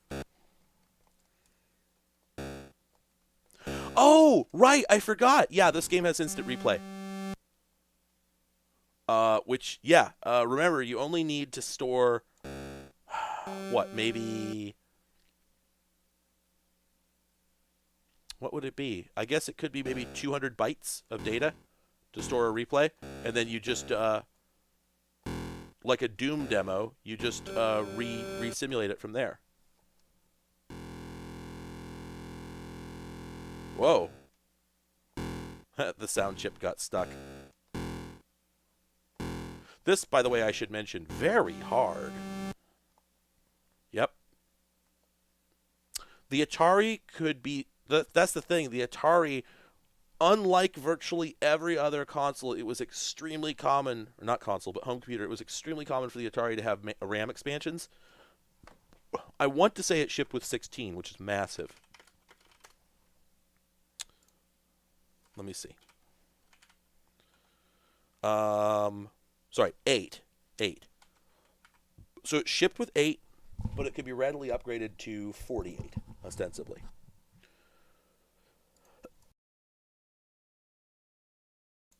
Yep, welcome to the New Year's stream, or what I call it? The Streve. There we go.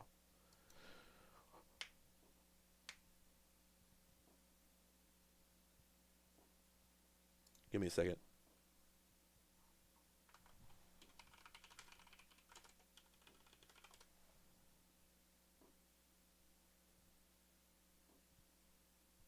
Oh, yeah, Enter, go ahead and try to post it. I think it'll probably kill it, but do try. And if it doesn't work, I can't remember if you're on my Discord or not.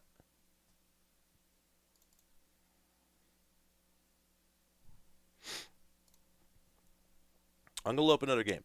Aztec Challenge. Not the best game in the world, but pretty cool, I think. All right, let's move on.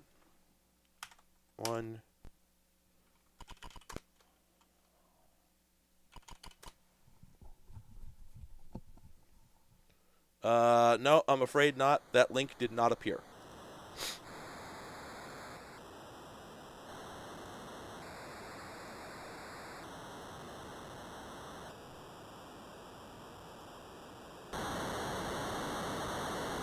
Oh, another Joel Gluck production.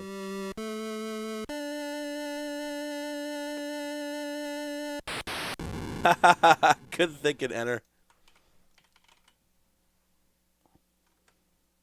Okay, hold up. Touch stars for points. Use joysticks number 1 and number 2.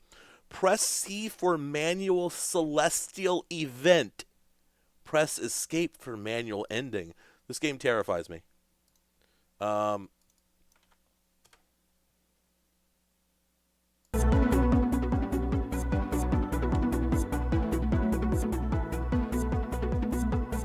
sorry for the music all of a sudden, but I'm listening to your remix.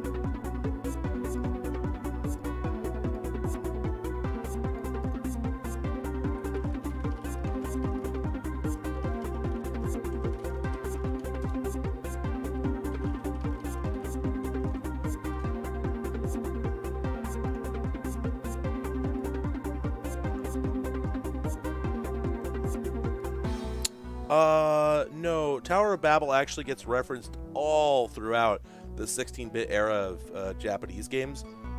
Like, I think Crusaders of Senti has it in there. Gosh, I can't think what else. And there's sort of shrouded references to the Tower of Babel throughout a lot of games. Illusion of Gaia is so weird. Okay. Let's start this game. Touch stars for points.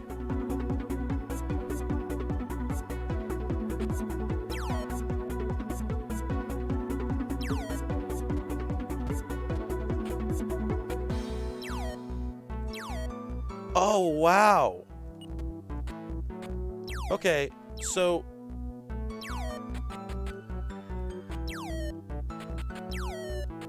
the goal of this game is to build a Tower of Babel.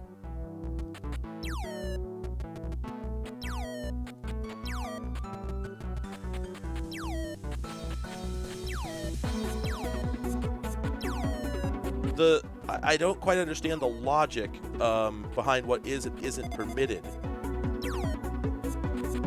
Wow, I violated God's law. Hey, I touched that star. Why didn't I get a point? Wow, I'm touching all these stars. Why am I not getting points?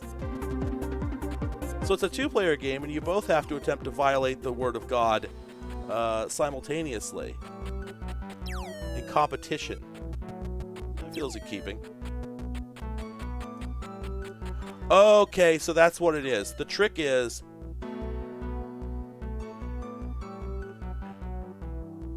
you have to work your way up, back, and forth. You have to do switchbacks.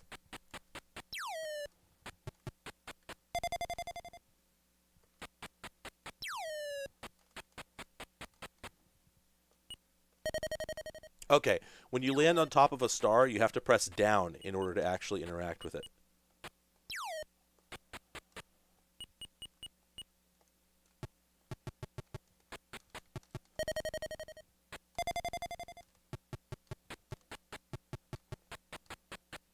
There's also weird rules about what bricks you can move through and which ones you can't.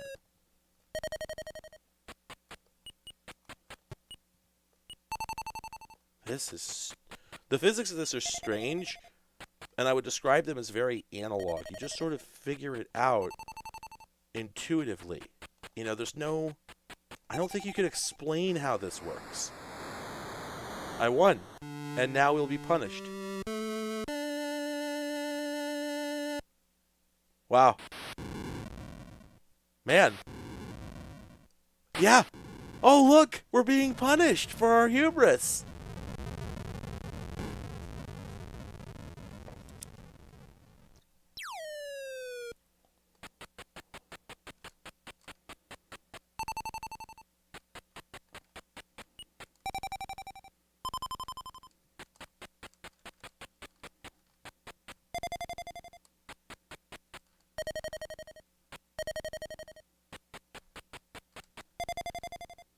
Man, look at how fast I got good at this after having no idea what was going on.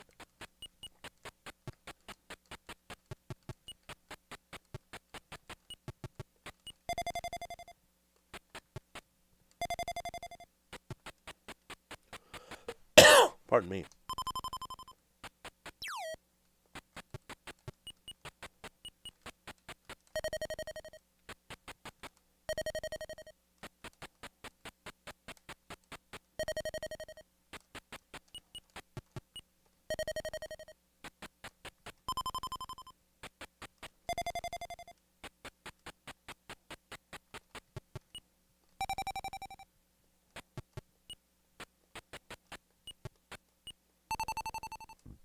Pardon me.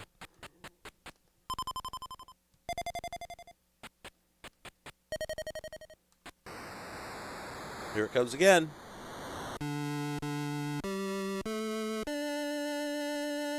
Oh, so this is the Celestial event. Okay.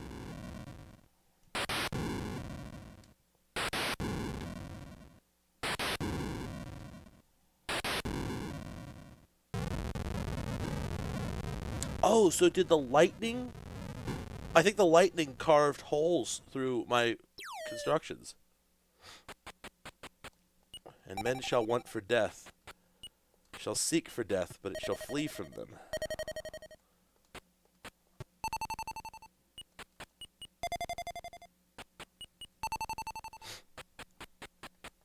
Damn, I love it when the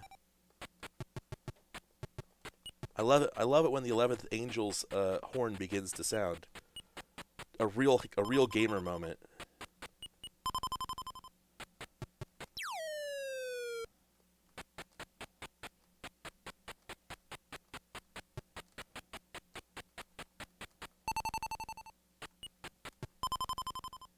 I'm sorry, I realize I haven't really been saying anything, and it's because I don't care about any of you anymore. This game rocks.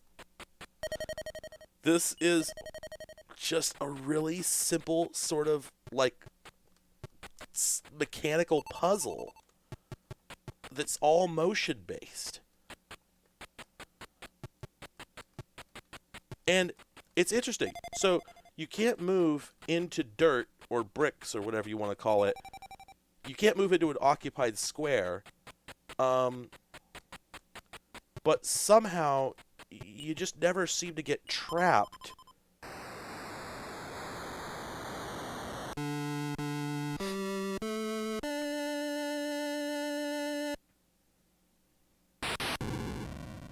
Yeah, the lightning leaves a trail. It's cutting a path through the blocks.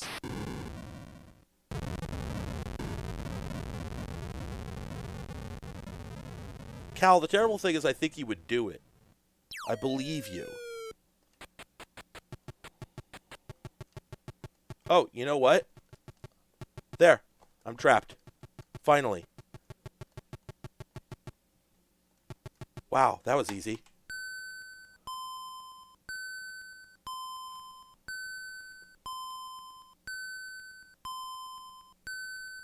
Is it popping through a bunch of different languages?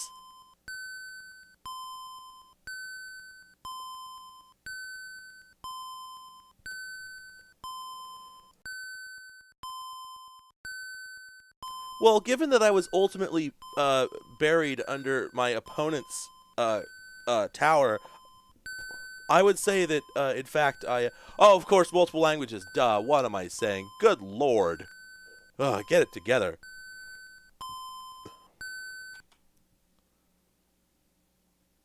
That was good.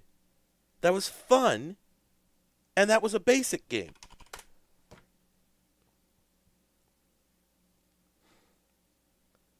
Yep. There it is.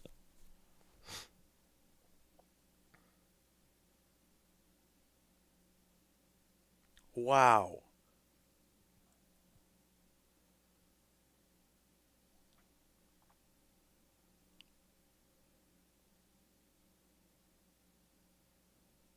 Yeah, absolutely. Like the quality of the work being put into this. That's the thing. The quality of the work here is exceptional. It's above and beyond what was really demanded by the job. So, Bagels Supreme might not be that good. Let's see. Would you like a simple game with the computer, a game with 2 people each having their own number, or a game with 2 people each working on the same number? Boy, this is British. Nah, I'll figure it out. Is this just a guessing game?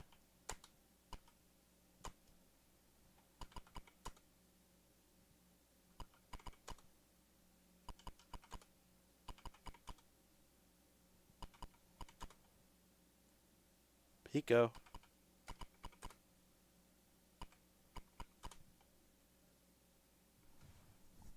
What the hell? Moving on. Next game. Bagel Supreme is not going to contain any revelations. Ball Blazer. This is a port, right? Oh, and how?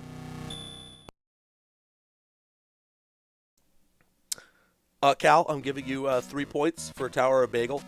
Oh, this is the original Ball Blazer.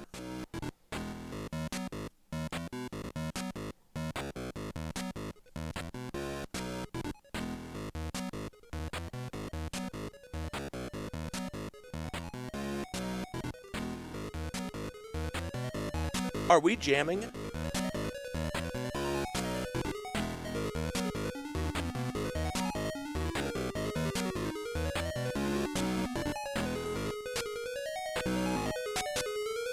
Whoa, get this solo.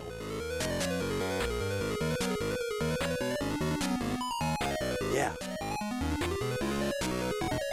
Yeah.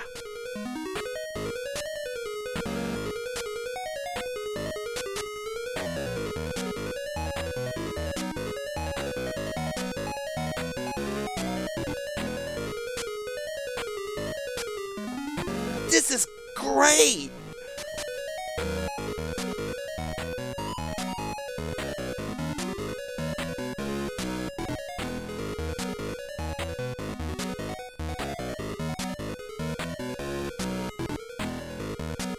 Okay, I think we heard it, but wow.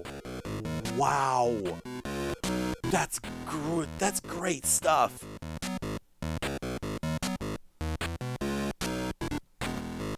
This bass line. Whoa.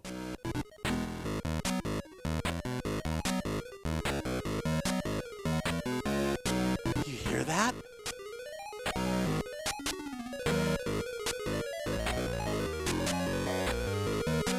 It's still going.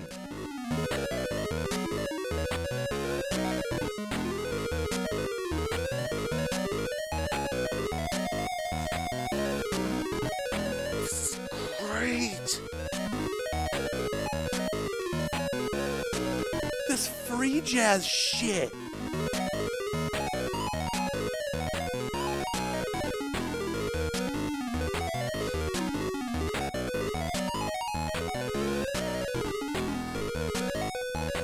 Yeah, okay. Okay, so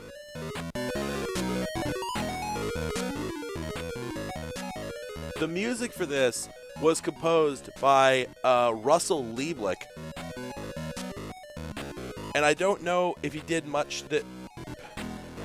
I don't know if he did much of note, except apparently he had a master's in music from UC San Diego. Oh yeah, I could tell. No, I'm not saying, oh, he has a master's, he must be really talented. No, what I'm saying is, he has a master's, he must be really dorky. People with music degrees they like music like this. It's always this deep free jazz shit. Man, this whips.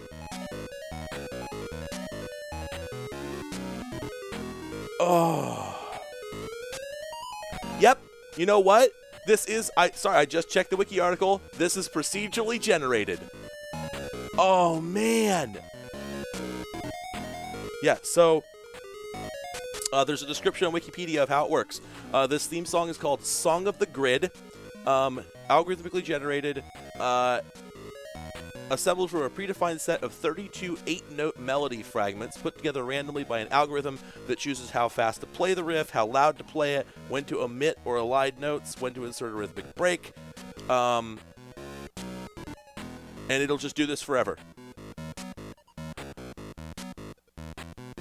Quote, one reviewer, an eminent jazz player, Pat Metheny, said it sounded like John Coltrane. Okay, the additional Pokey chip was on the Atari 7800 version. This is just using the one. Well, so that's Ball Blazer. We don't need to play it, but we're gonna. So yeah, check out the anti-aliasing. Anyway, so this is a, future sport, and oh, is this 2-player? Oh, I guess it's 2-player. Oh, okay. So yeah, it's real simple. It's just oh, there's the ball. You get the ball, then you drive it over and you put it in the opponent's goal. And that's all she wrote. And that's Ball Blazer. There's the ball. Things get wild once you actually have a second player. But of course I do not have a second player. Can I? Oh. Hello. Hi. Hello. Hello, hi.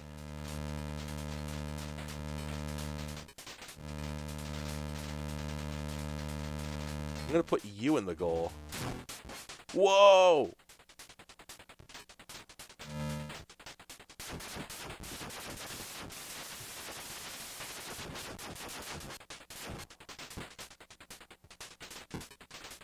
Did I get turned around sideways? Oh, wow, wait, you could turn? I didn't know you could turn. How did I turn? What?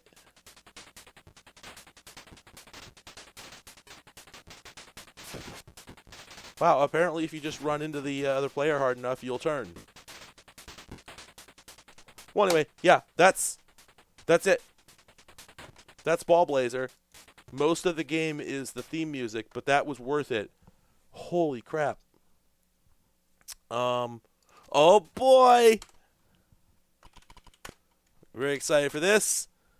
Sears Computer Program Library presents basketball. Oh, wait, it didn't even work. Oh, there we go.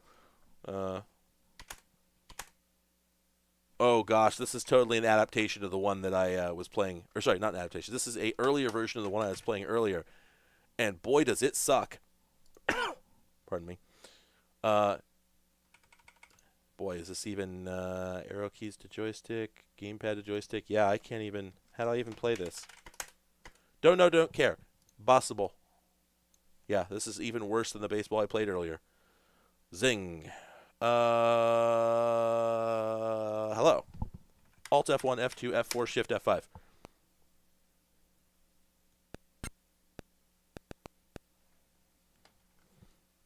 Okay, now I gotta put in side B. Lording. That seems too fast. This is gonna be a PAL title. Gremlin. What am I thinking? There we go. There we go. There's that PAL. Yes, this is Basil, the Great Mouse Detective.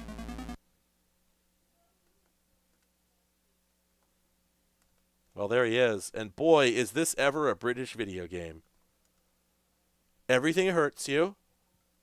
Very awkward motion.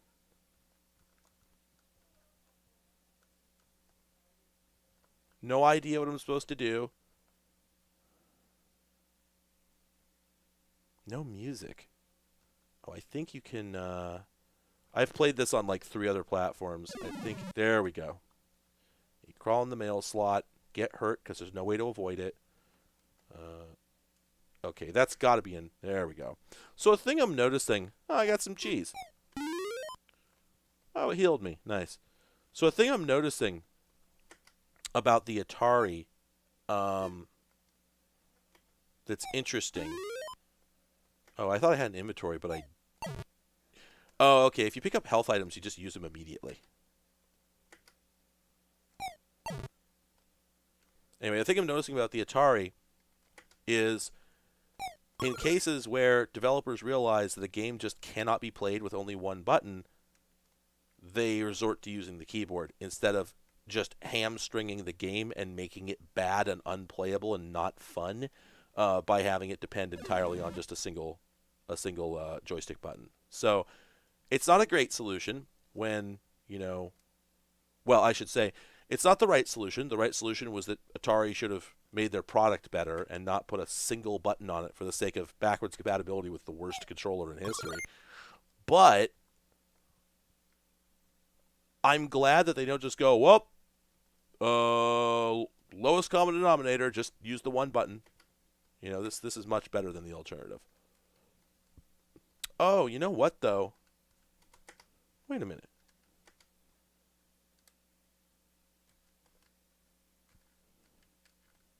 Sometimes, this is interesting, if I press spacebar, he goes to pick up. After I do that, I can then press down on the joystick and he'll pick up again. But then if I move, he won't do it anymore. That's weird. Huh. Anyway, God, this is British. I could play this game for like 10 hours. It would be like a hidden object game. I guess it kind of is a hidden object game, really. You're walking around, there's no cohesive world. Pardon me. There's no cohesive world. You're picking up random things. Egg cups, candle holders, notepads, pens, irons. Do any of these things matter? Do they make any sense? No. You just have them. Just keep opening things. Oh, sausages, rubber balls. Oh, there's a rat in here. Oh, we got a gun, paper clips. None of this stuff matters. And you're just not, everything. It's just you're playing a game in aggregate. It's a game played with arbitrage, high-speed trading. You do actions thousands of times a second, and maybe a video game will come out. I've said this many times, but by God, British video games in the 80s were bad. And it's funny because it's not quite true. It's just that there were a number of massive British video game developers. And it's not clear why they were so massive because they actually made the worst games in the market. Gremlin games, bad. Rareware, terrible. Their games all suck. They're garbage. I don't think I've liked any of them. How they became, how Rare ended up being, pretty much the only British game developer to make it out of the 80s and into the 16-bit era, let alone the 32-bit era, is anyone's guess. Their games were awful. They were soulless and boring and tedious and identical. Rare put out, 20 games for the ZX Spectrum or more that were all isometric adventure games where you just wander around this infinite hundreds of tiles in any direction labyrinth where it's just sausages, cake,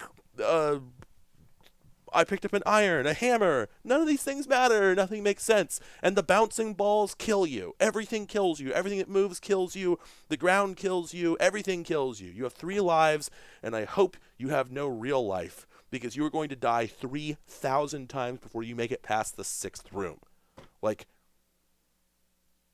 It's astonishing because there were good games. I've played a number of games tonight that were made by British game developers at the same time that Rare and Gremlin were pumping out unbelievable garbage that had only one thing going for it: graphics. Hell, Gremlin was called Gremlin Graphics. No talent, no... They made bad games, just garbage, just trash, and somehow they're those companies and a couple other manufacturers of incredibly tedious boreware are most of what's remembered of this era. But it turns out that if you just start loading up games that you've never heard of from companies you've never heard of, they're actually pretty good. Man. Well, but the worst part is, from what I understand, Rare was the equivalent of a AAA developer for the ZX Spectrum. I haven't checked, but I have to assume their games cost more. They look far more sophisticated. They're incredibly boring. They suck, but they've had way more effort put into them than a lot of other stuff on those platform for no good reason. But I am astonished at how fun games that aren't made by Rare are, and games that aren't Manic Miner, and games that aren't Jet Set Willy. Like, those games are tedious and boring. Like, well, that was Rare in 1996. I'm talking about 1983, 84, back when they were called Rare Coin It and then Ultimate Play the Game before that. Like, they were making terrible games back then. Ugh.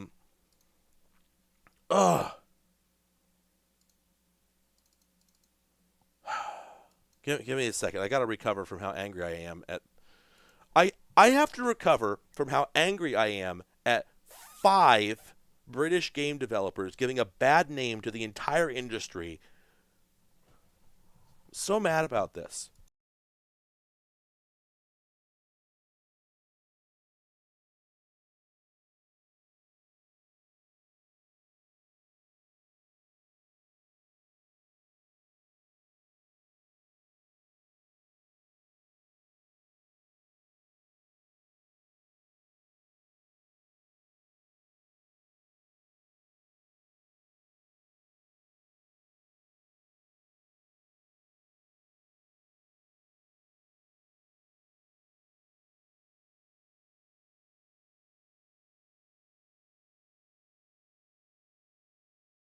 I love that Rare went through at least 2 different deeply awkward and inexplicable company names before they, so they were Ultimate Play the Game.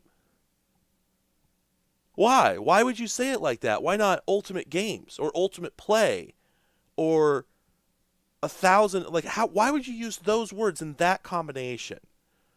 And then they became Rare Coin It. What is that? That's nothing. Those aren't words. That's not. This is England. And you're not forming valid English. Rare Coin It? Anyway, they later on became Rareware, which makes way more sense. And then just Rare, I think. And it made way more sense. Just...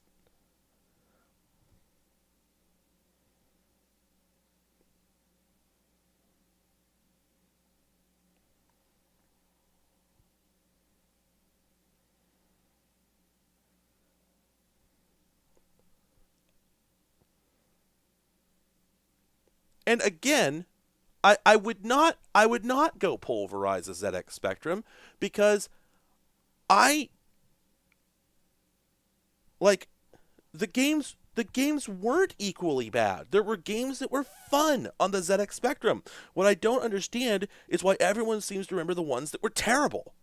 I genuinely, like, all other things being equal, I genuinely think that if you walked into some store called Harold's that I'm sure was the British equivalent of Best Buy in 1983, and you just bought 3 random cassettes, and one was a Rare game, and the other 2 were any other games from any other publishers or developers. If you put all 3 in, the Rare one should not have been the one that you went back to. I don't get it. Did they have a huge marketing budget? Like, what? Their games sucked. I have been talking shit on British game developers for decades now. And it turns out that I just hate Rare and like 3 other companies. Like, I mean, yeah, like, don't get me wrong. There are idiosyncrasies of British game developers in the 80s that are very distinct, and as an American and someone who grew up with the Nintendo Entertainment System, they could be a little off-putting to me still. But I have overcome much of my distaste for a lot of the uniquely European and British ways of developing games once I realized that they don't always mean the game is dog shit. But if it comes from Rare, it's dog shit. God. Bad company, bad games. Hang on.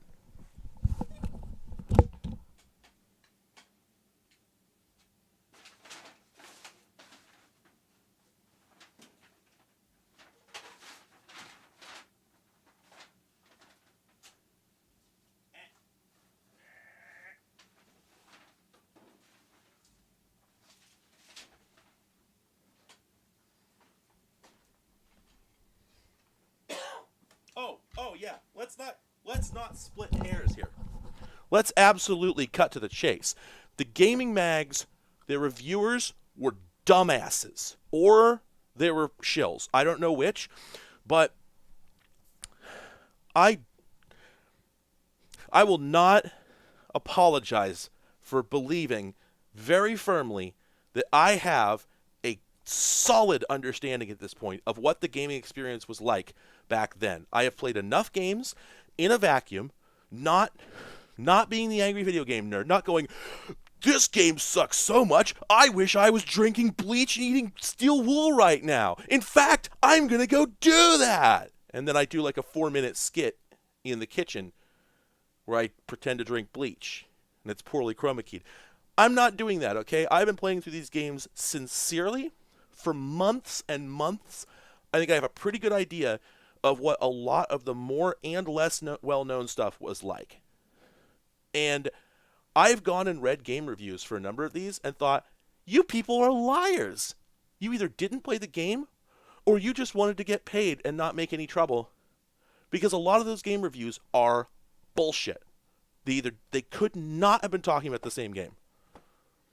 I have so little against the ZX Spectrum that I own 2. Here's 1, and my plus 2 is at the office. So, duh.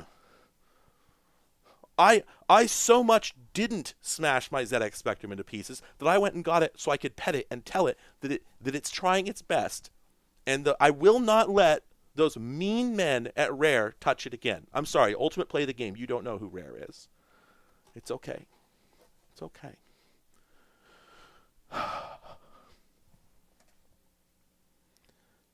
I haven't fired this one up yet. I need to. My God. Where were we?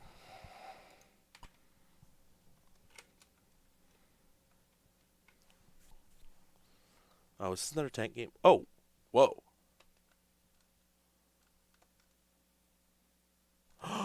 What? What kind of game is this?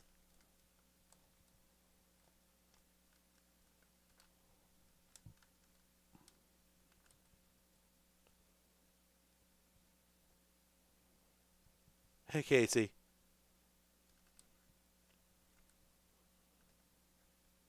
There's an M that appears in the corner sometimes. Hang on. Pardon me. Was it just a 1 up here, or did I see some sort of symbol?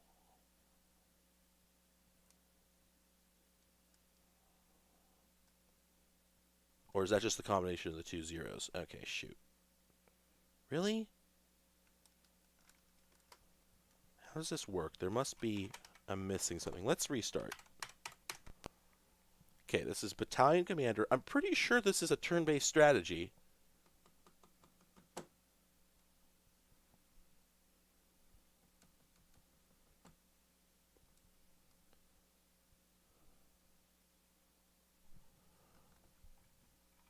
Novice, Pursuit and Exploitation, Meeting Engagement. I'm going to go straight to Attack. Oh, I might have been in some kind of like preview mode. Your nationality, USA. Enemy's nationality, also USA.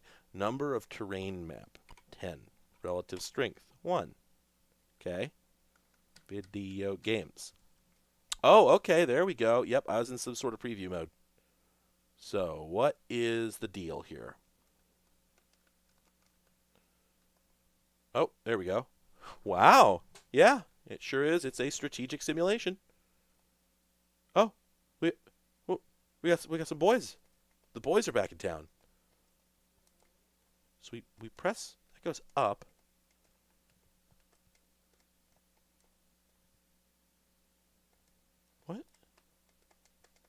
says... How do we... Oh, there we go. Oh, okay. Okay, this is definitely a joystick-based game. There we go. To COA, assuming command of company.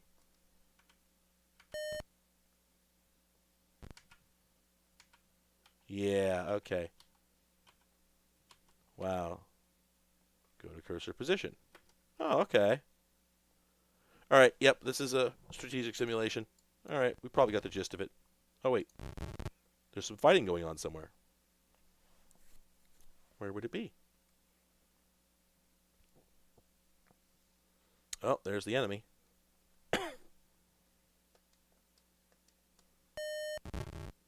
All right, anyway. Honestly, being a 38-year-old dad playing this might have been pretty fun. All right. Ooh. Well, that's British as hell. Whoa. What? This is Batty Builders. Also, before I begin it, I am having a Ninkasi Juicy Domination Tropical IPA. What is this, 6.6?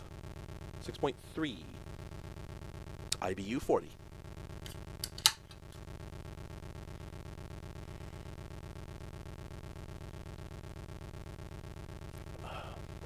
Oh, that's smooth.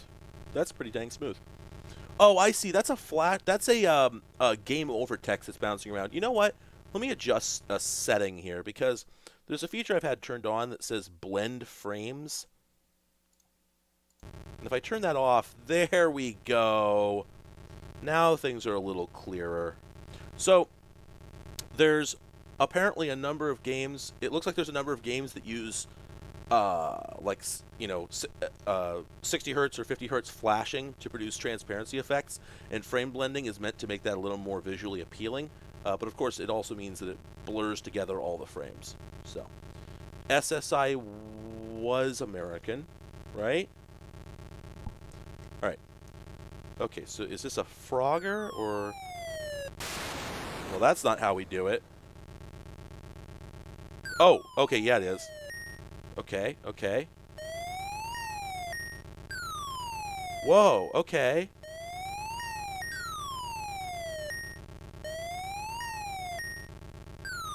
Okay, so is the goal here...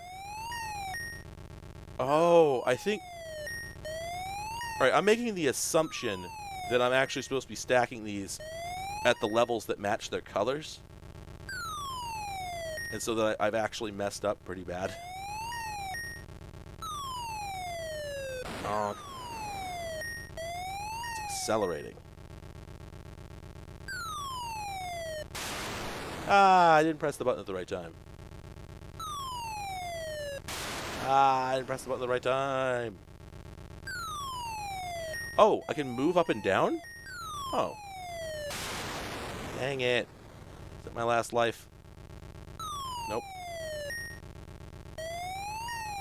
So presumably the goal is to fill up the entire, the whole bottom row, or the whole, build the building. Gotta fill everything up.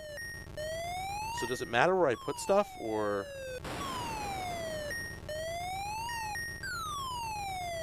I wonder what happens if I throw a brick onto a row that's already full. Also, I'm sort of digging the, kind of, Zelda runes. Okay, I'm just gonna go ahead and throw everything right up wherever it fits. Pardon me.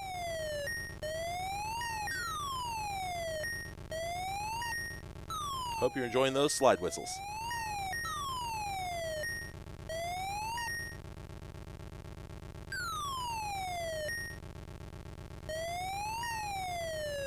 Oh, no.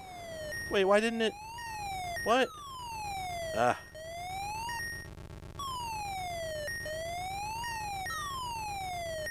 Interesting. So, like, was there a fixed number of blocks up there? Because they're definitely being depleted. I'm not really sure I get the game mechanics on display here.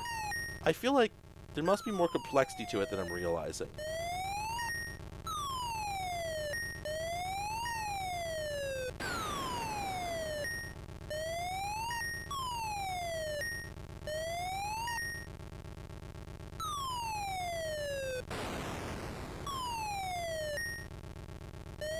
Well, we're about to find out.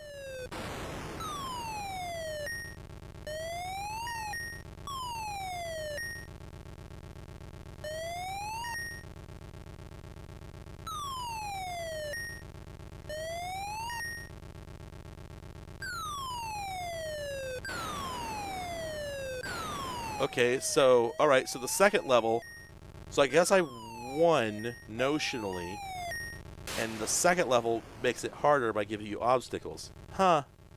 Game over. Wow. Yeah, so, here's what I'm thinking. Thank you, Stumble. Happy New Year.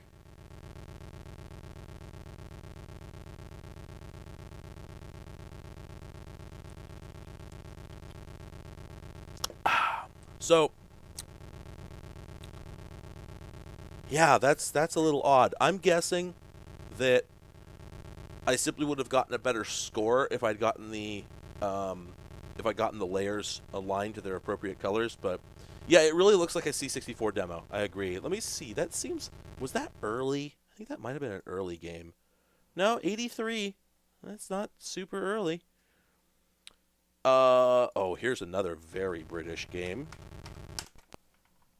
Beer Belly Bert's Brew Biz. Wow. Oh, there he is. That's Beer Belly Bert. This feels like it got ported. Shipping, control, production. Oh, wow. Oh, okay. This is not what I expected. Okay, he has a gun. Wow, I've committed murder. Oh, well, it appears they'll commit murder on me, so, yeah, whatever. Okay, I'm gonna get this key. Oh, okay. This is my company. You're shooting at me at my company? Hello? Hey, this is cool. Man, I love Mega Man 2.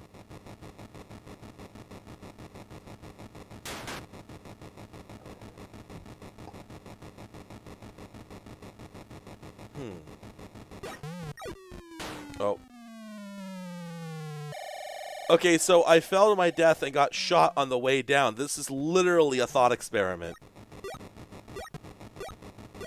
Legally, was I murdered? Oh, man. This is definitely more defensible than a number of the games I've played. Oh, yeah, I figured the little car would kill me, and I think I'm out of lives. Oh, no. Okay. Is that my treacherous son? He's pink, too.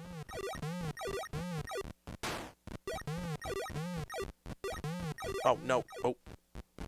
Get the key. Okay, you got the key. Now what?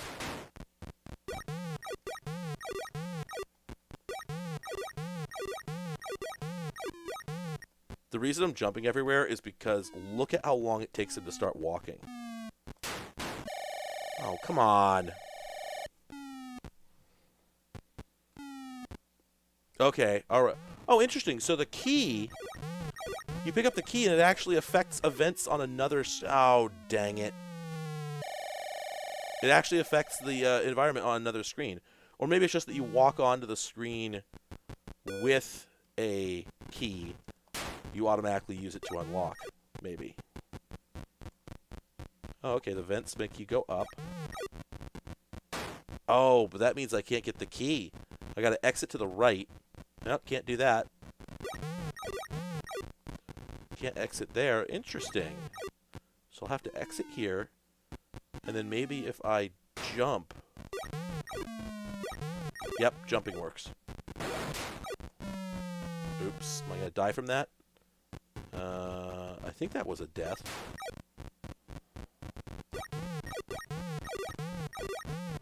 Oh, you gotta float up this way, okay. There we go. This has like a strong IBM CGA energy to it. Oh. Are those flames or like terrifying alien tentacles?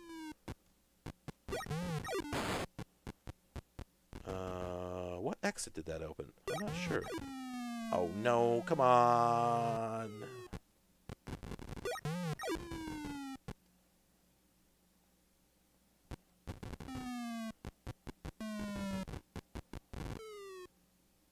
Wait, it just brings me back here? Oh, okay. So I was just here for the key? I guess? I guess. Oh, yeah, there we go. It opened that door over there.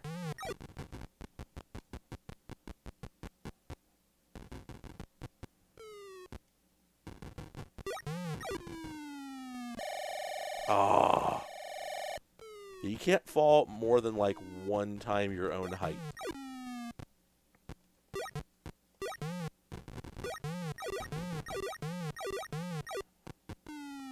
Oh, come on. That's not an exit. Damn it. I was supposed to exit up.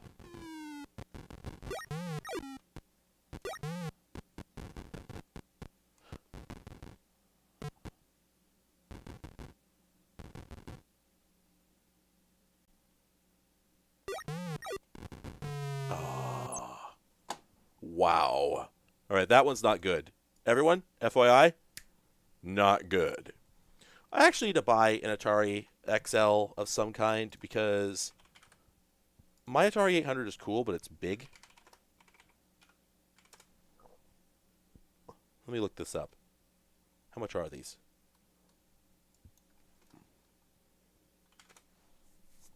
What's the... Somebody tell me, what's the best Atari 8-bit machine to buy? Go.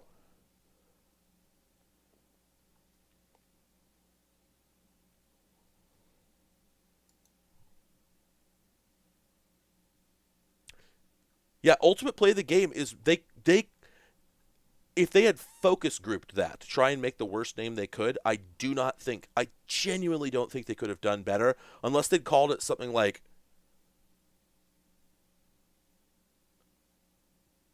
anything I would have said there would have been a mistake. Because I'm the only thing I can think of is them making something that is genuinely upsetting. Like Honest John like sucks the air out of the room. I would have had to think of something very out of character in order to come up with something that they might have called it. It's so bad. Okay, so a 130 XE. Oh, okay. Oh, all right. Yeah, there's one on the Electronic Bay for $143. Wow, that doesn't seem too bad. Oh, it's got a new power supply and it's got the video cable. Oh, what? Shipping $85 from Connecticut? No way. Get out. That doesn't make any sense. I paid less for that. I paid less than that to ship my Atari ST from Germany. It was a Xerty. I had to put new ROMs in it. Man. Anyway, I am not angry at the game I just played. I think it is reasonable. Reasonable. Oh, has the CO to SD updated? Or is this just a fancy case people are putting it in now? Oh, it's a fancy case. I see. I have a CO to SD, and so that's the thing. A lot of the, um, a lot of the, pardon me, with, there we go. Pardon me. Okay. With 8-bit computers, should you get an 8-bit computer? Or even or any home computer, you know, an Atari ST, anything like that. Well, the trouble is getting software onto it is a pain because the way that you don't end up putting a game in and playing it all the way to the end unless you're me, and I'm weird. Um, and even even myself, what I mostly end up doing is what we've been doing tonight, just cycling through games really fast. So obviously you don't want to deal with loading in a cassette at real time, so 15 minutes, and then it fails and you do it again, so it's actually 30 minutes, and then when it's done you play for 30 seconds to go, oh, this game actually sucks, right? So you want some sort of way to load games quickly. Well, fortunately there's the SIO to SD, but I have a really poor success rate with it on my Atari 800. Like, it works, And when it works really fast, but it doesn't work a lot of the time. All right, we played Burdick's earlier. There's something here called biorhythm, which I'm guessing is literally it's from 1980. I'm guessing it is literally a biorhythm. Yeah, thing. FujiNet. Is that recent or is that old? I assume that's recent. Claude, run. This is gonna be. Yep, I knew it. Biorhythms were all the rage in the 80s, apparently, because these things were all over.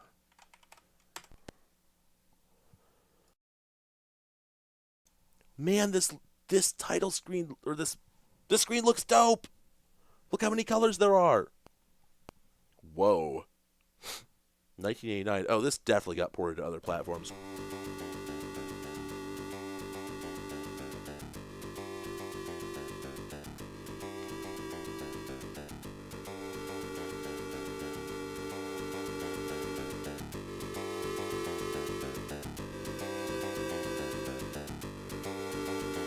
I am so waiting for the drop. Is there going to be a drop? Because I want to hear.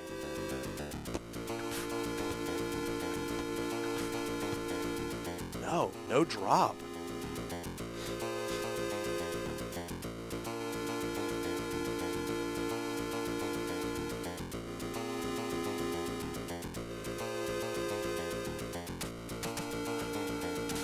The drop!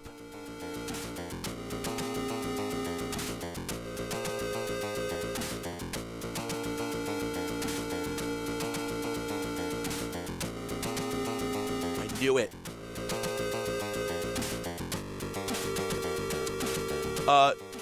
No, I've been running all this on like some XE.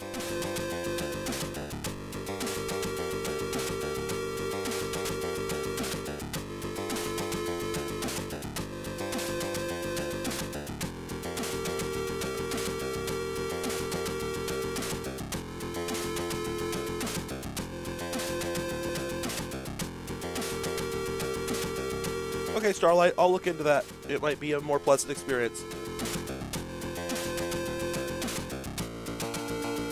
Oh, that key change.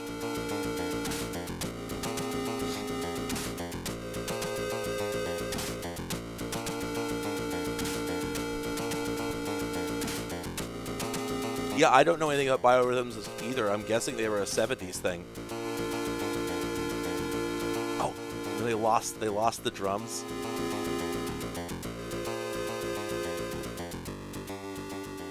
Okay, that's pretty sick. I like that.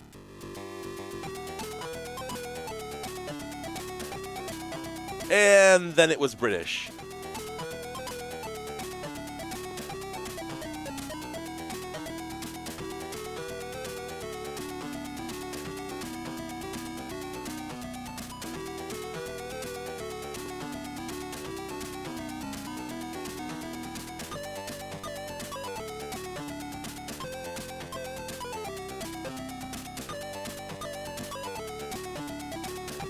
That's a turkey. I can see it.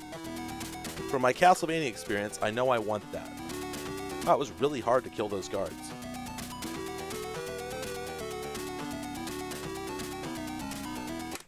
See, okay, this is absolutely the thing that happens in British video games is like this is the thing that sucks when they suck is this is clearly immaculately made. Like this is obviously this is obviously just yep, there we go. This is obviously immaculately made. They put so much effort into it. The art is, very dense. The music obviously is technically proficient. And then you play it, and what is it? Just bullshit. Bullshit flying around, you're dead. It is impossible to not take damage every 5 frames. Shooting things is really difficult. The jumping mechanics are really awkward and floaty. And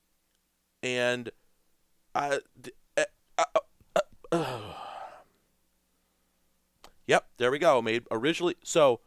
Originally made by Firebird Software, a British game company, for the Amiga, Atari ST, Commodore 64, ZX Spectrum, and then in '88, and then later ported by Atari themselves.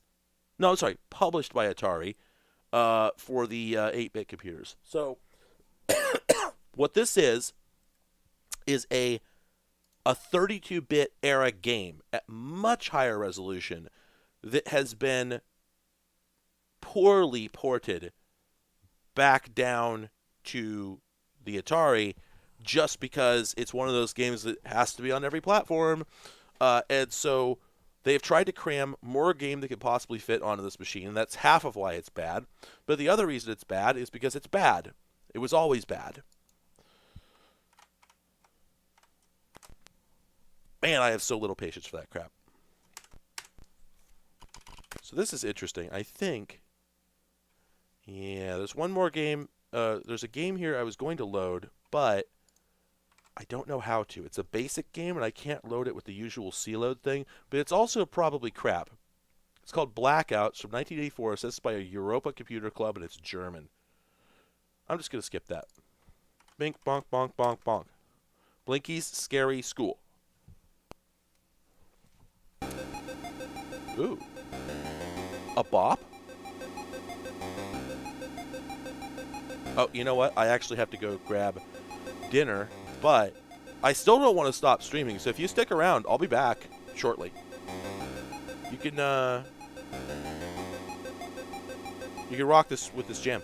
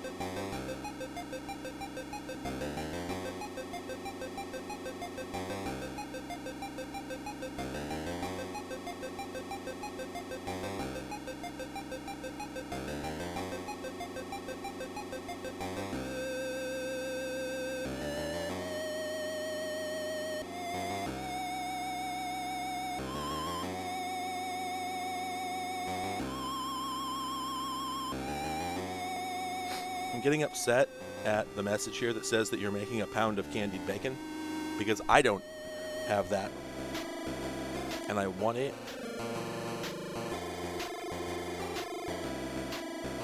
Wow, this does go hard.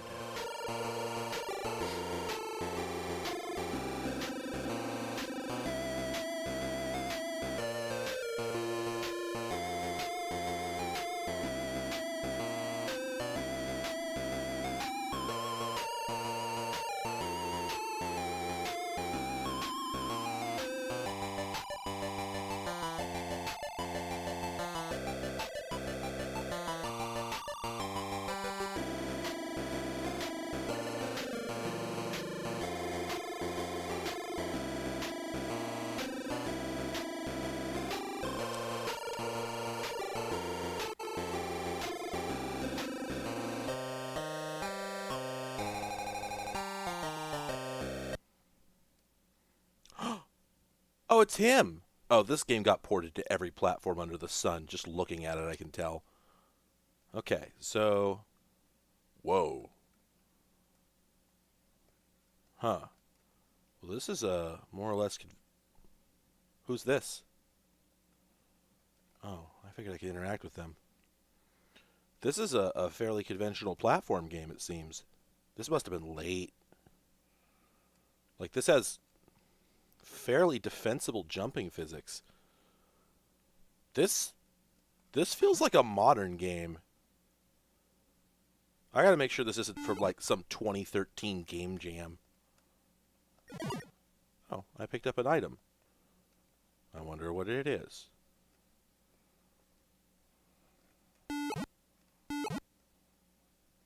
Ugh.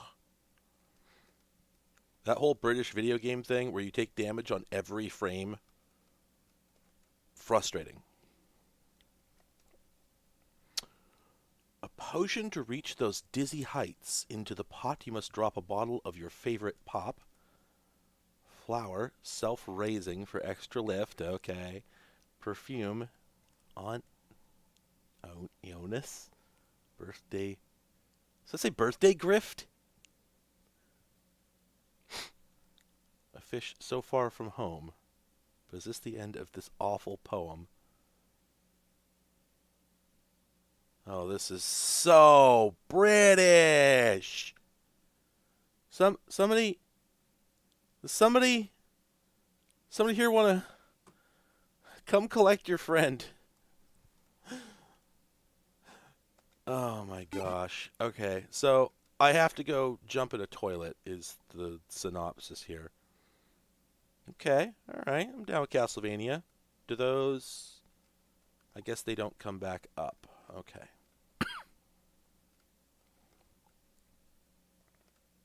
You can only jump at 45s, which is honestly quite inconvenient. I've got some toilet paper. This is so British. But when is my question? This has got to be from like the late 80s or 90s. Sorry.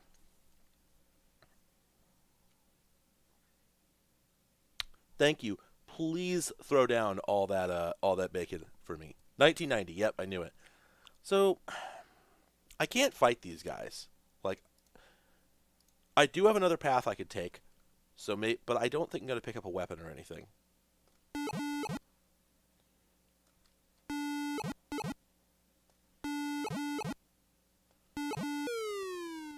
I saved just so I could see if it's possible to get through this by just damage boosting. Yeah, nominally. So that got me a flashlight. Doesn't seem worth it. I'm gonna load, and then let's and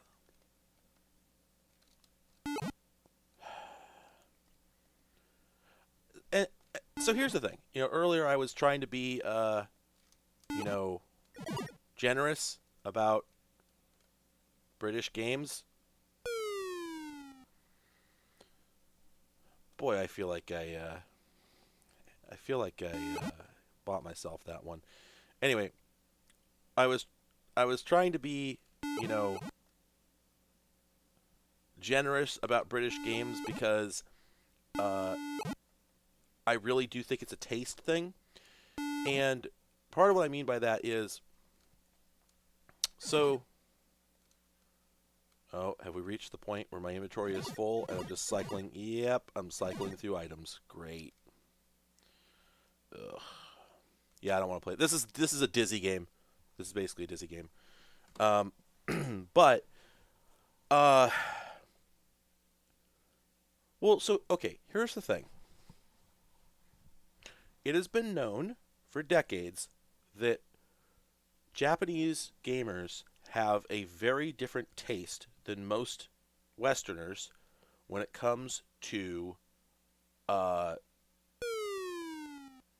game difficulty and that's not even it, not game difficulty, but tedium. Basically, Tower of Druaga. There are countless Japanese video games that are deeply beloved,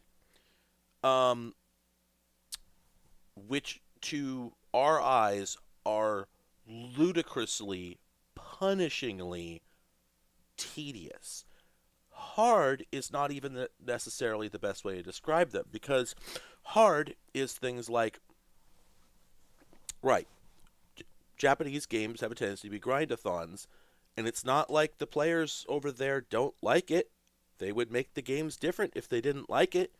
Tower of Druaga was tremendously popular, despite the fact that it is literally impossible to complete the game using a technique other than simply wandering into every corner, hoping there's something there, and 80% of the time there isn't, because all the critical items in the game are hidden.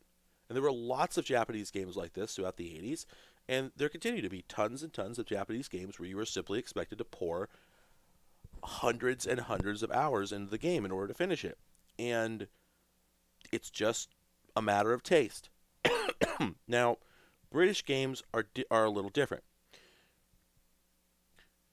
The Japanese approach does not dictate that you die millions of times for stupid reasons, and it doesn't dictate, and this is the thing that absolutely frosts me, that you take damage as a matter of course.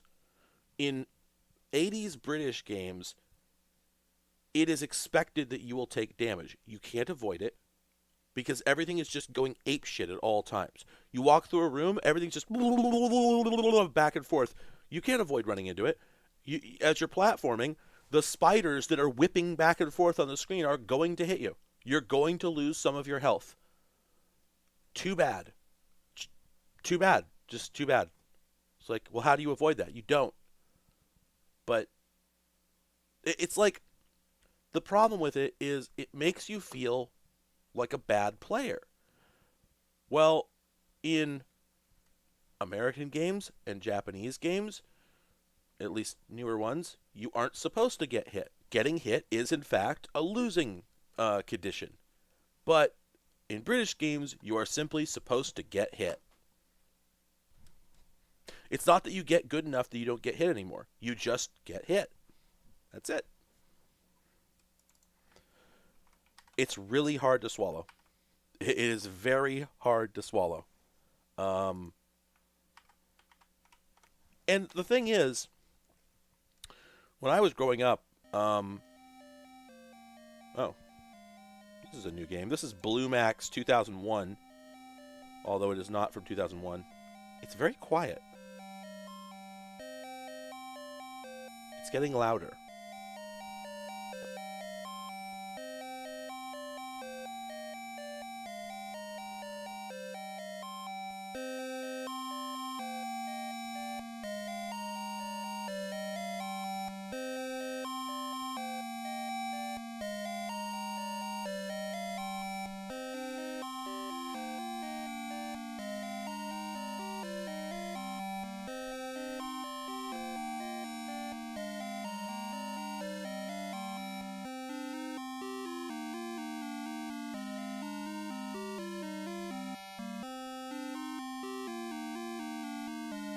This is pretty good.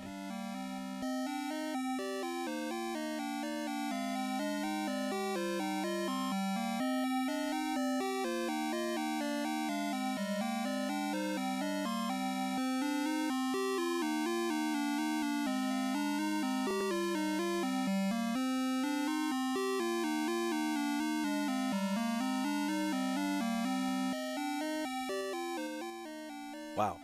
Yeah, this is solid. This has got the dopeness.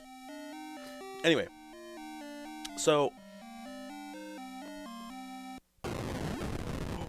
what? That what? Okay, that was the demo. That was the attract mode. What type of game is this? What are we doing? Is this a shmup?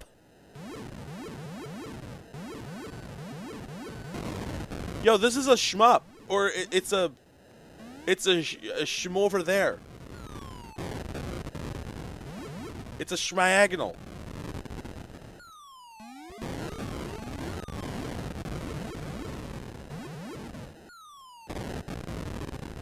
Okay, we have a limited number of bombs. Why? What are we doing? What's the goal? Okay, I blew something up. Why am I all the way up there? What? What just happened? I guess Zaxxon is a shmup, isn't it?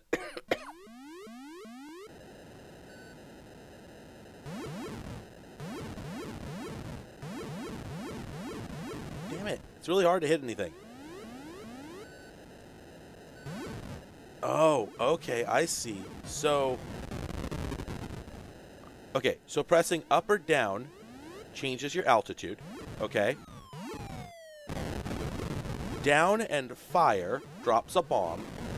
But then doing diagonals, specifically diagonals, lets you change your position on screen.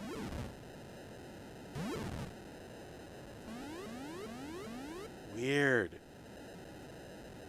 I wonder if this is a port. And, okay, and it is... And yeah, you could call it a shmup, but it also... You can stop. So you could just... You could just stop here and drop a bomb. And then you're sure it'll land on target. There we go.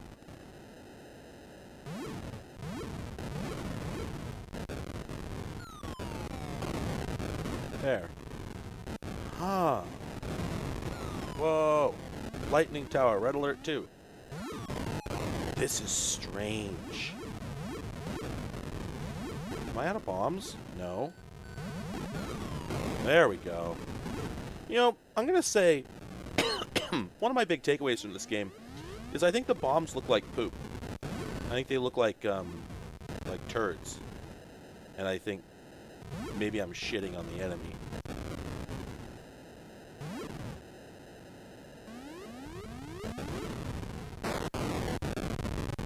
I'm going to say that game's not good. Yeah, it's got like... It's sort of like isometric ratchet scroller Raid on Bungling Bay. Kind of weird stuff. So that was Blue Max 2001, which came out in 1984. There's another one that came out the year prior that's just called Blue Max. Oh, okay. So this was originally a plane game, and they updated it to a spaceship game.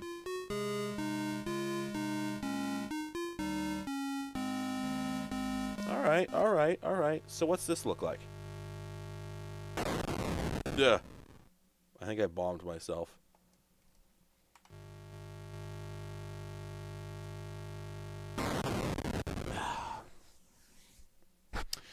If you press down while on the ground, what do you think happens? Wait, what? What am I doing wrong here? Do I press left? Hey, how do I take off? You bastards.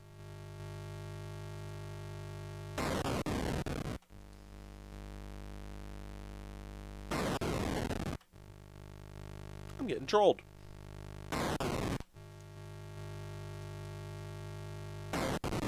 What the hell?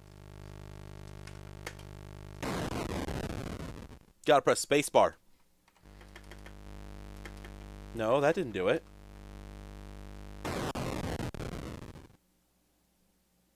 Am I not getting up to speed before I pull up? Is that the problem? No, that's not it either. What the hell? Oh, yeah, you know what? Look, my speed starts out red. My God, what? What is the trick here? Yeah, anything I press. There we go. We're up. You press up once you reach 100. That is really stupid. This game's bad.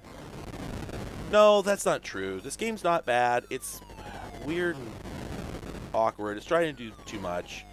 I don't know if I would call it bad. I think you could probably learn how to have a good time with this. And it's pretty ambitious. What's going on? Am I low on fuel?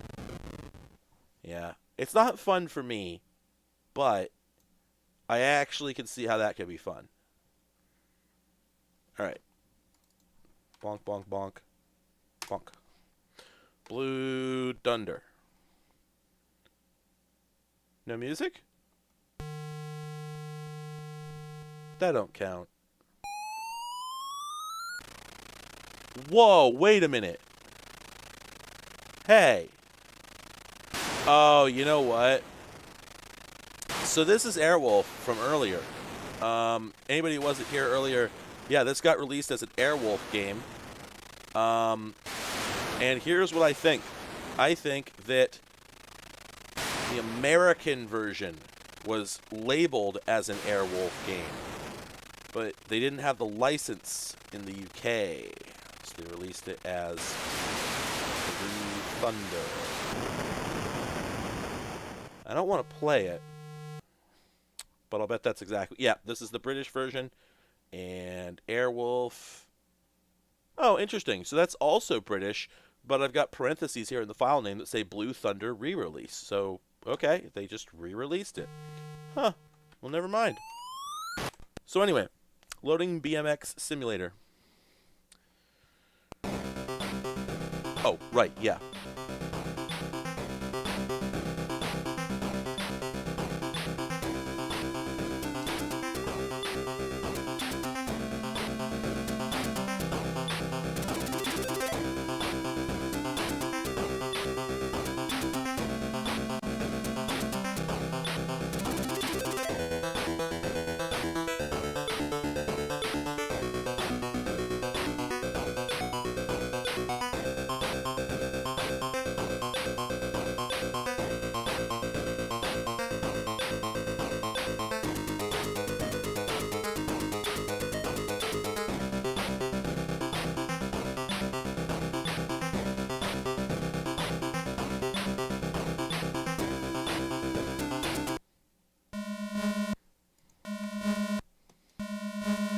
Damn it.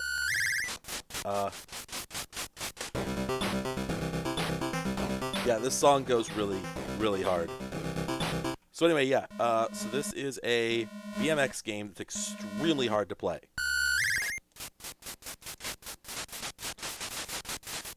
So it plays kind of like a racing game. You're supposed to roll up on these banks, these embankments, but it's really easy to fall off your bike and then not be able to tell which direction you're facing when you get back on your feet. So, very hard to play. I would say not very intuitive. Doesn't look very good. Just has a really banging theme song. Yeah.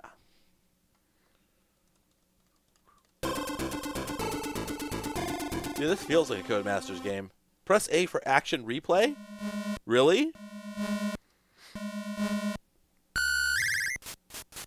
Sure enough, there it is. And we can put it in slow-mo.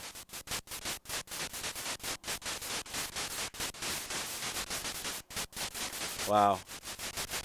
So yeah, not very good. Not a very good game, I don't feel. What else do we have here? Bomb Fusion.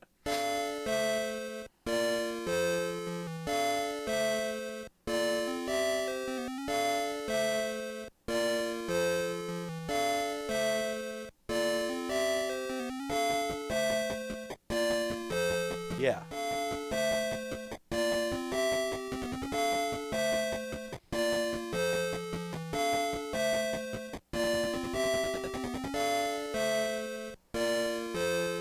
that it?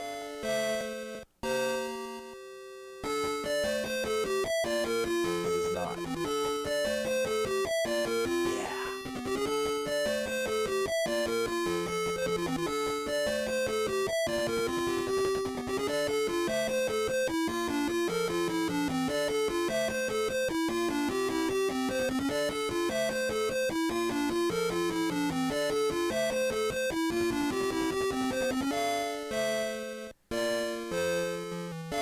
All right.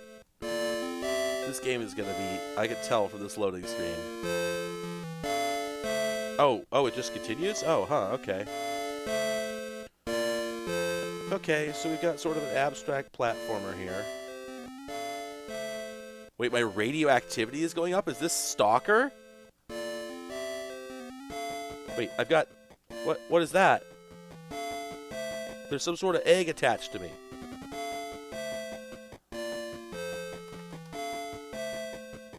What is going on? I got all these eggs following me. What?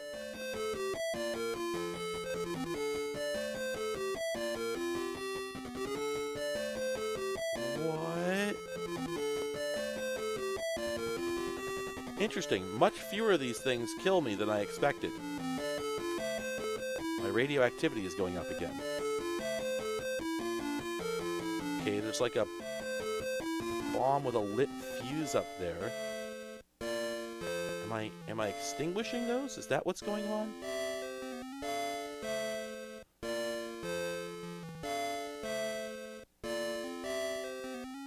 Falling off the bottom does not appear to be a bad thing. Like you're not punished for it. You just wrap around.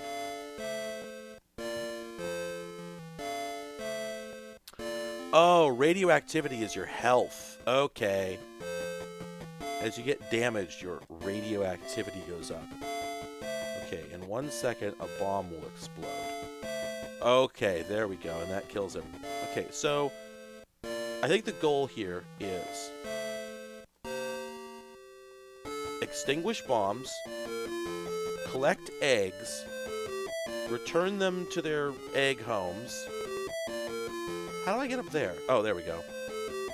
Bring them to the egg home. Don't let the bombs explode. Don't get hit by the rolling blue orb. Keep your radioactivity low.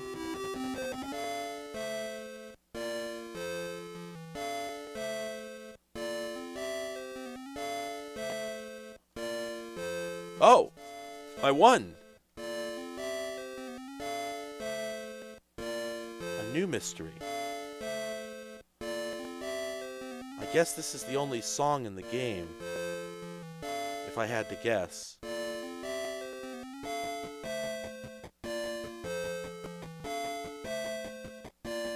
Radioactivity just jumped way up. Oh, bomb is about to explode. Damn it. Where is it? Oh, I guess I must have gotten it, because now there's a new one. I think... I'm gonna go put out a bomb. Oh, damn it, I missed it. Damn it, I missed it again.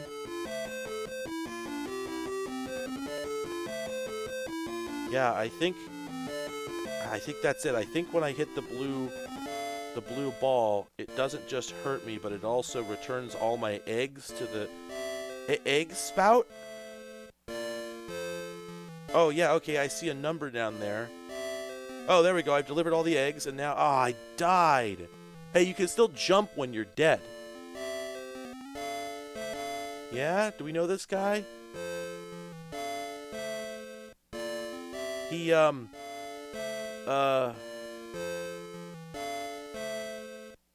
He looks like a geezer.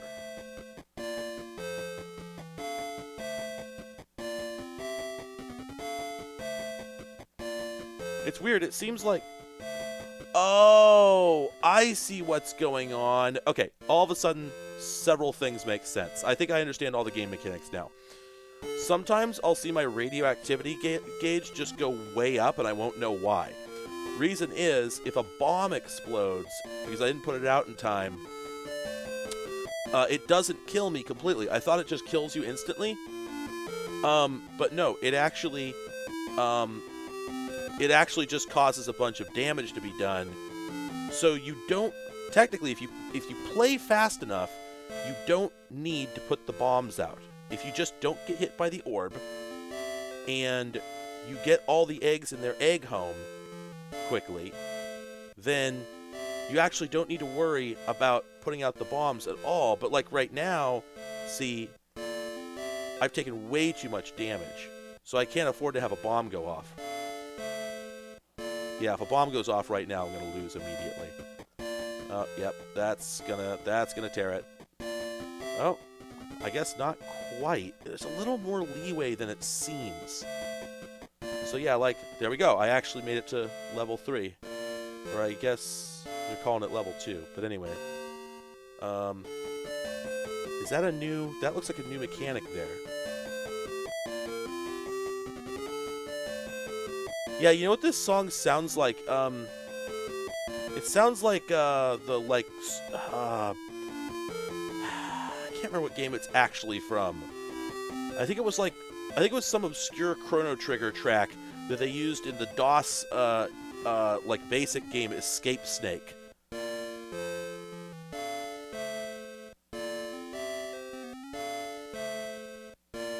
Boy, this is kind of chaotic, but also kind of pleasant.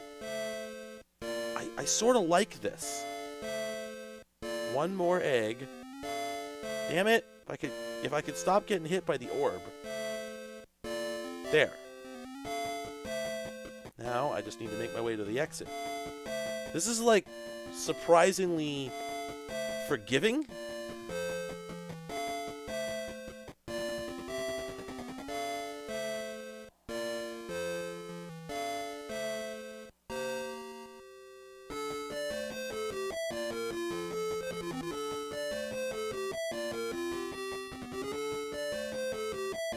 Okay.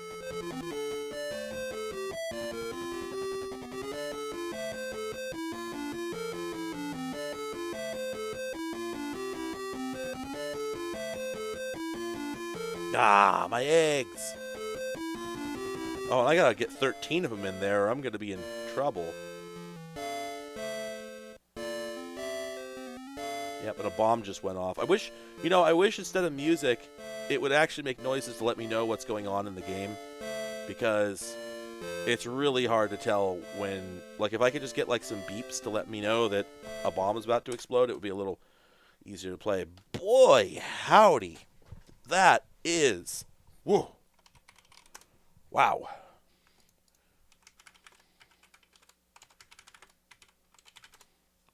Hang on a second. Can I find this?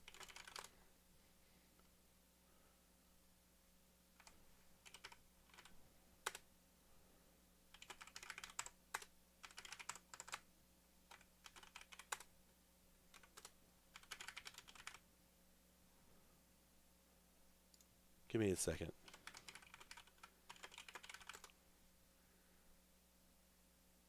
Oh, man.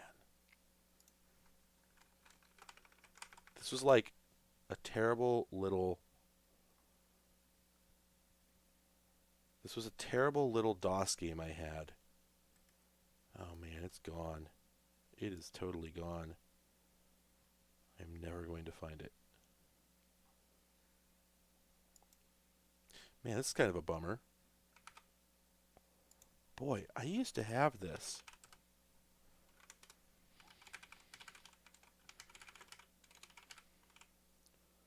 Oh yeah, it's gone. Oh well. But yeah, there was a terrible little DOS like basic game called Escape Snake that had a song that I think was lifted out of some alternate version of Chrono Trigger or something like that. It was a banger. Like, it went super hard. And I don't have any idea where it came from. Anyway, the game that's on screen right now is called Bomb Fusion from 1989 by Mastertronic for the Atari 800. All right, let's see. Bomb hunter.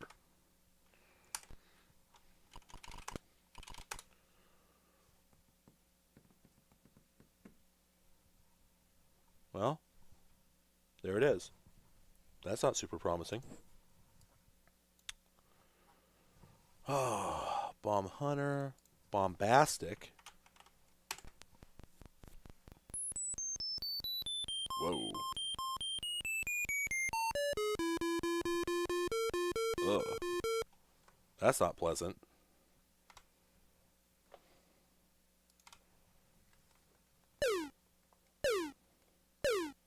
Oh, interesting.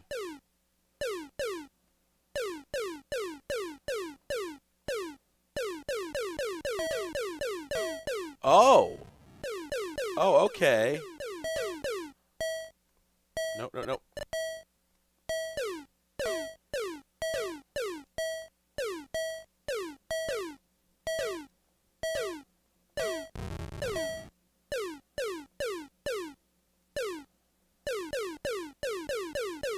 A fairly convincing physics sim going on here. Yep. Okay, that's what it is. So you get these bombs charged way up by shooting them, and then when they fly over and hit your opponent's side, they knock holes in the wall.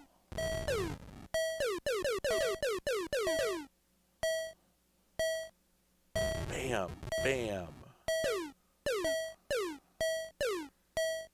And I think the bonk is just a noise to let you know, yep, that a sufficiently armed bomb is floating out there somewhere. But if you shoot them too much, they explode and don't do any damage to your enemy. So you gotta just dial it in.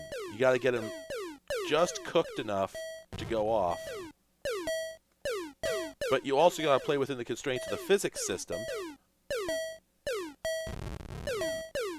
Because if they're moving in the wrong direction when you start pummeling them, then all you'll do is just charge them up as they're flying towards you, and then you've got to either blow them up, or at least you can't use them, or they'll come back and actually hit you. Oh, interesting. So I think there's only actually one layer of wall that you could destroy. Oh, damn.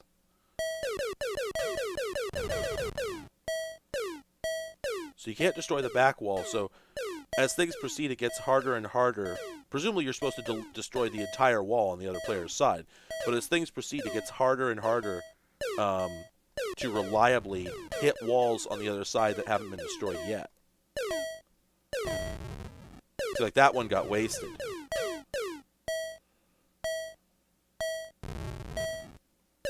That one did some good.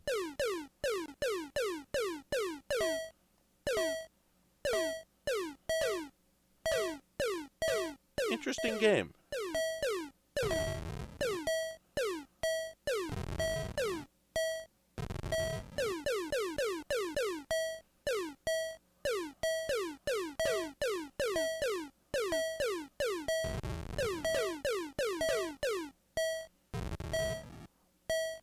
Yeah, I have to assume that the goal here is to knock out all the pieces of the other player's forward defensive wall. But it's really hard to aim these. So it's like the later stages of a breakout level, where you've destroyed most of the blocks and the rest are just. Oh no, I see. Okay. Okay. I think.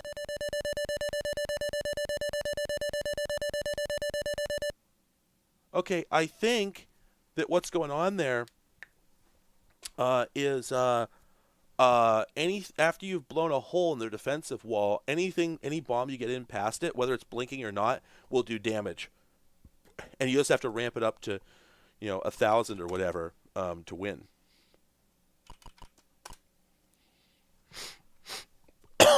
Pardon me. Wow. Hey, that's a neat game.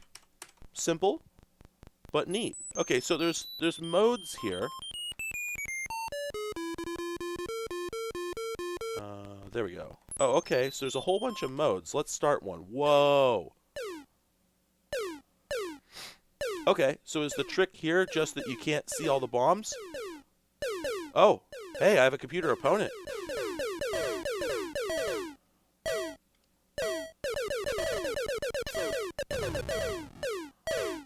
Oops.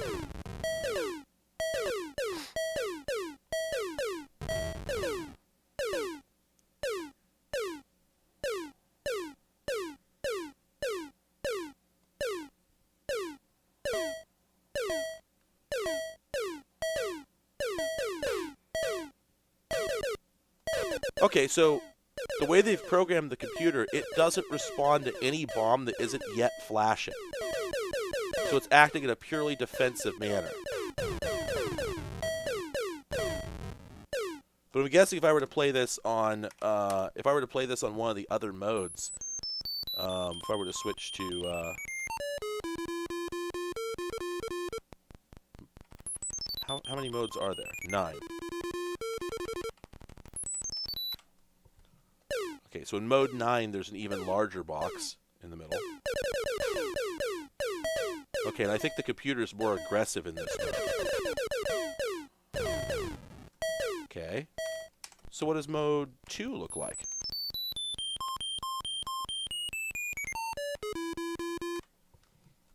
Okay, yeah, so it's really just... It's kind of like classic style home Pong. And prior to... pardon me. Prior to the proliferation of microprocessor-based home consoles, what used to happen was a lot of home consoles were basically Pong, and it would be a very basic digital implementation of Pong, and then you'd have switches that would basically change some of the constants essentially. So you would flip a switch, and it would make the player paddle on the second player's side the width of the entire screen. And congratulations, you've just made a handball or whatever, where you're just hitting the ball against the wall, and if it gets past you, then you lose a point. So this is like a microprocessor implementation of that kind of variation, which makes sense given how 2600 it looks. There were 2600 games that did that. That was actually fairly late for a game that simple. That was from '83. Cool game. Bop, bop, bop, bop, bop. That's not what I wanted to do. See load. Run. Everyone made them. Every damn buddy. Pong clones were a massive industry.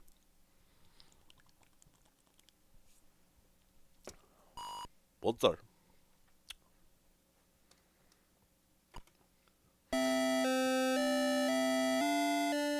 Yeah, for an Atari 800 game, it seems odd they wouldn't just tell you on the screen what it is. I don't know.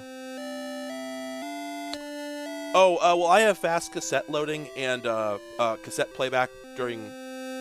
I got that shut off of the emulator.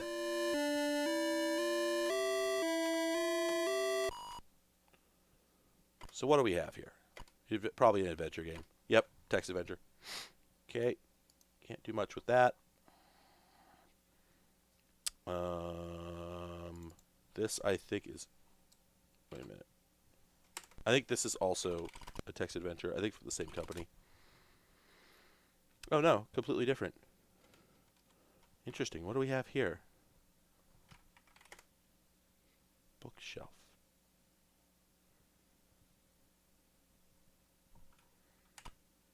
Oh, okay. So it's just going to be a puzzle game. Yep. Where does the book belong? Shelve this book. Whoa. Yeah? Is this edutainment? Looks like edutainment.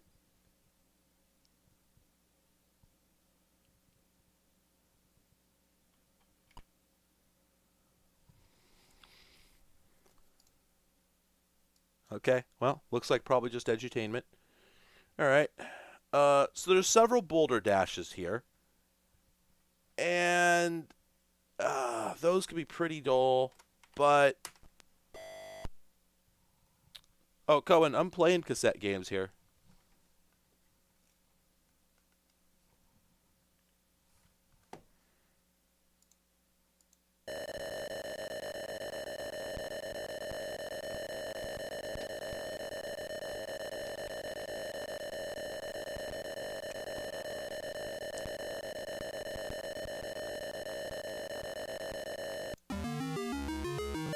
Ooh, look at those pixel graphics.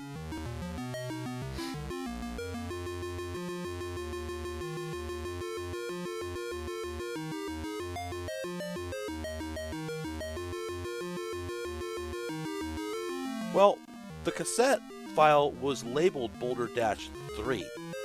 So...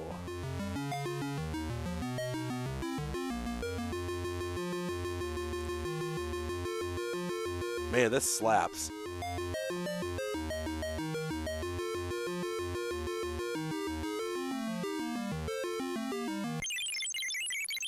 Oops.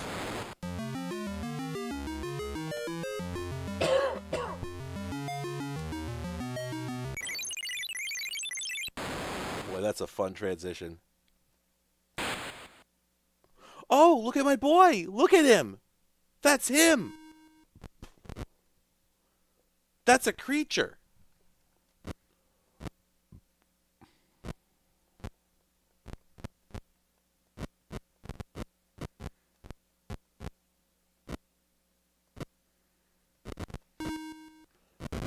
Man, I could never quite remember the rules in Boulder Dash. Like, some of them... Oh, is this a hack?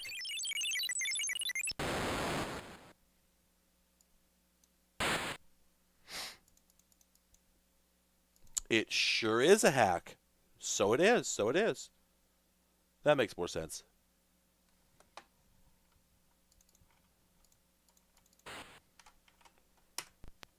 Oops. Cold reboot.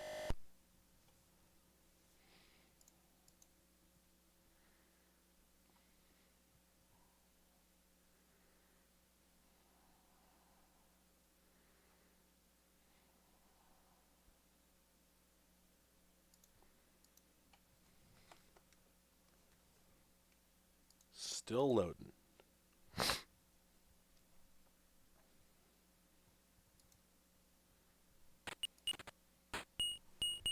Oh! Wow! Look at him go!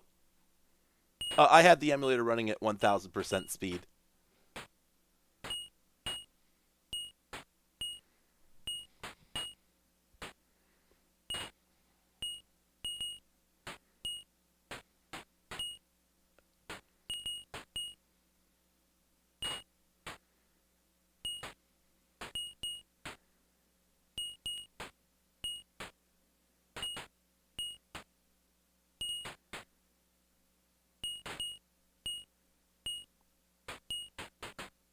They're letting the credits play out this slowly. Like, it just seems counterproductive. It is cute, to be sure. Oh, wow.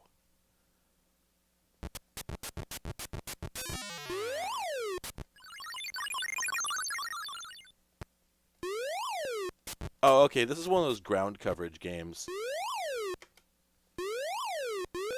Well, it seems like I picked up a gun. Don't know how to use it. Oh, that is really funny. That is an extremely entertaining death animation.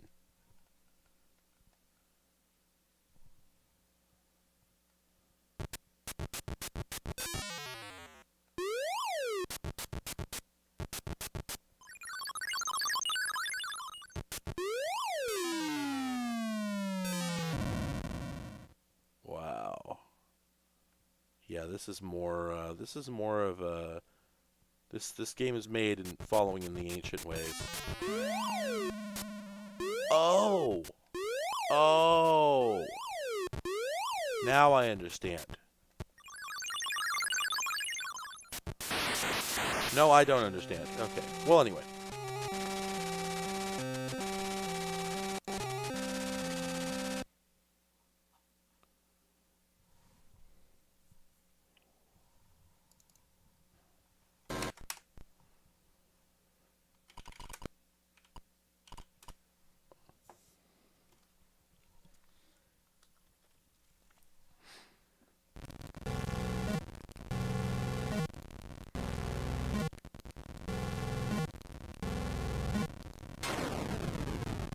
Huh.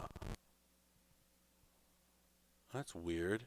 Feels like it's running too fast, but it's a PAL game, so it really shouldn't be.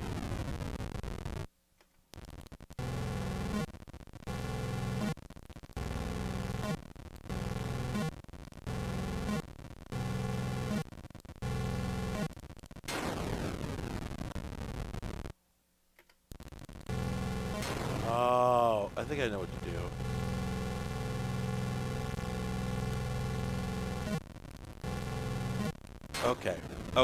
Okay. So, the bombs or whatever fall, and then you fill in behind them. It's really finicky. Definitely, yeah, it's a basic game. Alright, not good. Next. Bonk, bonk. That was Bridge Crosser. Oh, they have a port of Bruce Lee on here. That game is wild. Whatever. I'll play it. Bonk. Yeah, I played one Jeff Minter game earlier. Attack of the Space Llamas. Whatever it was.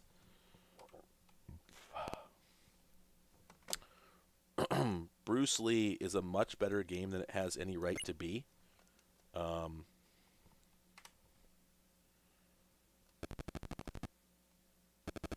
Like, at first, it seems really simple and also super clunky.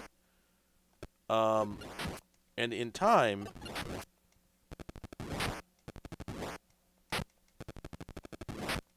if you manage to actually make some progress on it, you find out that there's a much deeper game here than it looked.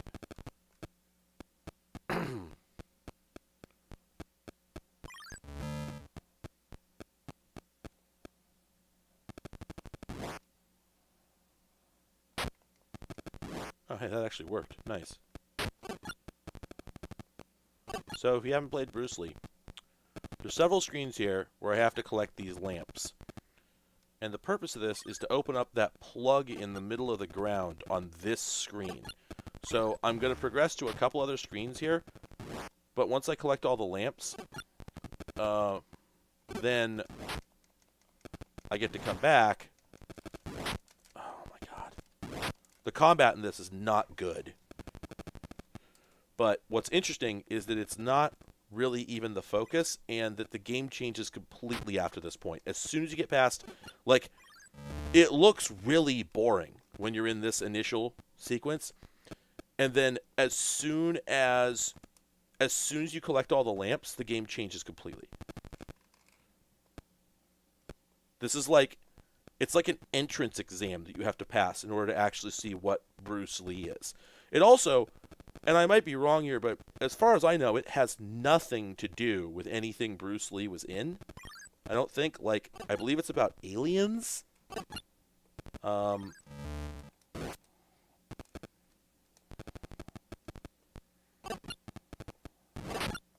come on. Since when can that guy climb?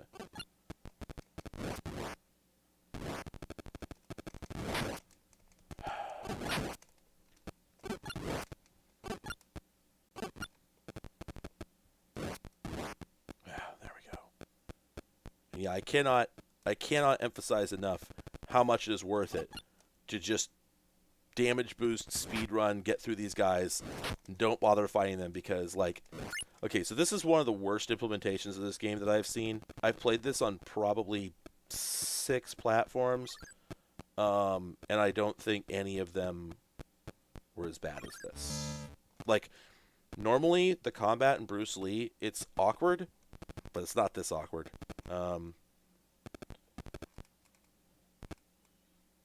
I personally think this is...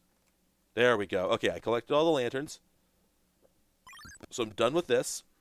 And now I get to descend into the caverns. So it is the same game. You know, you're collecting lanterns and you're fighting these 2 jerks, and these are the only enemies in the game, if I recall. But now, this is sort of a puzzle platformer sort of situation, where the goal is to get through each one of these like sci-fi puzzle rooms, you have to collect all the lamps, avoid the enemy or kill them, avoid the force fields, which will kill the enemy, which is very handy. You also... Ah, crap. The timing is super tight in this version. It's a lot better in other ones. Like, there were definitely refinements made on other platforms, because that is not a great version of it. It also came out for PC, I think it came out for ZX Spectrum. I think it probably came out for NES. But it's usually easier to play than that.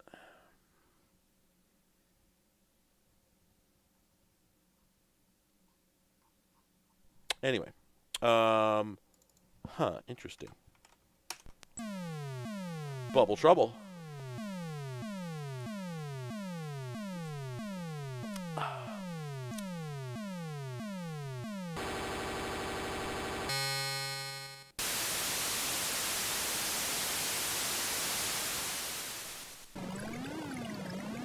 Okay, I'm the smiley face. And what am I trying to do? So it's a scrub brush. We got like some alligators. Okay, the duck is not the goal. Am I collecting bubbles? I am absolutely collecting bubbles. I like the cosmic horror of the sound design here. What did I just get? Look like a hot dog?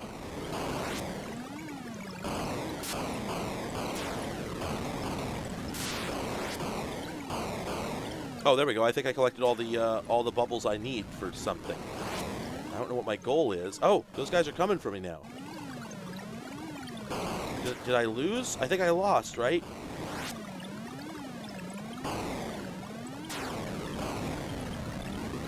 Oh, I see. Okay. I was misreading it. Okay, I have one large bubble, and then I lost it.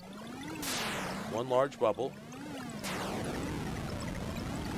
Is that a streak? That must be a bubble streak. Yeah, that's a streak counter. Okay. I have 3. The goal must be to get large bubbles.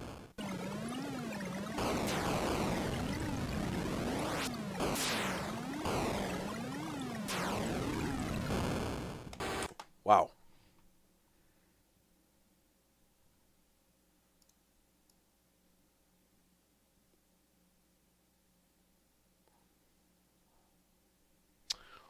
That was pretty rough.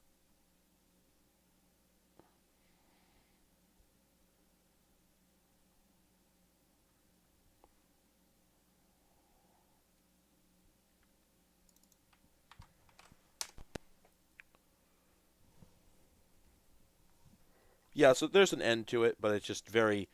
It's one of those games that's just, like everything's constantly happening and you're just constantly freaking out. And there is a goal, but it's just kind of chaos. So I'm good on it. The brown thing probably is soap. This is interesting. Why can't I proceed here? I would think I would be able to... Oh, I know why. Because input, port 2. No, that's not it either. What's going on here? Oh, there we go. Okay. Welcome to the Fantasy Zone. Get ready. And there we go. That sure is a car. Yep, that's a car.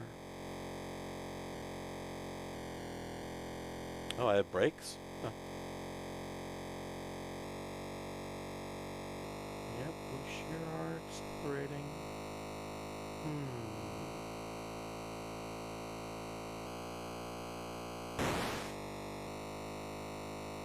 And there it is.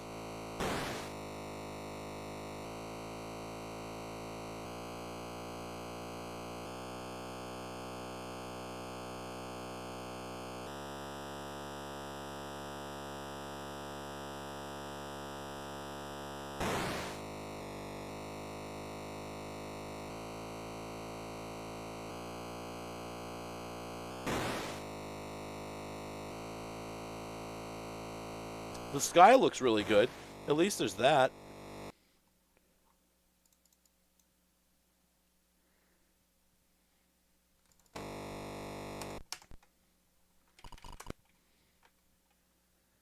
Every single driving game, all of them.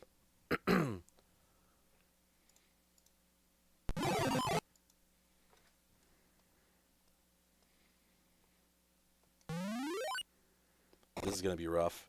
Oh, this is very rough.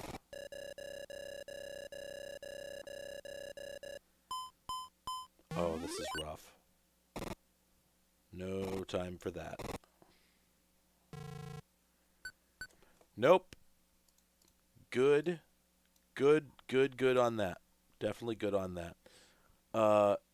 Okay, that's interesting. Let me skip ahead here. Loading. Captain Cosmo. Didn't this come out for the personal computer?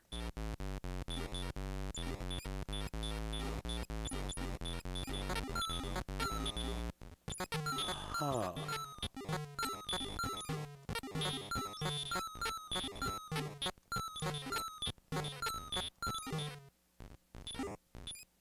Okay, I had to stop firing to make sure that was not the music, because it sure sounded like music to me. I guess I'm not convinced that it isn't.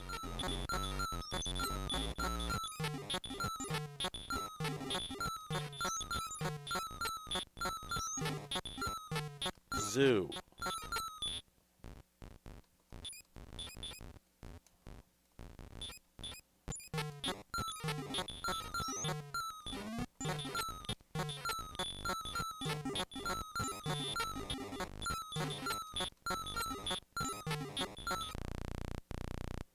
Oh my gosh.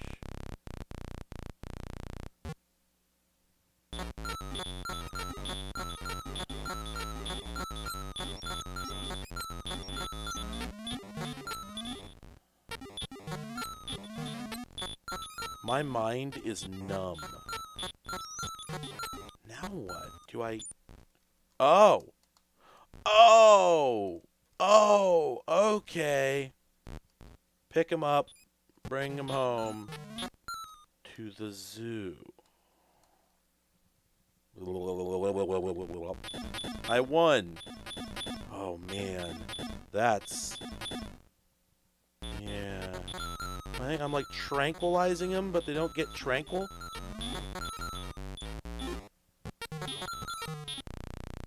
Oh man, boy, that all right, that's rough. We're into the rough part of it. You know, I have just realized that I am coming up on. Oh, cool. I'm coming up on 6 hours, so I'm going to stop in a couple minutes here. However, this is Canyon Climber, which I played for the Tandy Coco. And this game's actually pretty good. This is a game in which goats are terrible bastards. It really should be a Jeff Minter game.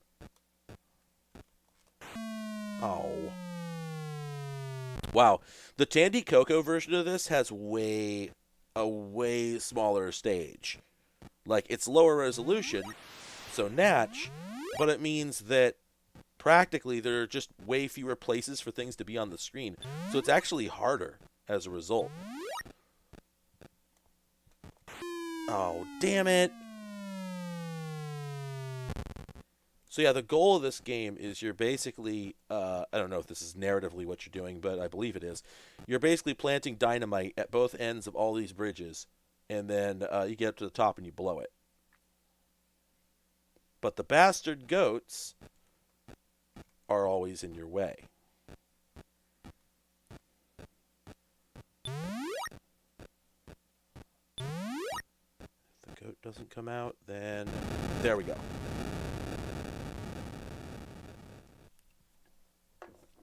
So yeah, it's Donkey Kong, you know.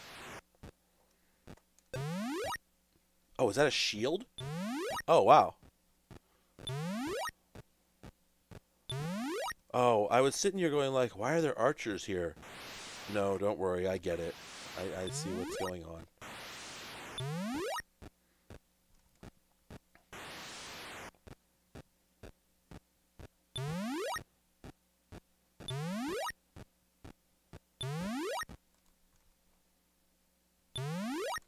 Climb the ladder.